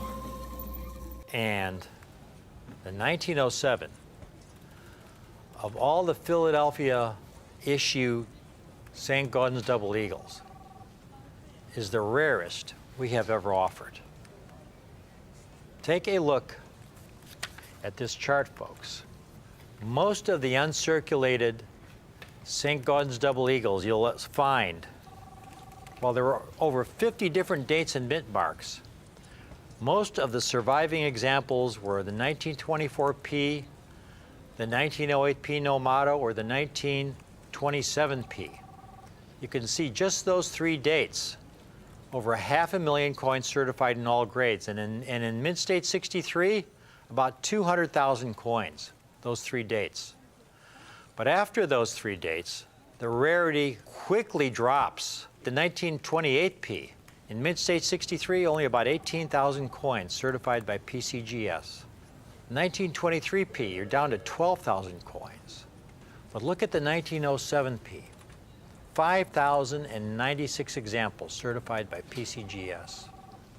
And it's important to note that the Philadelphia Mint did not strike any St. Gaudens double eagles from 1916 to 1919 or in 1930. 5,096 coins. If I were to pick one coin out of the 20th century that I would most highly recommend, that if you're a collector or non-collector, it would be this 1907 St. Gaudens double eagle in this mint state condition, even in MS-60, but to get it in MS-63. But the best part of all is the timing. This is a Halley's Comet moment. There was a recent article that came out. Is it time for a new perspective on generic gold?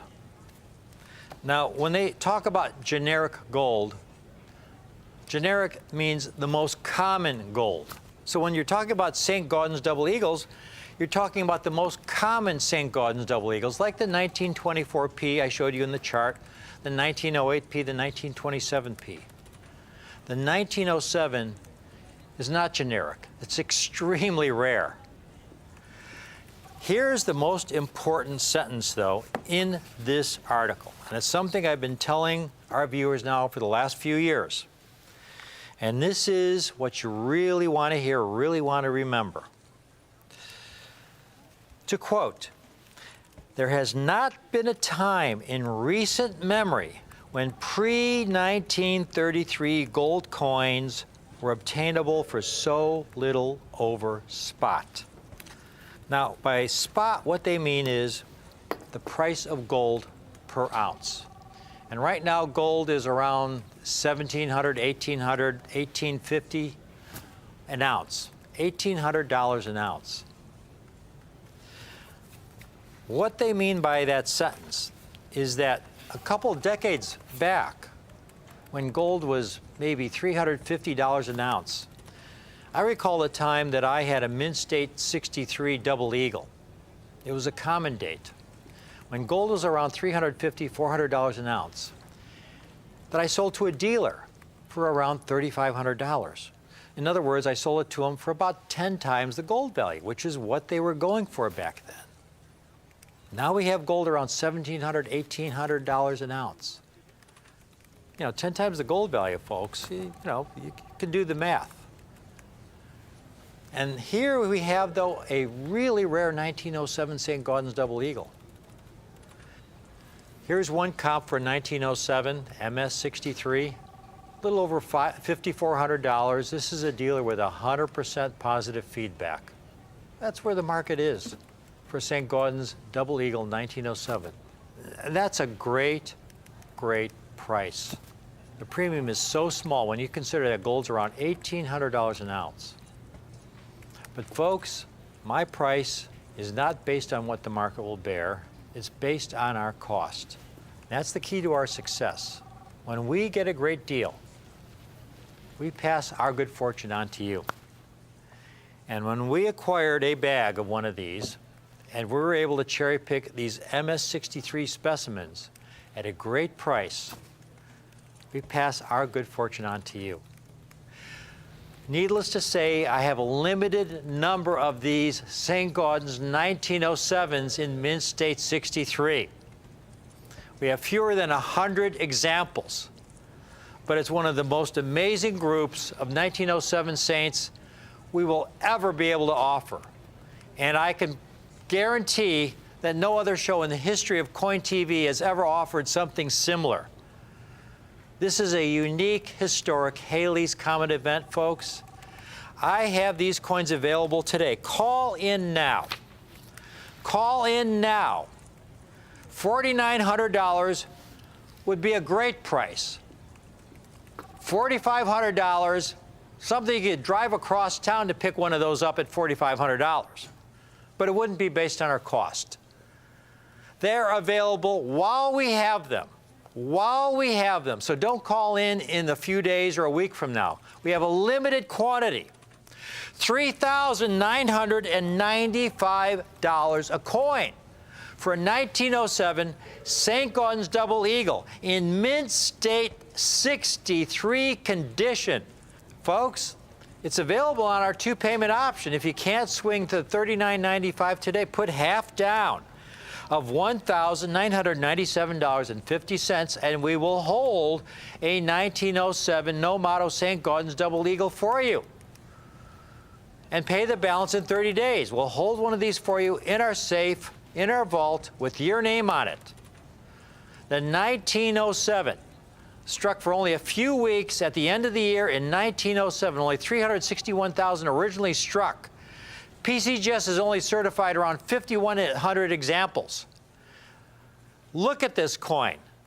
How it's managed to survive so near perfection, folks.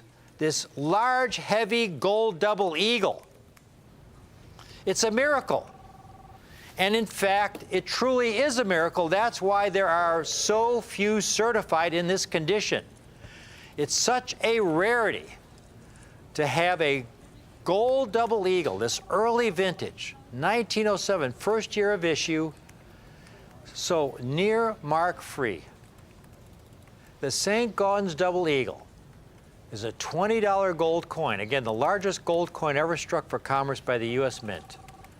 It's referred to as the Double Eagle because up until 1850, the largest gold coin struck by the U.S. Mint was the $10 gold piece with about a half an ounce of gold. And so it was referred to as the Eagle. And then in 1848, gold was discovered in California. And with this abundance of gold, the mint was able to strike an even larger gold coin, which would be of great benefit to the banking system. It was twice the size of the eagle, and so it was called the double eagle.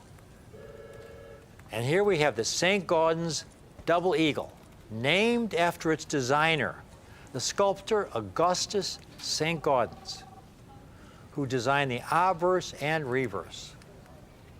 Again, it's considered by many to be the most beautiful of all U.S. coins. In my opinion, it's the most beautiful gold coin ever struck in the history of the world. It is a classic. The St. Gaudens double eagle was minted from 1907 to 1933. It's a coin that represents the peak of desirability among United States rare coins. This coin is part of what we now refer to as the Renaissance era in American coinage. It all began in 1904 when then President Theodore Roosevelt sought to beautify American coinage and proposed that St. Gaudens be the artist for the task. In 1906, St. Gaudens agreed to redesign all our coins from the cent through the double eagle. Unfortunately, in late 1906, he began to suffer from cancer. And he was seriously ill in 1907, and he was only able to complete two coins, the $10 eagle and this $20 gold double eagle, before he passed away. The coin you're looking at was actually released after his death in 1907. When President Roosevelt first held one of these coins in his hand, he exclaimed, "I'm very much pleased that you like that coin. I shall have all kinds of trouble over it, but I do feel what you say is true. That is that it is the best coin that has been struck for 2,000 years, and that no matter what its temporary fate, it will serve as a model for future coin makers, and that eventually the difficulties in connection with making such coins will be surmounted." Folks, the 1907 No Motto St. Gaudens double eagle for two payments of $1,997.50, virtually an ounce of gold, but it's a numismatic treasure. It's a historical masterpiece. This is a coin most definitely should be kept in the family. Pass on to your kids, your grandkids. If you can get more than one while we have them, at these prices, I would most heartily recommend getting more than one. This coin is truly a national treasure. You know, more gold is being struck every day. The U.S. Mint is striking all kinds of gold coins as we speak. But this 1907, struck over 100 years ago, surviving in this condition, this is like a 1934 Duesenberg or a Michelangelo painting. This is a classic. This has so much value beyond what I'm asking for it today. It's truly a keeper, folks. I hope you're able to get at least one this first year of issue, 1907 St. Gaudens Double Eagle. Thank you for watching.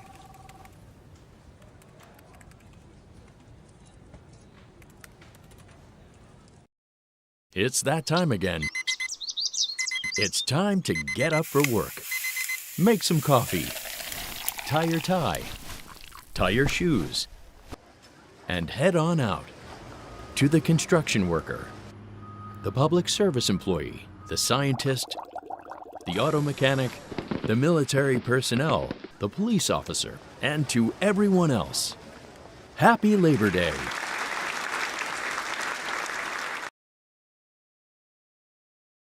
Rick's U.S. Coin Show, Rick Tamaska and Kimberly Tamaska here, folks, and have we got a collector special for you. This is a collector special of collector's specials.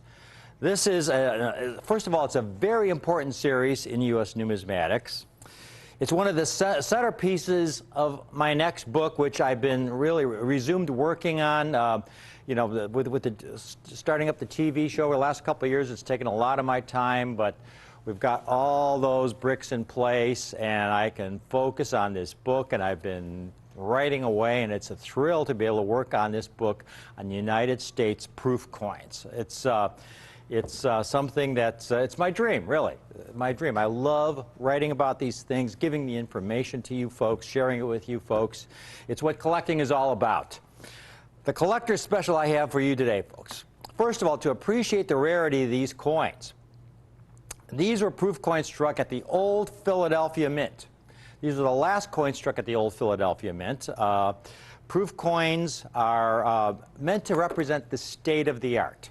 They're meant to represent the finest possible examples of a coin that the Mint's able to produce, given the technology of the day. And I emphasize that last phrase, the technology of the day. Because the technology of the day is extremely important when it comes to appreciating the quality of the proof coins I have for you today. Now, again, you've got commercial struck coins, coins struck for commerce, the kind of coins we used to buy things with. And here's a chart that shows you the mintages of the coins we have today, which are Washington quarters in proof condition. The Washington Quarter Series in proof condition. And you can see in proof condition how many fewer Washington quarters were struck in proof than struck for commercial use, especially when you get down into the 60s. You see how the mintages began to increase in proof condition, also in mint state condition. 1964, they struck over 1 billion Washington quarters for commercial use. In proofs, they struck almost 4 million, which was a large number for proof coins. But you go into the 50s and earlier, the numbers were 1/10 of that when you get to 1955, and that is primarily because of the economics of the time, folks. If you know your history, you know we were coming out of World War II. We had a lot of young families that were just accumulating wealth, and they didn't really have money back then in the early mid-50s to spend on their passions, on their hobbies. But as you got into the late 50s and early 60s, as this middle class became established, you saw people buying TVs, you saw owning 2 cars in a lot of cases, color TVs, home ownership, and so many collectors, were able to afford their passion, which was coin collecting. So that's where you saw the mintages for proof coins increasing in the late 60s. Now the thing is, though, the technology back then, these coins were struck at the Philadelphia Mint, these proof coins. Again, these proof coins are struck off of highly polished dies. They're individually fed into the dies. They're double struck under higher pressure. Then they're individually handled. They're not allowed to braid with any of their coins once struck. While commercial strikes, the dies don't receive any kind of special treatment. They're struck once struck, they're dumped into bins where they braid with other coins. So there's a big difference in the quality. Now these Philly coins, though, folks, I mean, first of all, take a look at a modern proof set, which Kim has here. This is, I think, a 1991, Kim, 1991 proof set that you have. Nowadays, folks, these the proof coins are struck at the San Francisco Mint, and the technology today is state-of-the-art.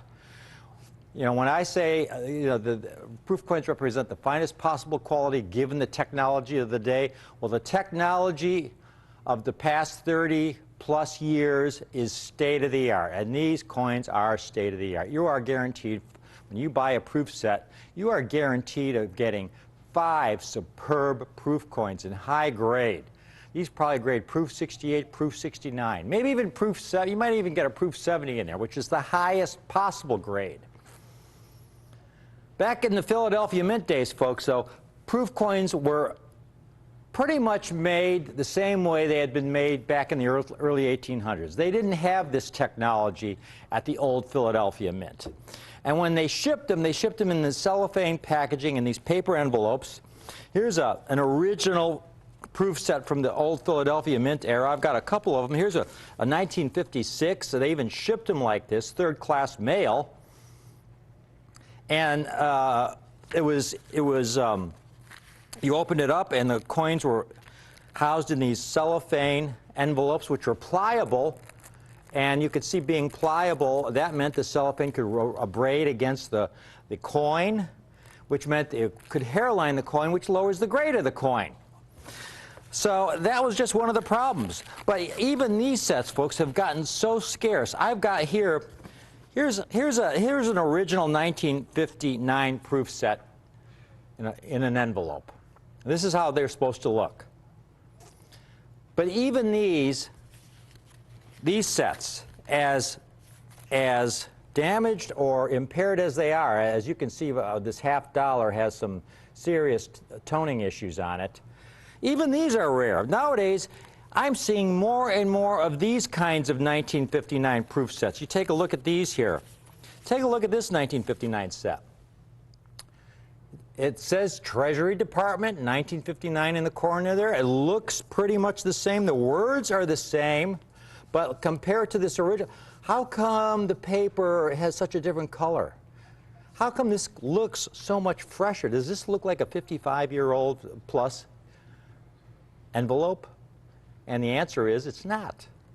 Nowadays, they make so many of these sets, and they're basically counterfeit sets, where they make it to look like an original mint product. And you see these offered a lot on eBay a lot of times. And even the inside, where it's an original 1959 set, has a certain kind of cardboard with a letter that comes with it. And here's the little note that comes with it. But you can even see the toning on the cardboard verifying the age of this material, whereas this counterfeit set has just this, cutout cardboard, which is obviously not a mint product. And then when you get the cellophane envelope, this is easy to see that it's not an original mint cellophane envelope. The corrugating, the texture of the seal around here is not original mint. This is a counterfeit set. Now, why do they do that is the question. Why would they do that? These are actually original proof coins. These are proof coins. But why would they take the time? Why would they take the time to make them into a look-alike set? Well, the answer is simple. Is because these particular coins are very low grade. Now they look nice. They look nice, but I'm going to cut I'm going to cut the 59 half out because it's the biggest coin in this set.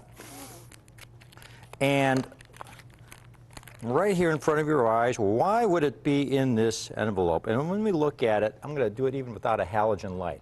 If I could tilt it at the right angle, you'll be able to see all kinds of scrapes in the field that in the envelope weren't really that obvious. Take a look at this. You could see in front of his face, in back of his head, and now I just cut this out of there. Now that is why these coins were encased in these envelopes, because they're very low quality. This is probably about a proof 63. Okay? And the quarter, dime, nickel, penny, they're all the same. They're low quality, and that's what people are doing. They're buying these coins cheap because they're obviously the lowest quality proof coins. They're putting them in this packaging and selling them for, as original sets. So watch out for that. The coins I have are proof 68s. This is an amazing, amazing deal. I want you to take a look at these, folks. This is going to be a short presentation. This is a monumental collector special. Here's what you're going to get. You see these coins. We have to go through thousands and thousands of sets to find a quarter. And maybe, Kim, if we can get just a hand shot of just the 61, I guess. Just pick one up there, 61, 62, 63, or 64. Any one of those, yeah. Take your pick. They're all equally superb. 1 point from the highest grade. But to the naked eye, you look at the close-up, this coin looks flawless. I mean, to me, I can say, why not proof 69? I don't see a hairline or a spot on it. Absolutely superb.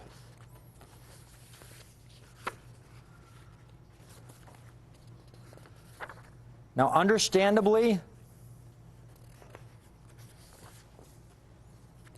you look on eBay,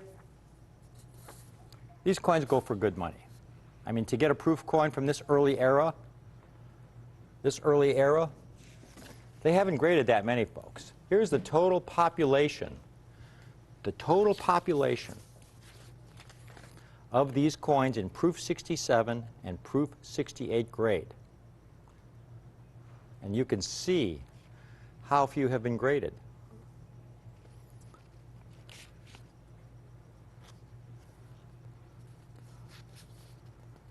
'64, you get an improvement in quality, and there you could see the proof 68 number jumps from 1,300 the previous year to 3,500 for the '64 year. That was the last year these coins were struck at the Philadelphia Mint on a 90% silver planchet. That's the other thing that's important to understand. These are the last of the proof Washington quarters struck on 90% silver planchets at the old Philadelphia Mint. Now, you see a few of these. Here's a '64. You know, I'm searching around, looking all over on eBay for these. Here's one that was in proof 66, the most common date up there. There's one for $61. Here's one in proof 67 in an Anax holder.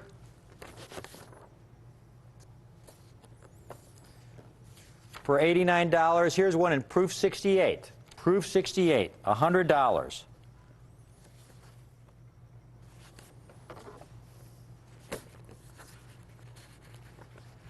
You go to the next earlier date. Here's a 63 in proof 67. Just in proof 67, a tougher date than the 1964. All the dates, the 64 is the easiest of all these dates to get in high grade. 63 and earlier, they get considerably tougher. Here's what I got for you folks. Take your pick of these. Take your pick of these. The 1961, the 1962, the 1963, or the 1964. Take your pick. You can own any one of these. Again, the 1964, you see dealers selling them for $100. 61, 62, 63 might be $150, $200. Take your pick. Again, we do all the work. We find the coins. There are no middlemen here. I don't buy these already graded from some dealer who bought it from another dealer. Okay, we did the work and submitted the coins ourselves to cut out all the middlemen to give you these kinds of prices. This is where we get a lot of dealers calling in on these, because these are, in fact, what you could say below wholesale type prices. But this is my specialty. This is why I write books on it. This is why I'm working on another book on these coins. $35 a coin.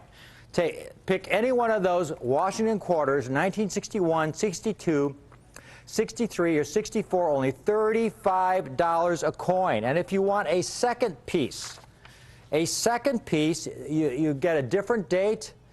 You can get a second coin, a different date, also just $35 a coin. And if you want a third date, get say a 62, 63, and 61. Third date, only $35 a coin. And then if you want the fourth date, say the 64, only $35 a coin. In other words, all four coins for only $140. $140. Now, we get to some of these earlier dates. Kim, if you could show us that pop chart one last time. This is where they start to get tougher. You see, the Mint had a real problem from 1958 through 1964, folks, at the proof facility, when it came to making silver proof coins. And that was the problem of what we call milk spots. And milk spots, we call them milk spots because they're white spots you find on these proof coins, and they come from improper or incomplete washing on the coin blank before it went into the die. All these coin blanks, the silver blanks, went through a soap bath, and they were supposed to wash all that soap residue off the coin. Unfortunately, from 1958 to 64, whoever was working in the cleaning facility wasn't washing all the residue off the blanks, and as a result, a large percentage, in some cases a majority of those silver blanks that went into the die with that soap residue still on the coin, when that die came down with 100 or 200 tons of pressure, that residue was struck into the coin. Okay? We have to show them the pops. Yeah, the pops is what we want them to see. So you look at those dates. The 60, only 1,668 graded in 6.7, but only 934 graded in 6.8. The 58's the toughest, only 771 coins. Now I've got something I'm going to show you really quickly. This is a box. Many of you have seen this box before. This is an original unopened 1958 proof sets. And a lot of times when you hear that, you know, they're not original sets. They're these counterfeit things. But these were original sets. You look at these, they're original sets. And I cut around 15 of the sets open, and every one of the silver coins had these milk spots on them, every single one of them. I'm going to do one right here in front of the camera. I do this every once in a while, and you folks who've been watching my show for a year or more have probably seen this before. And every time I open one or two of these for a presentation, I've opened just about half the sets by now. I have about, looks like about 50 left. And I open it up here, and Kim, just show them, it's easy to zoom in on the $50 here. I just cut this one out. It's easy to zoom on the $50. It's the largest coin. Even through the cellophane, you can see the spots on that $50. Take a look at that. And again, those do not come off. But folks, and here's some quarters from the same group. Here's a 58 quarter that I cut out. Kim, if you want to just take it out there, and you know, one side may look great, and then you flip it over, and all of a sudden you see a milk spot. That side looks, now you do see a spot right there by the rim at around 4 o'clock, but it's pretty small, but that certainly would kick it out of proof 68 grade. But then you look at that huge spot around 8 o'clock on the reverse. Again, those do not come out. That would make the coin about a proof, you know, proof 63 maybe. So when you look at the population numbers, folks, that's the problems you see for those dates 58 to 64. 60, the 60, 59, 58, those are the 3 toughest dates. The 61, 2, and 3 have milk spot problems as well, but they had higher proof mintages, so you have a larger pool of proof sets to find nice coins from. But you get to 1960, and the mintage was about half it was in 61, and 59 is about 500,000 fewer than the 60, and the 58 had less than 1 million. And that's why for the 58, only 771 graded, while the 1956 and the 55 have all about twice as many graded in 68, simply because they did not have the milk spot problem, even though they had lower proof mintages. But those early dates, folks, those early dates are especially valuable. You know, you get the 1955 in any grade, because of the low mintage. It has tremendous absolute rarity, only 378,000 struck. There's one in proof 67 for about $79. Here's one in proof 68, $160. Here we go. So we got the first 4 dates, $35 a coin. The 1961, 62, 63, 64, take your pick, $35 a coin. Now you'd expect the 60 to be at least 50% to 100% more in price. $35 is already a great price. But if you want to get the 5th coin, the 1960, folks, it's also going to be $35 in the entire set. You get it as a set, it will be $175. Okay, I cannot offer it separately because we get to these earlier dates and I have a really limited quantity of some of these early dates you see here in proof 68 condition because of all the issues associated with the minting of these coins. So you get the 5th coin. This is 1960. It's only $35 additional. That's $175 for the 5-coin set. Now we get to the 9-coin set. If you want to include the 56, 57, 58, and 59, 9 coins, you'd expect it to be, well, for each additional coin, at least $70 to $80. I mean, the 58 and the 59, you'd expect, in proof 68 condition, you figure it'd be $200, $250, folks. Again, we did the work. When we do the work and find the coins and we can keep our costs low, we can pass that on to you. We've got the 9-coin set. Are you ready? The 9-coin set, $299 for the 1956 to the 1964. The last of the silver proof Washington quarters in proof 68, $299. And finally, I've got my 10-coin, blow the doors off on this one. I mean, here we come. Nowhere will you find a set of Washington quarters of this quality at this price. This is what Rick's U.S. Coin Show is all about, offering you great numismatic opportunities, folks. How would you like to own the entire 10-coin set for only $32.90 a coin in proof 68? $32.90 a coin. In other words, $329. Call in now. $329 for this entire 10-coin set in proof 68 condition. I have limited quantities of these because of the difficulty of those earlier years. The earlier years being 1960 and earlier in this kind of extraordinarily high-grade proof condition. This is an enormous, enormous numismatic opportunity. Here you have a major series, the Washington Quarter Series. To find these coins in proof 68, to get the entire set for only $329, only here on Rick's U.S. Coin Show. Just absolutely, absolutely breathtaking set. We are so very proud to be able to offer this set, again, through our hard work, through our efforts. This is what we love to do. When we're willing to put in the time to go through the thousands and thousands of sets, when I'm offered proof sets all the time, and most of them, like you see, are garbage.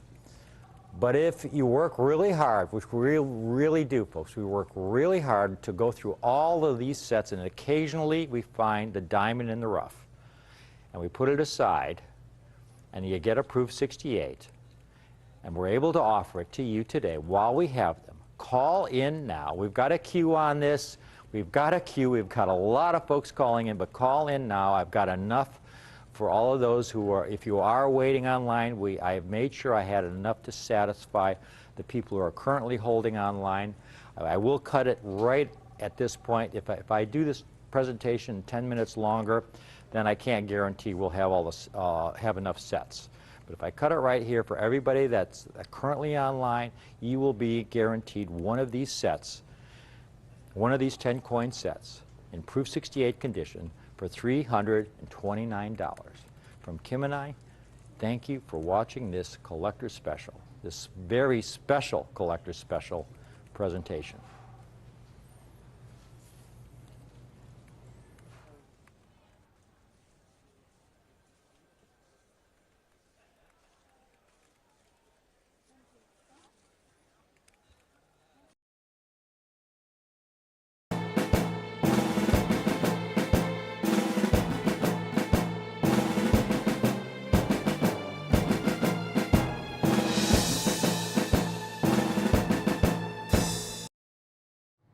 Welcome back to Rick's U.S. Coin Show. If you just tuned in, I had a presentation on some really superb Washington quarters. Exceptional pieces. This next part of the series is only going to be a few minutes long because I have a relative handful of sets, folks. I don't have many of these sets. This is the highest grade I've ever offered these coins in, Proof 69. This is the top grade. There are no Proof 70s from this era. This is the early era in U.S. proof production when they were struck at the Philadelphia Mint using old technologies. You know, Proof 70 is mainly a grade that reflects the technology being used today at the Mint, which is so advanced. To get a Proof 69 from this early era with the technology that they were using, the packaging that they were using, these coins are so rare. But I have a small group of these, and they are so superb. They look Proof 69. I mean, I can't see a flaw on them. I mean, if they ever decide to grade coins in Proof 70 from this era, I have talked to Rick Montgomery at NGC. He said they never will because they just didn't have the technology. Take a look at this set that I have. 5 coins. The limiting factor in this 5-coin set, these are tough. The limiting factor, folks, is 1955 and the 1958. That's why I only have a small handful of these. I have a few extra 1956s and 1959s that I can offer you separately if you just want to swing one coin. But here's 5 coins, all highest grade, and you're going to love the price. If you want to build a top grade Washington quarter collection, now's the time to start. First of all, take a look here. Take a look at those 5 dates there. The 3 key years here are the 55, the 58, and the 59. 58 and the 59 because of all the milk spot issues I spoke about previously. By the way, 1964 was the last year Washington quarters were struck on 90% silver planchets. That was the last year. 65, they had no silver at all. By the last year, though, proof quality increased dramatically at the Philadelphia Mint. Almost 4,000 examples have been graded in Proof 69 for the 1964, of about 4,000 coins. So that's how much better the quality was in 1964 than in these earlier years. And yet, here's a few comps I have for you just to give you an idea. Now, this one is really on the high end of the spectrum for the date. You know, when you go on eBay, you're going to see a full range of prices. But if you shop around, here's one for a top-rated seller where it's only $200 for the 1964. And again, remember, this is by far the least rare, let's call it, the least rare Washington quarter in the silver Proof Washington quarter series in Proof 69, the least rare. About 4,000 examples graded. You get to some of the earlier dates. The 1956, for example, that one with about 1,000 graded in Proof 69. Here's a 56 in just Proof 68. Here's a Proof 68 for $245. Again, this is, I think that's on the high side there, but you know, Proof 68, I think you should get a 56 Proof 68 for $100 or less. Remember, what we have in this set is a Proof 69. Now, one of the key dates, the 1955. The 1955 Proof 68s, just Proof 68s, folks, are you'll see for a couple $100. Here's a couple for, here's one for $199, and a top-rated seller. Here's another one for $200. Here's one Proof 69 for $450 for a Proof 69 1955. While I have these sets that include the 1955, because again, the 2 dates that I've really limited quantities on in 6-9 grade are the 1955 and the 1958. Once I'm out of those, you won't see this set being offered. I've got this set, folks, for $549, the entire 5-coin set. That's $109.80 a coin. Look at that 55. Look at that piece. It's absolutely stunning. No haze, no spots. Every single coin is flawless. Flawless to the eye. flawless under close inspection. It looks like, and here's a coin that's over 60 years old. And it could have just been struck yesterday, and that expression I use, you caught it on a velvet pillow, and you just preserved it perfectly for over 6 decades. Every single coin, the 55, the 50, the 56. And I did mention I have extra examples of the 1956 and the 1959. So if you can just can afford one proof 69, one proof 69. I have some extra 1956s available, folks, where other dealers are selling proof 68s for $99. I have these proof 69s for $99. And a 6.9 is worth considerably more than a 6.8. $99 if you want a proof 69 of this really, really tough date. And there's a 1957. Again, the entire 5-coin set available for only $549. Or even, it gets even better. You can own 2 sets, and it drops down to $539.50 a set. That's $1,079 for 2 sets.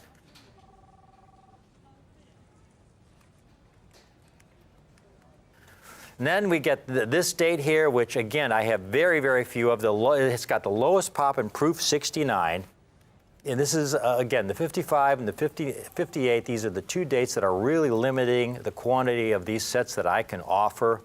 Very, very tough to find without hairlines, without spots. This coin is sensational. It's gorgeous. It's perfect. It's what a proof from this era should be and rarely ever is. Look at the black mirrors. And then the last coin in the set, the 1959. And this is another tough date. But I got lucky, and I have a few extra examples.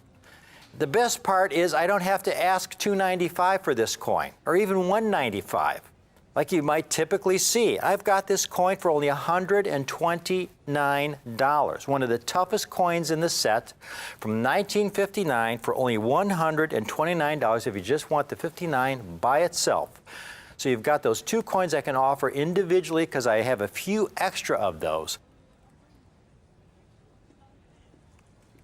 But the real buy is in the complete set, because in the complete set, you get the 1955 and that 1958, those 2 really tough issues, all for $549 while I have them. I really have to emphasize that.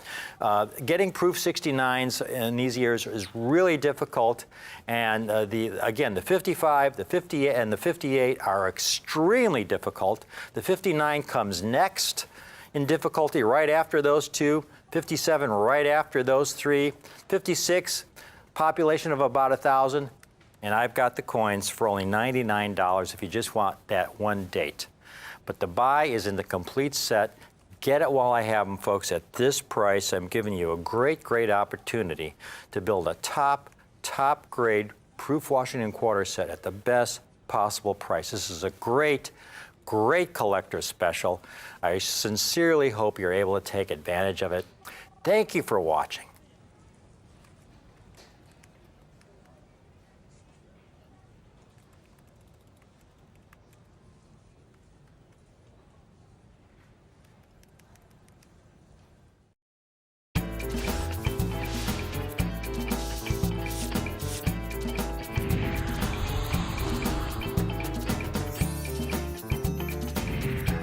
Thanks for joining us here on Rare Collectibles TV. Hi, I'm Rick Tamaska, and this is Rick's U.S. Coin Show.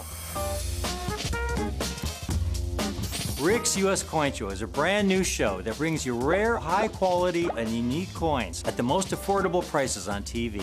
My name's Jack McNamara, and I love coins. We are the Tamaska girls, Kim and Caitlin. Here at Rare Collectibles TV, we know what kind of coins you want, because we're collectors ourselves. I've been collecting coins for over 40 years. I love finding coins all across the country and bringing them to you. Whether you're new to coin collecting or an old pro, we've got the coins you're looking for. After my first book, dealers began calling me the Cameo King. Coin rarity and quality are what matter most to me. Now that's eye appeal. I do love Franklin's and Kennedy's. Rare unique coins. At the most affordable prices. Coins are in my blood. Now that's a beauty. My goal is to bring you the ultimate in superb rare coins. Do you want the best?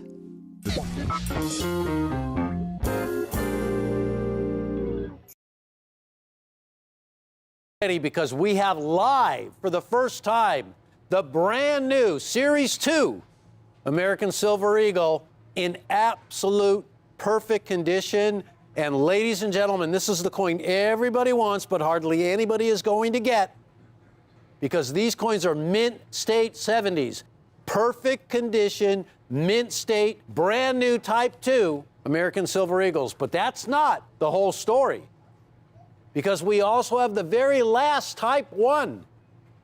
You know, the design that featured John Mercanti's Heraldic Eagle Reverse, which is disappearing in 2021. We have the very last one, also in perfect condition, also in mint state. Folks, what we have here is an opportunity to collect all the transitional issues for 2021. Take a look at what we're talking about, and every single one of these coins are in absolute perfect mint state 70 condition. On the left there, you see John Mercanti's last Type 1 Heraldic Eagle Reverse. That reverse has been on that silver dollar since 1986. Enacted into law as the Liberty Coin Act in 1985 and signed by President Ronald Reagan, it allowed the United States to issue a brand new silver dollar, which the world has taken to, which has become the most collected silver dollar the world has ever seen. This is a special year because that reverse that you just saw is going away. It's being replaced by a brand new Type 2 reverse. You see it right there, created by Emily Damstra, modeled by Michael Gaudioso.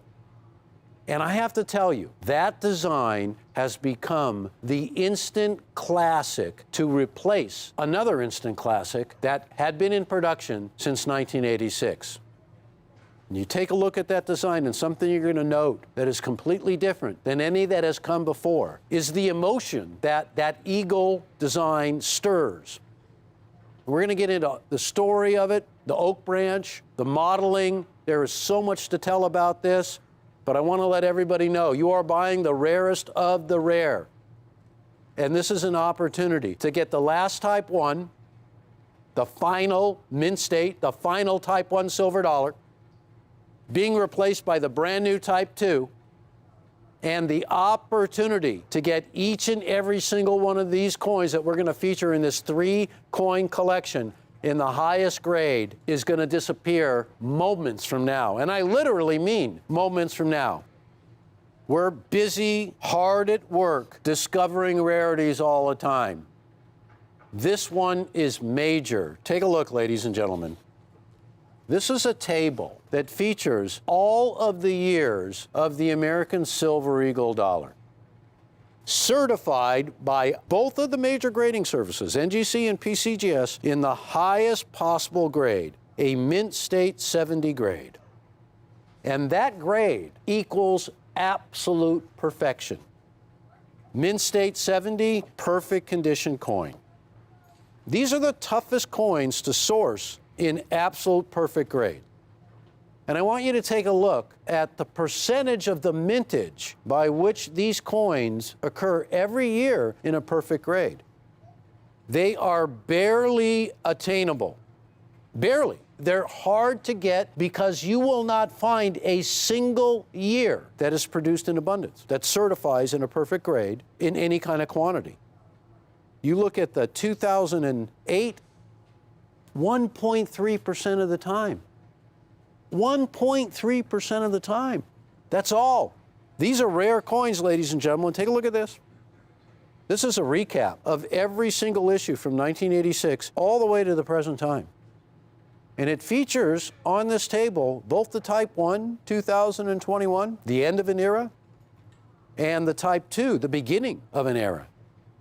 We have loads of collectors who are attempting or who have collected the entire series of Type 1s in the highest grade attainable, Mint State 70. And you can see what a chore it is and how difficult it is to accomplish it. Now, I want you to take a look at the end result. The average by which these coins grade in a perfect 70 throughout the entire series is not even 1/2 of 1%. A real brief history, because we have a lot of collectors who are watching this show for the very first time. They've never seen an American silver dollar. They've never seen the American Silver Eagle dollar. But here's the opportunity. Created in 1986 by the United States Mint, issued every year. Collectors from all over the world have gravitated to this silver dollar because it is the largest silver dollar the U.S. has ever struck, larger than a Morgan dollar. The purity of this coin, well, it's absolutely pure. The weight of this coin, unlike any other silver dollar that came before it. And because of the design of the obverse, which was originally made famous in 1916 by Adolph A. Wyman as the ultimate design of the expression of liberty on an American half dollar, produced from 1916 to 1947. In 1986, when John Mercanti began work on a new version of an American silver dollar, the obverse was chosen because of its dramatic representation of liberty, one that had never been seen before. John Mercanti was privileged to work on that obverse as well, to detail it in such a way, to give you detail of the coin that you would never have seen on an American half dollar, no matter what grade, even the highest grade. And the reverse originally paid tribute to the heraldic eagle reverse of the early American silver dollars. And that coin became an instant classic. And we have loved it, and it is now retired. And what you are seeing there, ladies and gentlemen, is the very last one and the very final opportunity. But as we move down the road, we see the coin that is replacing that reverse. Now, the obverse will remain. Adolph A. Wyman's classic allegorical design of liberty is not going away. It's been updated by John Mercanti, and it remains the classic obverse design of this coin. But replacing his reverse is a brand new design that begins the Type 2 era. And that design that you see right there is done by an artist by the name of Emily Damstra. Emily Damstra was part of the Artistic Infusion program. And she submitted designs to that program with 39 design entries. Hers was chosen out of 39 entries to become the new reverse for the American Silver Eagle dollar. As far as credentials, she's actually designed more than a dozen coins for the Royal Canadian Mint, and actually over 40 designs for both the Royal Canadian Mint and the U.S. Mint.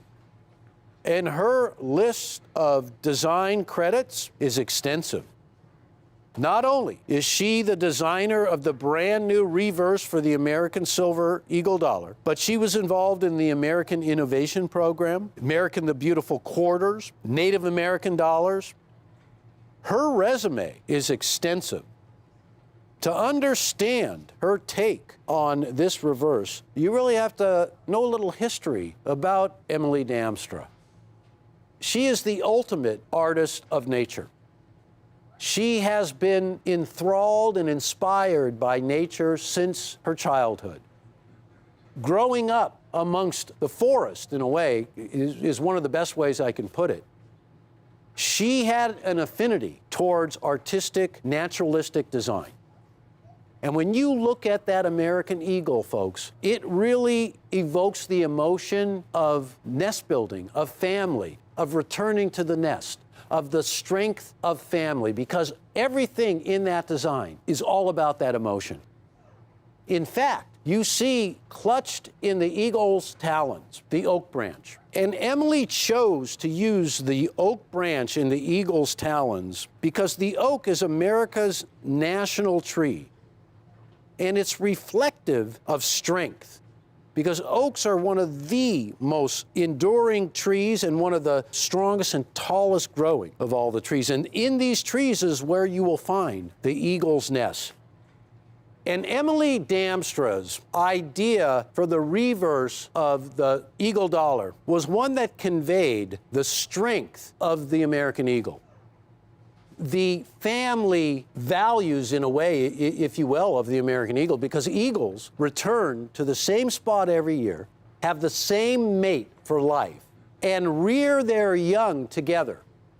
The strength of the oak tree as America's national tree is evident in that single lone oak branch clutched in the eagle's talons. And the story of this design is one of the eagle coming in for a landing, building the nest, protecting the young, and enriching the family.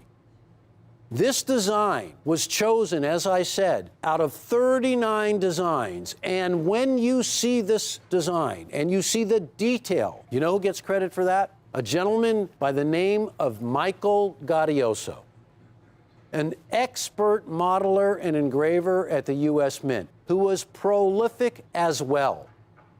In fact, when we look at all three contributors to this set, we find John Mercanti, the most prolific of all of the Mint designers who ever had the privilege of serving at the U.S. Mint. Joining the U.S. Mint in 1974, becoming chief engraver in 2006, just the 12th chief engraver, and retiring in 2010. And his contributions to the U.S. Mint's coin catalog are extensive. Emily Damstra, she has contributed as an illustrator of science and as a naturalistic artist for all of her career. Between the Royal Canadian Mint and the U.S. Mint, she has contributed over 40 designs. And Michael Gaudioso is the modeler who has brought to life the design of the new Series 2 of this American Silver Eagle dollar. And I have to tell you, ladies and gentlemen, this is a magical moment in numismatics. And I'll tell you why. We now have these coins live and ready to go. For all of you collectors who have been waiting for this event for the last 2 years, since the U.S. Mint announced that Mercanti's reverse would be retiring and the search was on for a brand new reverse to grace this dollar. And the Series 2 is now born with the issuance of these brand new coins. Now, in this set, we are featuring Emily Damstra in the exclusive label, graded by PCGS, a Mint State Perfect 70 grade. The hardest of all of the options of the American Silver Eagle to source in a perfect grade are these Mint States right here. Every single one of them is tough to get in a 70 grade. They simply do not grade a lot of these coins.